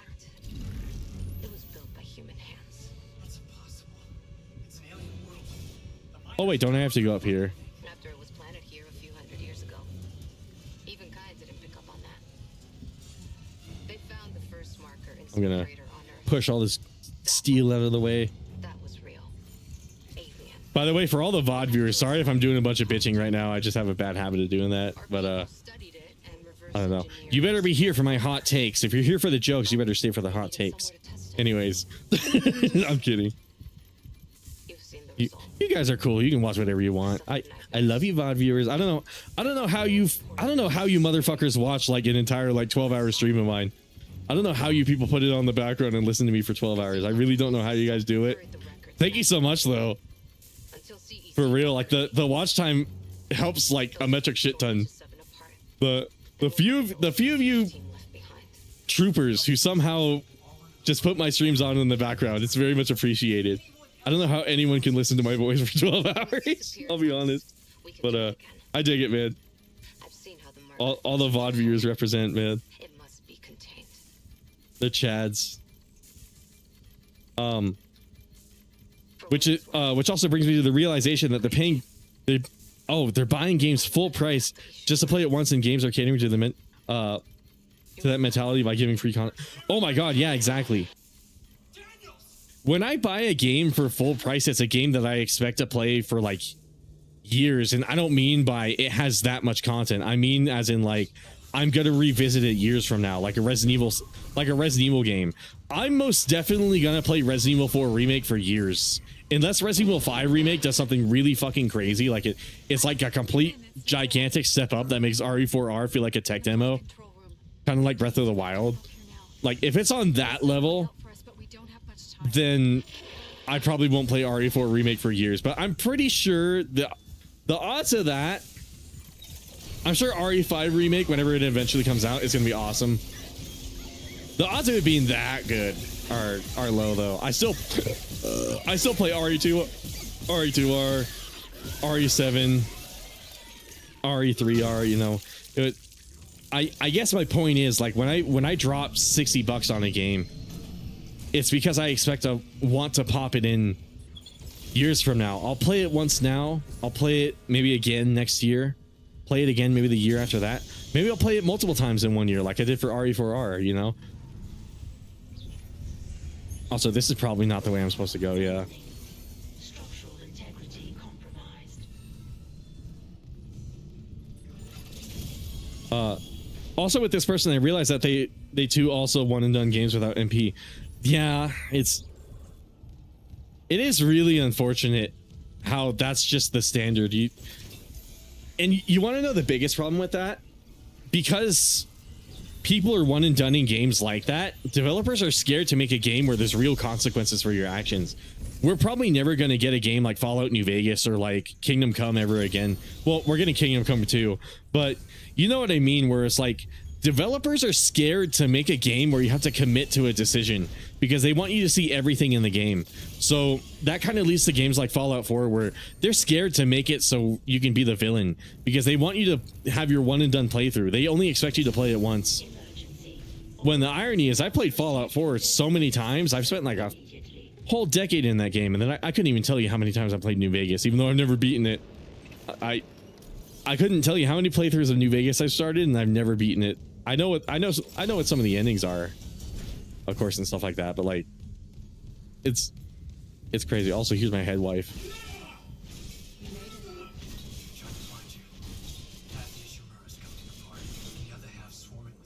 And these be games with phenomenal gameplay. Yeah, like I couldn't imagine playing DMC 5 only once. Not this time. Daniel screwed me over. Like that's like lunacy. Because you can beat that whole game in like 2.5 hours. I've done it several times. When I was really into it, I would do it. I would basically beat that game like every day. Just because I liked the combat.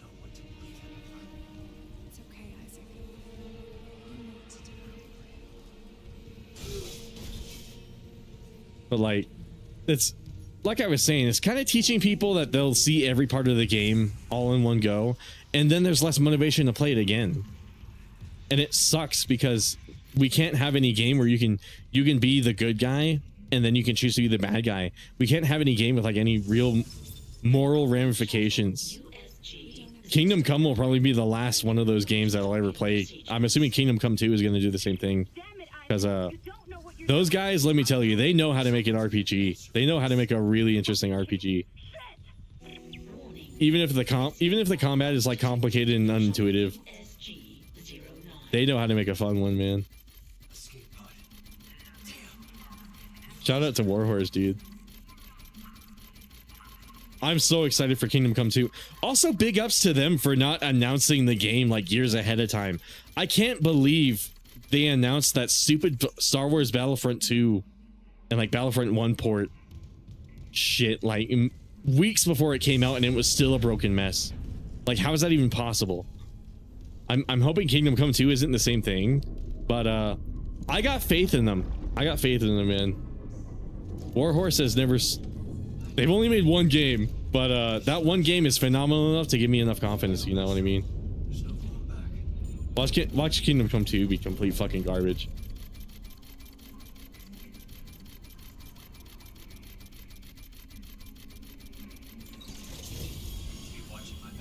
I can hear all the VOD viewers groaning. Oh, like, Kingdom Come. That game with the shit combat? Yes, the game with the shit combat. I'm sorry. I like it, okay? I like the shit combat. I like how unique it is. Please leave me alone. One of my closest friends only played Mass Effect 3 once and has no intent. Whoa, has no intention to play 1 and 2 while claiming he saw everything it had to offer. He didn't even fully play. Yeah, exactly. We're never gonna get like a BioWare style RPG like that. Same with Knights of the Old Republic. Like, there's so many people since that game got re-released. There's probably so many people who played it like once, and they played like the main quest, and they're like, all done. And it's like, no, you're missing the point of a BioWare RPG.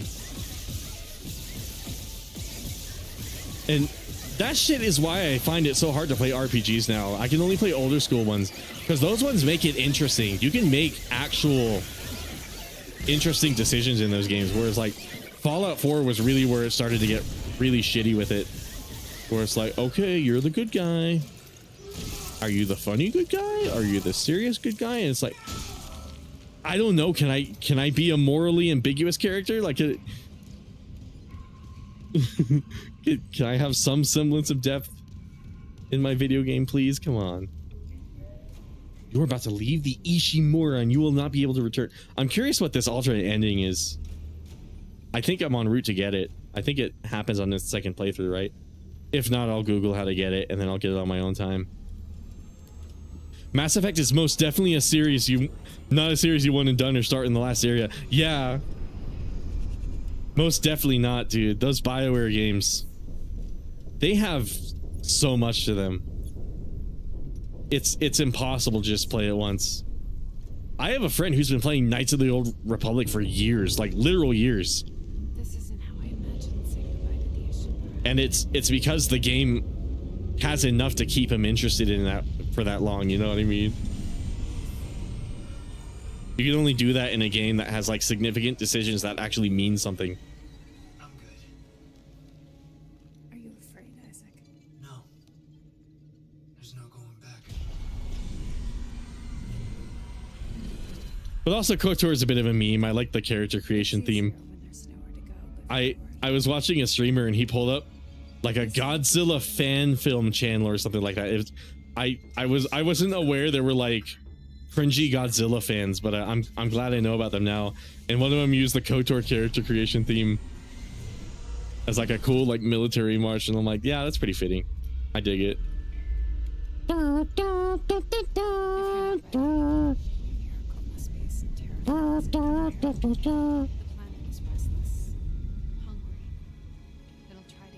planet is hungry. I'm hungry. I'm so starving. Big Boss blew up the munitions ration. I mean the rations. Fuck the rations shack. That's why they're all saying that. That's why the planet is hungry.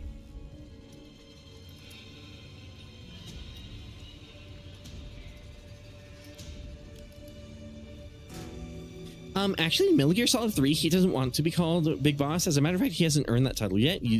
Technically, you want to say Naked Snake.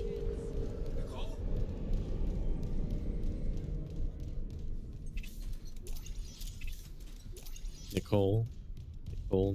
What fucking time is it, by the way? Oh, 9:13. God damn. I've almost been playing for like 4 hours and I didn't even notice.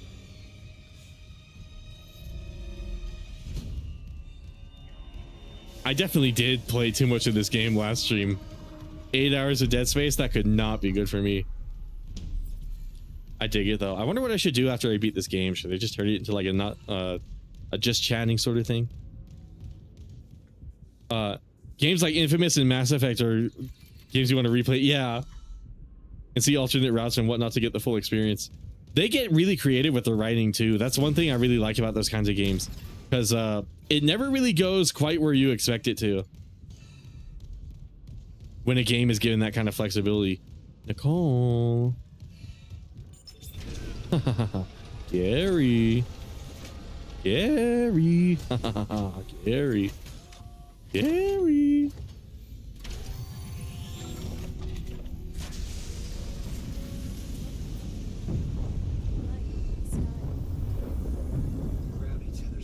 Gary.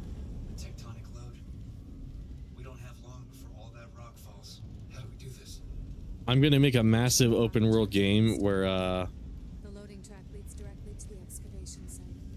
you're just a guy and you run to a waypoint, you like shoot a dude, and you run to a different way. I'm shooting you. Okay.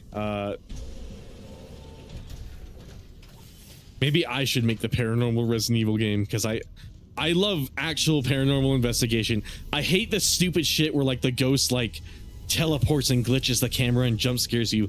That shit is stupid. But like the actual thorough like placing down cameras and looking for ghost orbs and like measuring the room temperature and that kind of shit. That's the kind of like paranormal game I want to play. And Phasmophobia is exactly that. It's why I love that game so much. They managed to gamify an actual like paranormal investigate. Well, it's a pseudoscience. It's not really a real thing, but like they made it as like immersive and believable as possible, which I really appreciate. I'm glad the developers finally got their heads out of their fucking asses too. They're not treating it like an esport anymore. That was the stupidest fucking decision ever. What? You can't have mods in the funny ghost game. You can't do that. You can't do that.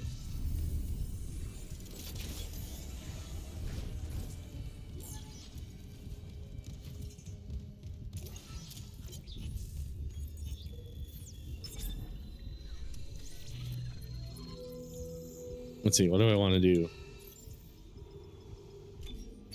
Take your swing. I'll shout it.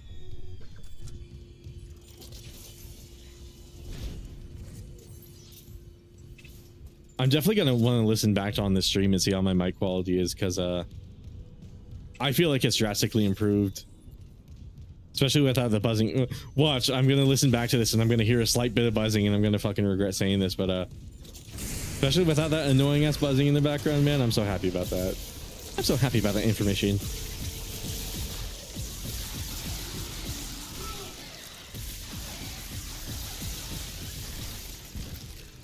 God. One thing I'm not gonna miss is these frame drops, man. I'm gonna miss playing this game. Maybe I'll play it again on my own time. I should really try Impossible. When devs fight modders, it's crazy, man. It's like, it doesn't even legitimately threaten your business to like disable mods either. It's like just adapt your netcode for it. Like just put people who modify their games with people who modify their games, because that's who they want to play with anyways. I promise you, nobody installing the fucking fixed monster spawn mod in Monster Hunter wants to play with somebody with a random monster spawn. Around the marker itself, the eye of the storm. I am the spider. I've seen it. Oh look out, I'm an excellent fighter. Necromorphs and the babies are the flesh of the night.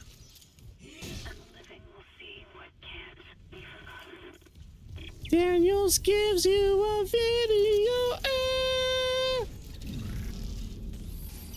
I don't know how to finish that. In the dead space. Shoot some limbs and kick the corpses to get some cutter ammo.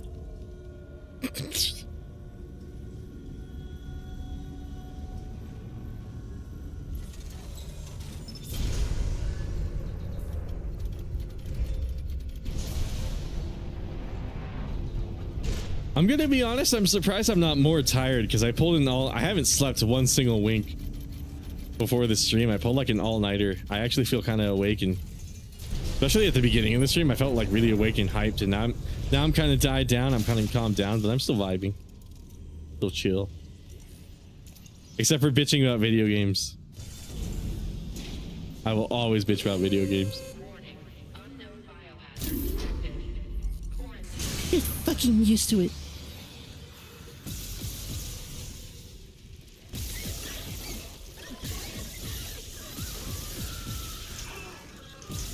Bro is roasting Drake.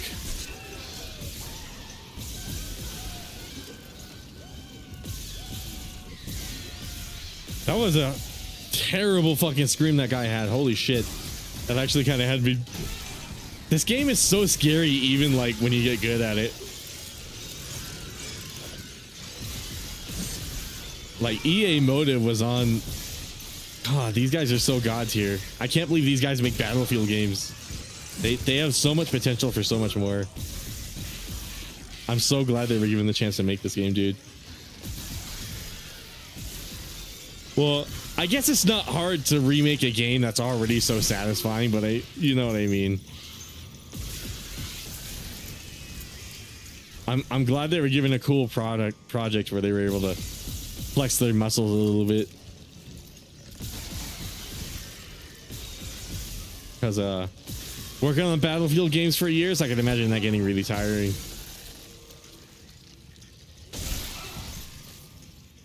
I tried to do like an RE4 parry right there.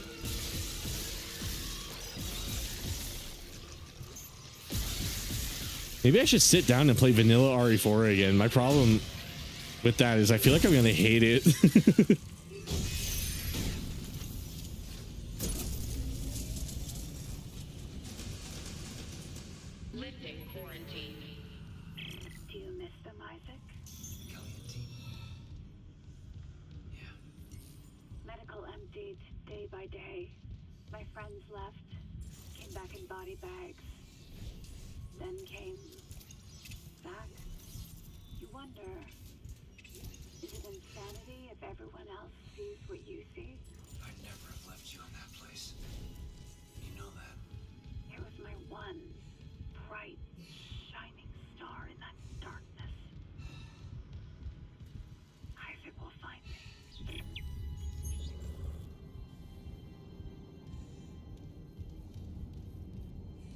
Oh, did I go over here? I think I did, right?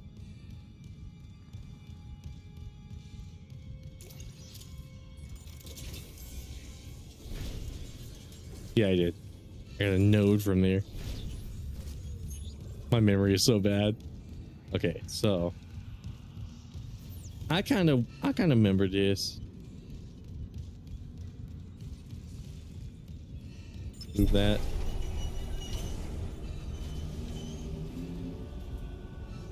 Some baddies will show up.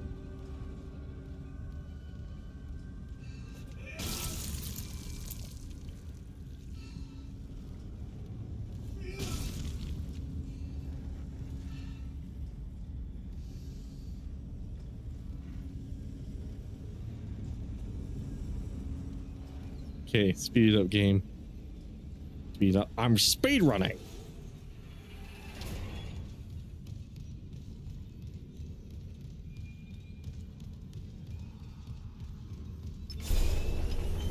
Maybe it's a good thing the game is ending soon. I'm running out of jokes.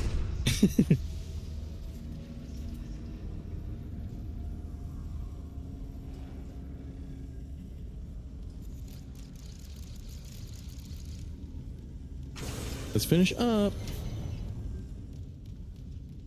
Okay, this way, right? Or no, this should unlock. There we go.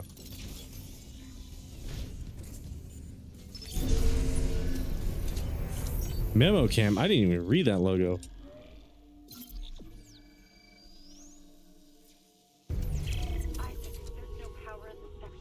Gamers, did you know that the names of the chapters spells the spoiler in the game?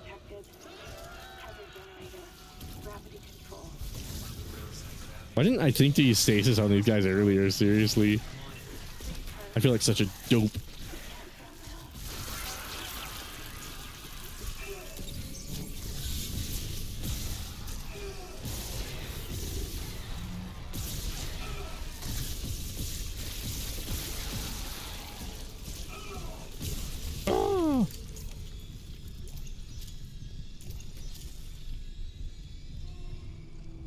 Man, I'm just saying MGS5, DMC5, RE4 Remake, FF7 Rebirth are like the main issue why I have unbelievably high standards for games today.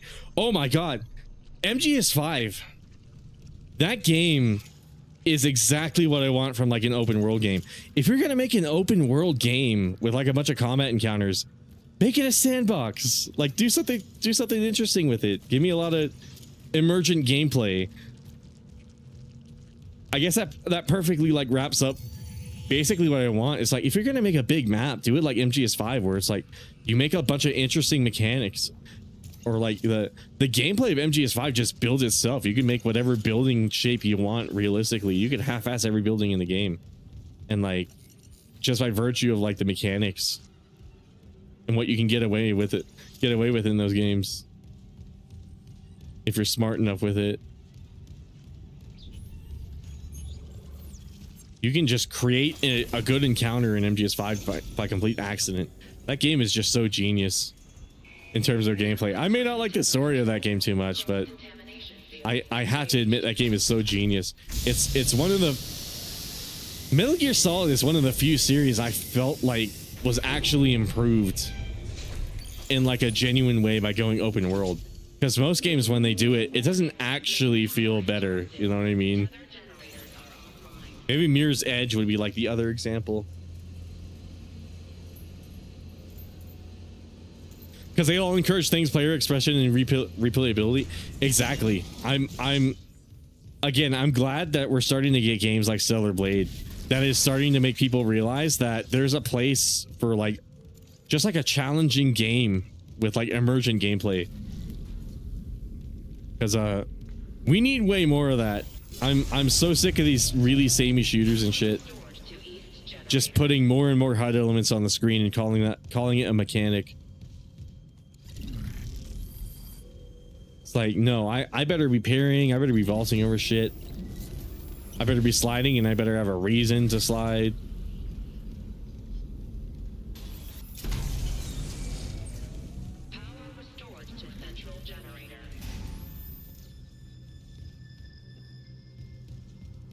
there should be like some input timing stuff. There should be some non-input timing stuff, you know, like keep it by having like a variety of different like execution levels in your mechanics. You can even have like a bunch of just like variety in general. What the fuck am I even saying? I can't even put what I'm saying into words, but you get what I mean. You can spice it up. Bro, in MGS5 you can do the most retarded style of infiltration and still get away with it if you're skilled enough. Exactly. Or you can really meta it and you can optimize your loadout. I remember I had a loadout in MGS5 with a custom guns with the gunsmith. Once you get the gunsmith, you can make like custom guns for like extremely cheap, and I would make like a stun assault rifle. And I would walk in with olive drab, that stun assault rifle, the woo pistol, and then that would be basically all I really needed. Maybe like D-Dog or sometimes Quiet.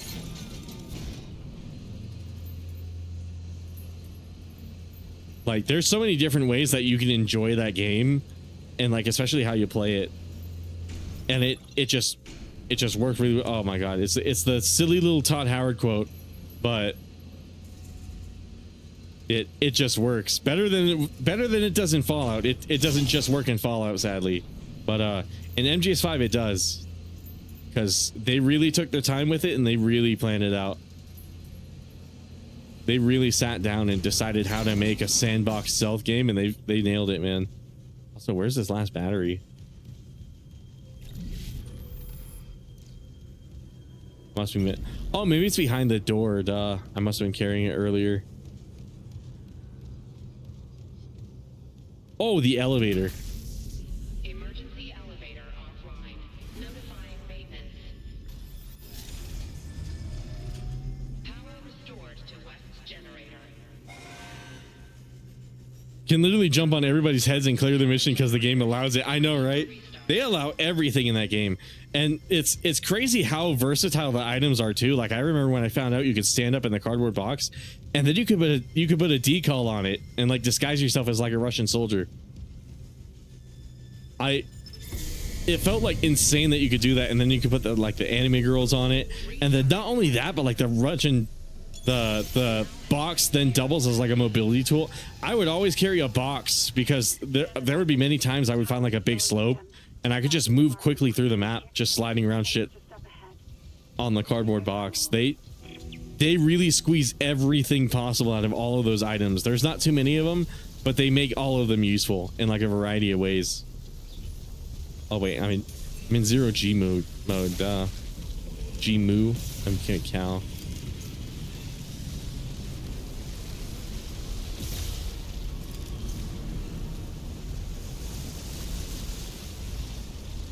Oh god, I do not want to fly towards that. Oh wait, I can stasis. There we go. That's how you beat the game.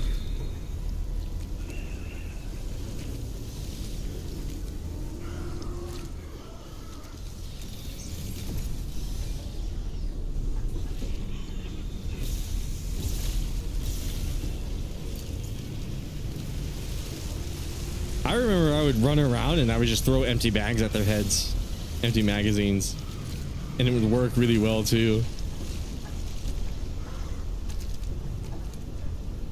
All those games have parries that are amazing to do. Yeah, exactly.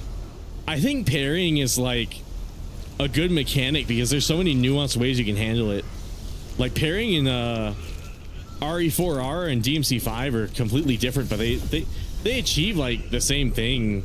Kinda, but there's different styles of doing it, and I think parrying is one of those cool versatile mechanics where you could really tailor it to whatever you need. Oh, did I? Oh, maybe I'm supposed to come up here, am I? Okay, yeah, I am. There are parries that are amazing to do. They do, dude.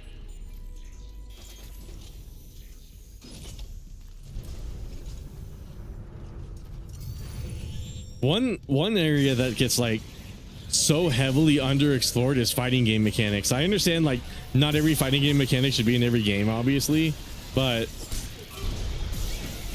I think we're starting to see that with parries, where it's like and games like DMC where it's like you don't have to make a fighting game to have like to be like rewarding with melee combat, you know what I mean? Oh shit. Okay, I am shooting at the front of that guy. I'm kind of begging to not do any damage to him.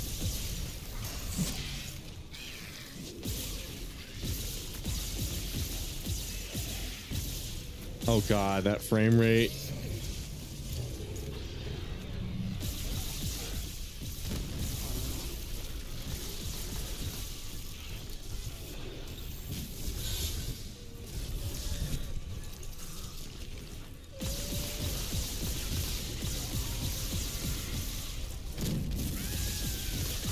Okay, that guy's dead.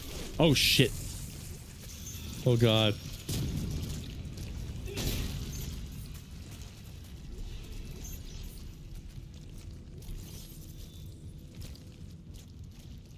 Okay. Move this.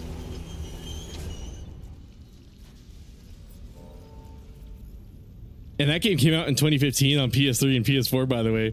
Also offers a lot of shit to do and ways to play. Yeah, because again, emergent gameplay, which is what a lot of these developers seem to forget. If you just make a good foundation, then you'll have like infinite content at the end of the day. Because I could play MGS5 like constantly. I know when I first played it, I grinded the hell out of that game. I played it for so goddamn long before I eventually got tired of it. And truth be told, I've been thinking of getting back into it, like checking it out, because I've been playing Ground Zeroes, and man, let me tell you, even though it's basically like MGS5 at home, like even though it's Phantom Pain at home, and the mechanics kind of stink, and it's buggy and like corpses pop in and out of reality and shit like that, it is fun. It is just that really fun base gameplay of MGS5 that I just keep coming back to, and I can't stop enjoying it.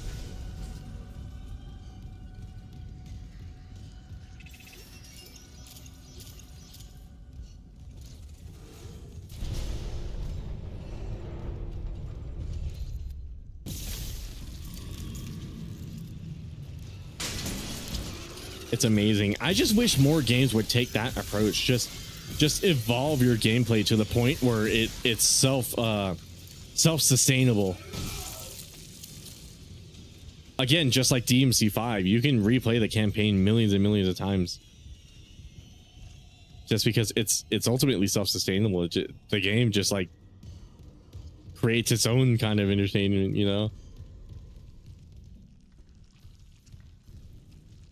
Why make a game where you have to manually create the content where you could just design a good fundamental design and that carries your entire game, pretty much is what I'm saying. I feel like they take the half-assed approach. Well, not half-assed, but they take the ass backward approach of like spending a bunch of budget creating a game with like a shit ton of nothing to do, pretty much. It sucks. Where the fuck is this? I've ranted plenty. Where the gamers? Because surely if I follow this, I'll find it, right?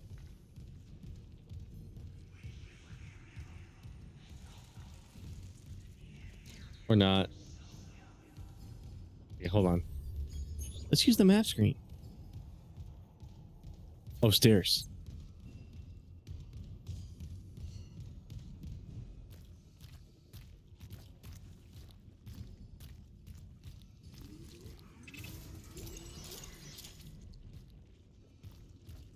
Oh, that was like a human-shaped glob for like a second.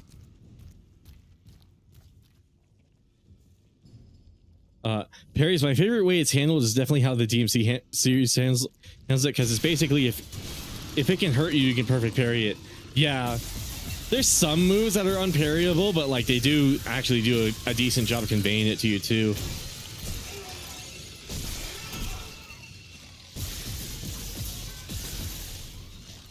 And like, even if we can't parry it with your sword, you can parry it with Royal Guard.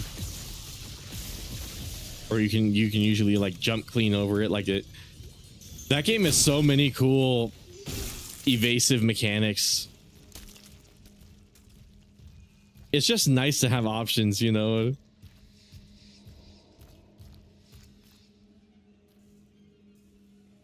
It's a huge skill check too, because if you get a point where you can perfect parry explosions and attack string, oh yeah, without issue, you can definitely deserve the title instead of Sparta. Yeah, sustainability, exactly.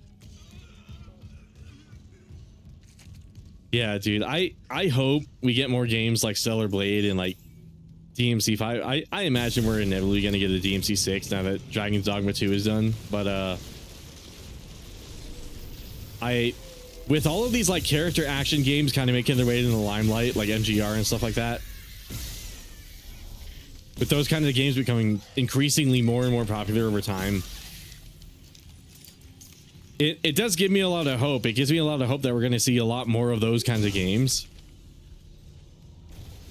And as a result, there might come a point where the whole industry changes and realizes that that's the best way to do it. Just create a game that creates its own content by just making it that fun to play.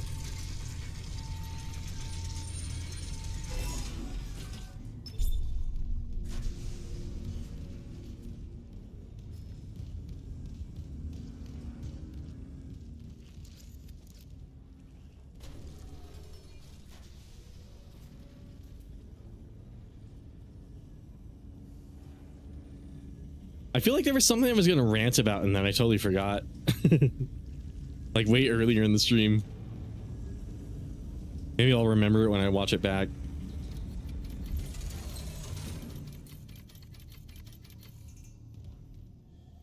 It was a true gamer tier rant. I knew it was going to be a hot take. Is there a button I'm missing? Oh. Yeah, there was.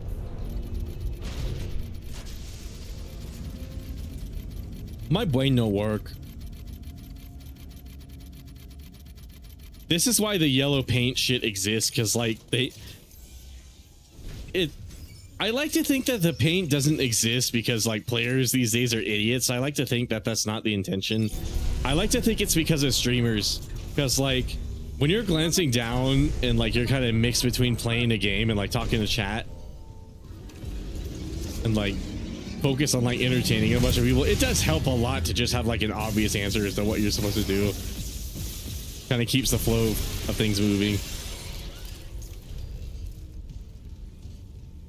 So me personally, I never got like offended by yellow paint because it's always helped me.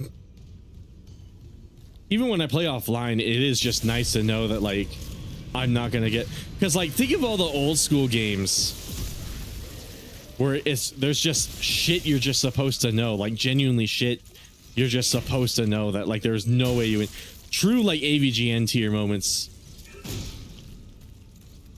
I think that kind of shit in like game design has definitely gone away now that we got yellow paint everywhere. Do I think it should be necessarily yellow paint? No, I don't, you know. I think you could use lighting to convey important elements, like for example, this console display. I noticed this game doesn't even use yellow paint. They kind of use lighting in an interesting way to tell you where to go. Not that I'm paying attention to it, but well, maybe that's why they don't do it. Because you got to pay attention to see lights. But hell, that dude Donguri. Oh, I love Donguri. Yeah, had a video of him walking through the laser hallway in DMC4 just for perfect royal guard. Oh, the whole time, and that low key inspired me to get good with it. Or I think it was Donguri. I think you're right. I think it is Donguri.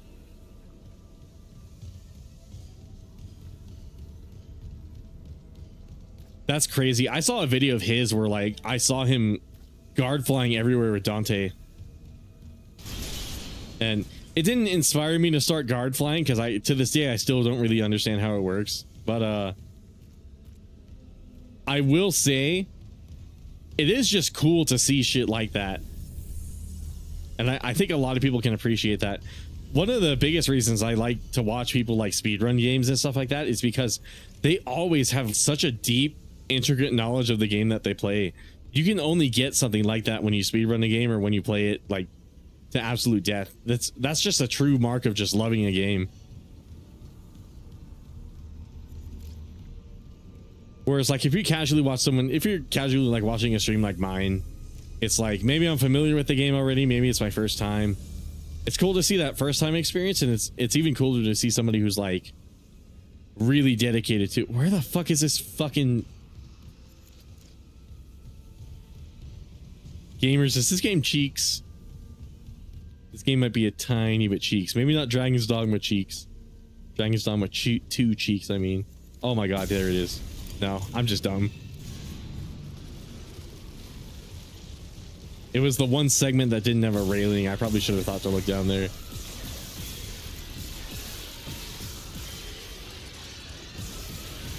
Doom does the same thing with the lights, actually. They don't have yellow paint, but they're very particular about how they use light, especially on the enemies. They make it very, very easy to see where enemies are because they expect you to whip the camera really fast. It's a game made for PC, so they expect you to be playing with keyboard and mouse, which is really cool. I like when light is used like that. It's why I give such a big deal about it when it's done accurately or when it's used creatively. Because at the end of the day, it's the fundamentals of how we see things in general. Like it's literally how we see. We just absorb light and our brain just interprets it. Please, Isaac, the hive mind is coming. You have to make us whole.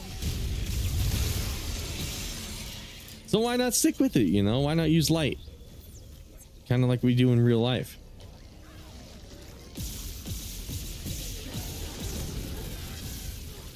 I noticed Left 4 Dead 2 does the same. I might want to play Left 4 Dead on stream, actually, because Left 4 Dead 2 would be a really fun game to play on stream. Especially if like especially if I got some people to join me. Like maybe some of my friends or even chat. I don't know how many people who watch me play Left 4 Dead 2 on PC though. I think Squiggly might be the only one.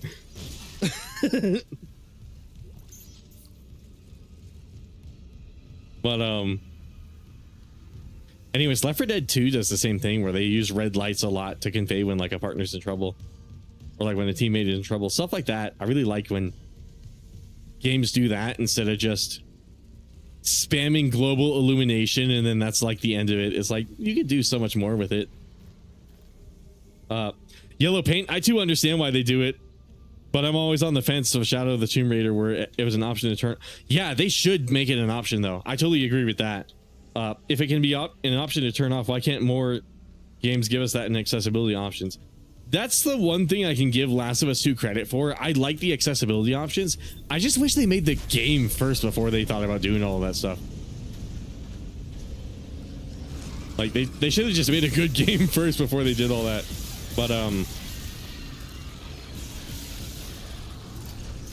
they should have they should definitely have more accessibility settings, and that should be one of them. I guess then the argument is what happens when like you have like a streamer like me who intentionally makes games harder. Well, then again, you could argue that that's on me if I don't use the yellow paint and I get confused.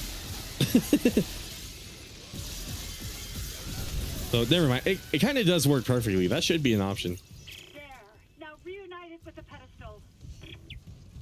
I wonder why it's not an option too, because in theory, it wouldn't be that difficult to implement. If you put it like the yellow paint as a texture on top of an already existing, like say like you have a barrel texture and then you just mask the yellow paint on top of it with like another texture with like an alpha layer or something like that.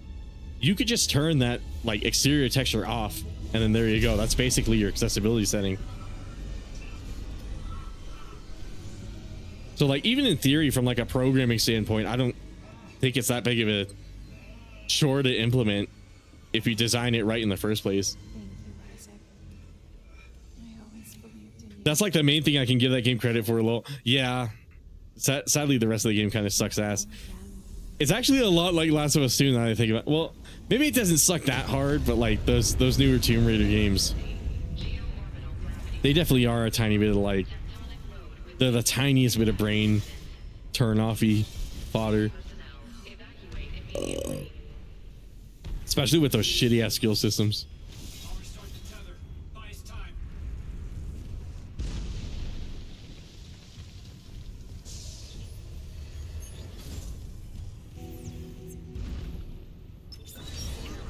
Rerouting gravity tether controls. Come on.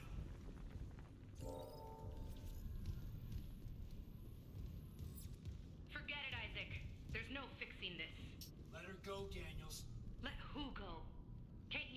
delusional you are? We've got to go. The payload for the planet Kraken is about to fall. I gave you a chance to come around, Isaac. But if you still won't see it, I'll help you. One last time. Wrigley override. This time, watch to the end. I remember saying this at the beginning of part 1, where it's like he was so obsessed over this video, but he never saw the entire thing. Like that always kind of confused me. Everything. I just wish I could talk to someone. Maybe I'm just built different though. Falling apart. I am the kind of idiot who watches like a whole video. And then I'll get like trolled at the end. Such a little thing. Just had a talk. That's all this research was in the end. Not much, is it? Just had to make it listen when he begged for convergence. But I had a different prayer. I like that little waddle Isaac has. It spoke. And then it listened. Make this stop, I said. Maybe it understood, but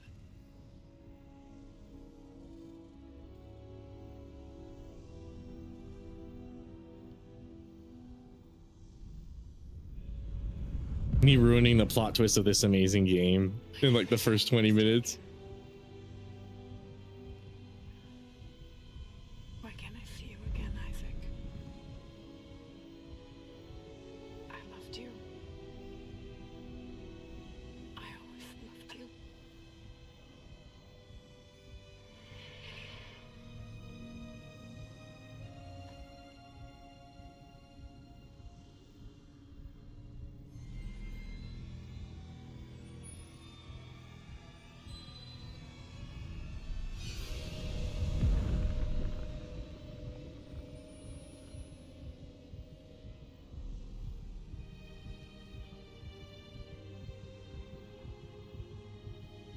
I like how she's just nonchalantly like standing there with like a weird smile. Like obviously that's not her, but oh, that's a cool effect actually. I didn't even notice that. That little distortion they do on her face. Jacob Temple for her, and Nicole for you. Jacob. No.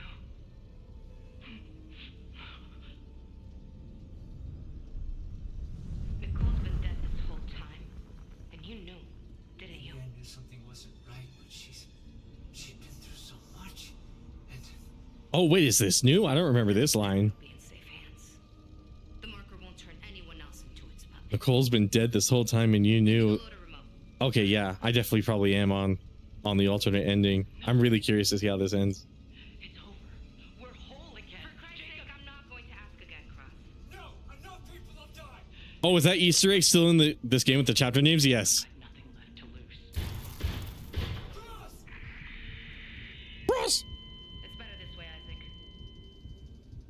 You'll never recover from what the marker's done to you. And when the tectonic will drops, all this will be buried. Just like Earth God wanted.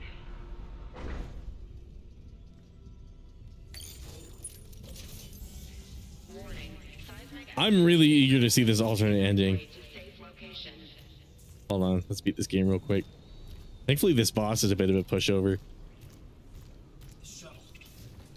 I should really sit down and play this game on Impossible because God, I love this game, man. They aced it with this remake. It really does like stand alongside the original. I think it's better than the original, but certainly at the very least, like it's definitely up there with it.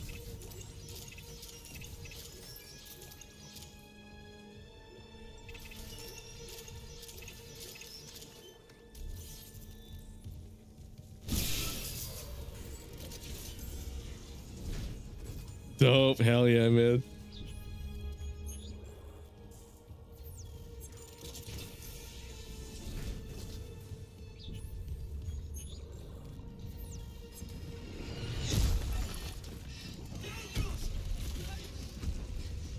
Last warning, Isaac.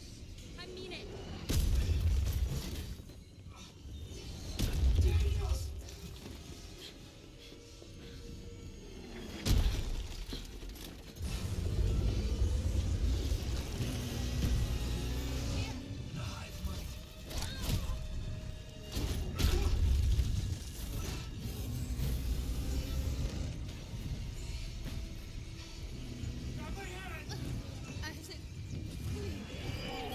you helping her?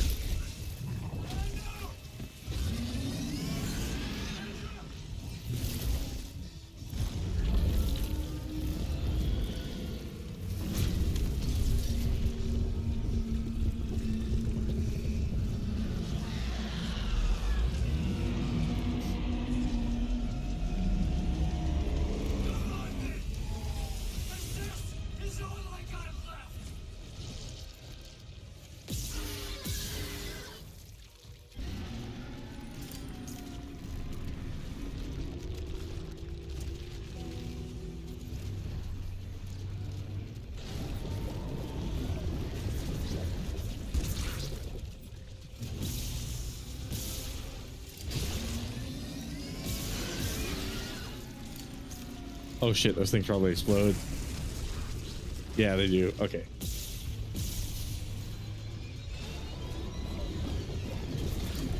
Oh my god, now I remember what I was ranting about. Why do console gamers hate gyro aim?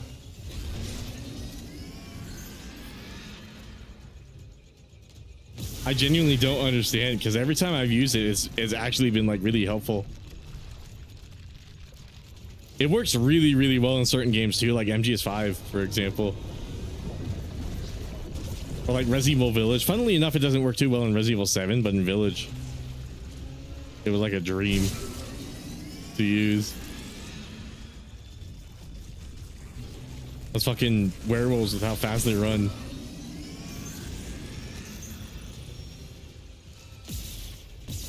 Or lichens, I believe they're called. Sadler.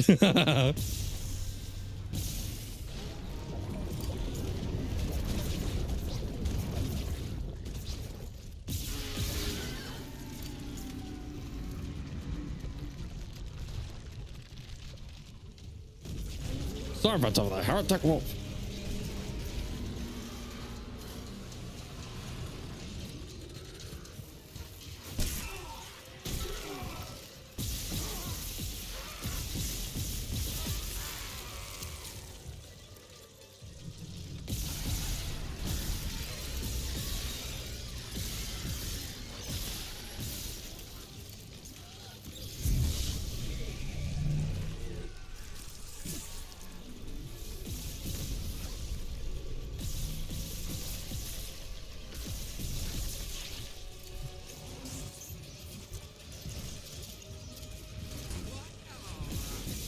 Whatever.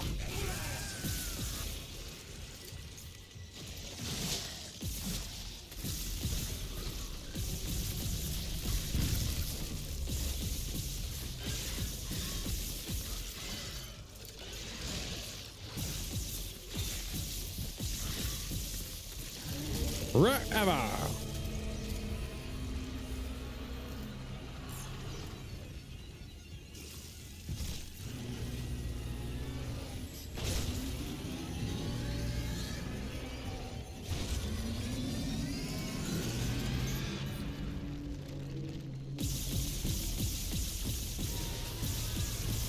Yeah.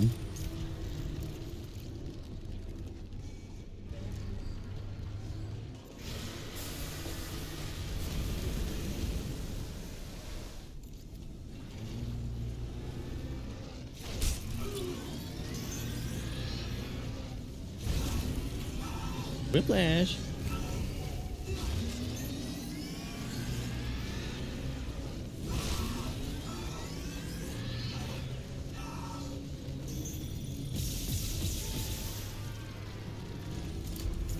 God damn, how long does this say? Okay, cool, it's going away.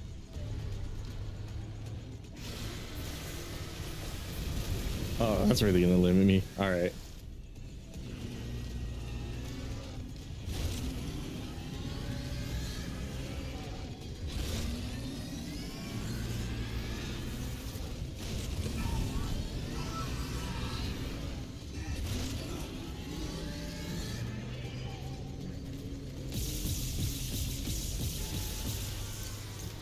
Shit, I'm running low.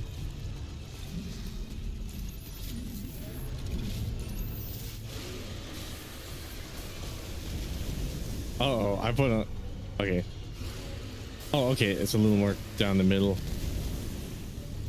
Cool.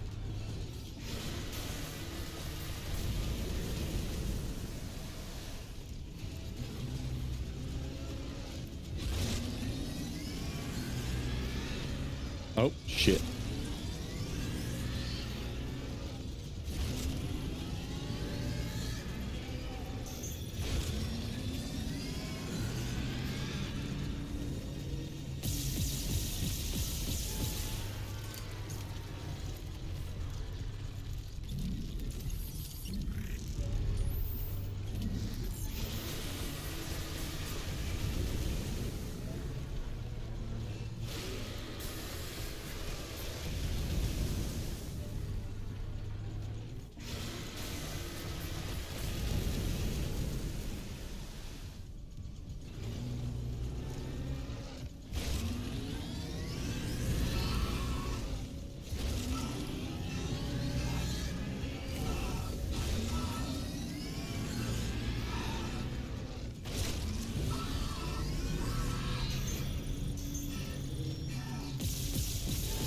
God, hearing him scream like that, man.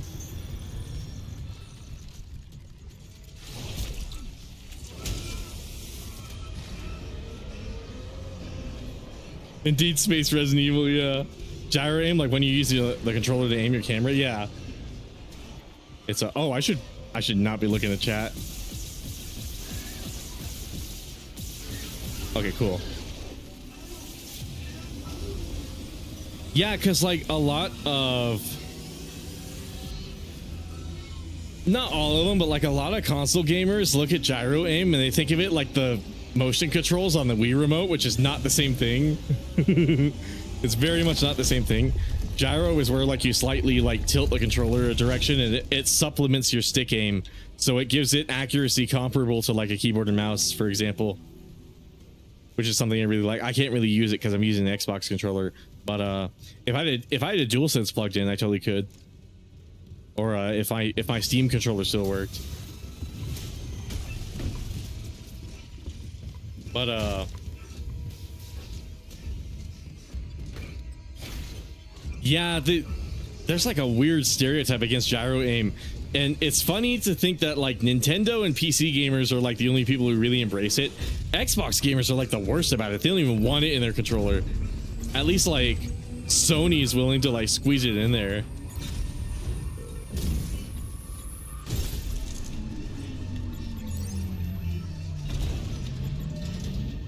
Also, I like how this fight blocks the sun in the back to make it difficult to see the underlings. Yeah. That fight actually was challenging in like a really cool way.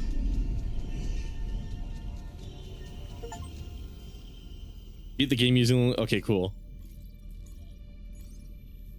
Is there an achievement for hard mode? Probably not. Probably is one for impossible though.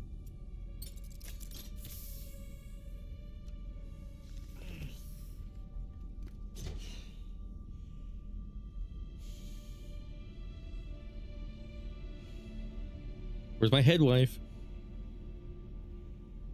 Well, it should be the same ending, and I got hyped for like this alternate ending for no reason. Isaac, it's me. Oh, I wish I could talk to you. I'm sorry. Okay, one downside of the remake though, they did kind of ruin the ending. They made it way less scarier, like way less terrifying.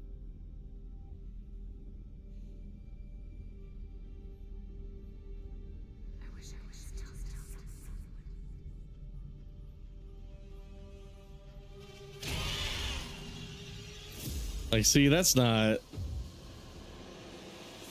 It actually, like, shook me in the original game. Oh, fast forward. Where is this alternate ending? Is that after Impossible or some shit? I might have to look into that a little more.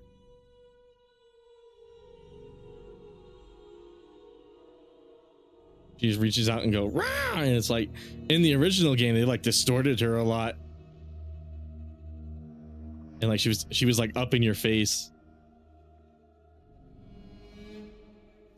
To contribute to that, it always felt kind of gross to use when I'm trying to aim, because hold my controller and sit in a weird way, which also plays into why it usually feels bad. Oh yeah, like that might be part of it too, where it's like it's not like optimal for like a handful of the situations like you would have your console set up in. But if you're, like you said, if you were sitting a particular way, yeah, might fucking suck using gyro aim. It kind of depends. Truth be told, I just wanted to see it. I just want to see it be like an option in every game. Like, it's the gyros in the DualSense controller. Why not use it? You know what I mean? Like, I thought it was ridiculous that I was sat down and I played Ghost of Tsushima and I didn't have gyro aim when I was aiming the bow. It felt ridiculous, especially since like you get like a heavy bonus for getting headshots in that game too. So like you'll get, oh cool. And like some of the enemy soldiers will be far away. Granted, like most of the time they're standing still. It's only in multiplayer where it's like a big problem. But like, yeah, fucking, I don't know. Don't have like hyper accurate shooting mechanics in your game and then like not have gyro aim. That shit's actually kind of dumb. Let's censor my screen. Wonder what I should do now. What's it like 10:03? Yeah. Damn. Oh, I forgot I was looking up Maximilian Muss. Because a lot of the time motion controls expect you to hold the controller straight and sit upright for it to be used properly. I think gyro is a little differently. It adapts. It can be calibrated into whatever situation you're using it in. Also, whoever's watching on Twitch, thank you so much to the one viewer on Twitch. But no, for real though. I personally really like it. I personally like it a lot. It feels kind of stupid not to have it like as like an option, kind of in like the same vein as the yellow paint, where it's like I don't mind that it's there, but like you said, it definitely would make a lot more sense to like just have it be a thing you could choose. You know what I mean? I don't know.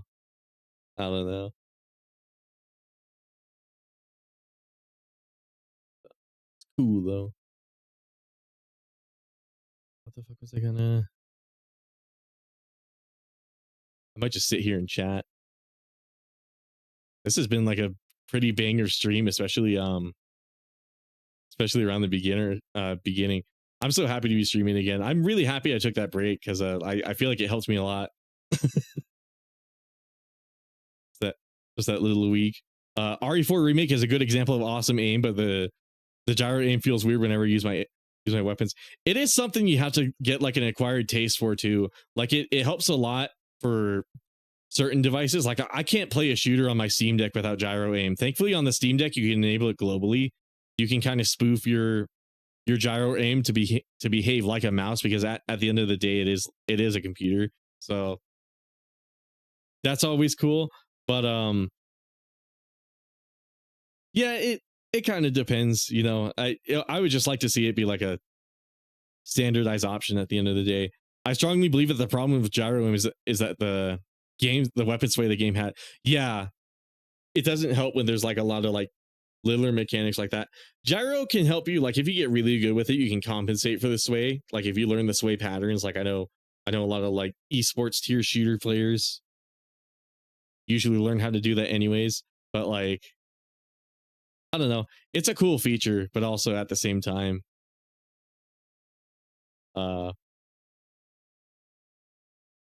it is what it is though.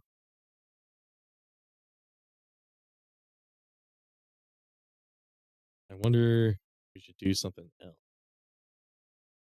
They put out an update for RE framework to so instead of ray tracing, there's like full-on path tracing. The problem is there's no denoiser, so it looks like shit until they can make a denoiser for it. But I thought it was kind of cool to see that.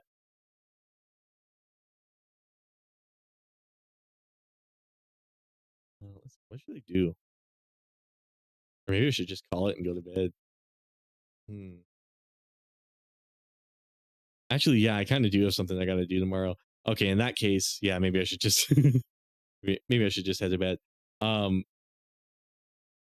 real though, thank you guys so much, for real. You know, nice first stream coming back. I'm really impressed with how well it held up. I like all of the changes I made. So especially my mic. IDK, I'm a bit mixed on it. Yeah, it's all good. Let's put on the ending screen. Thank you guys so goddamn much, though. It was really nice to see everybody here. We had like a decent number of people. So good to be back, man. So good to be back. Hopefully I can stay this funny. Hopefully I don't have to take like frequent breaks, but we'll see. We'll play some Monster Hunter on Wednesday. It'll be great, and then we'll play some more RE7 on Friday. I'm eager, man. I'm eager. Thank you all so goddamn much, though. Peace, man.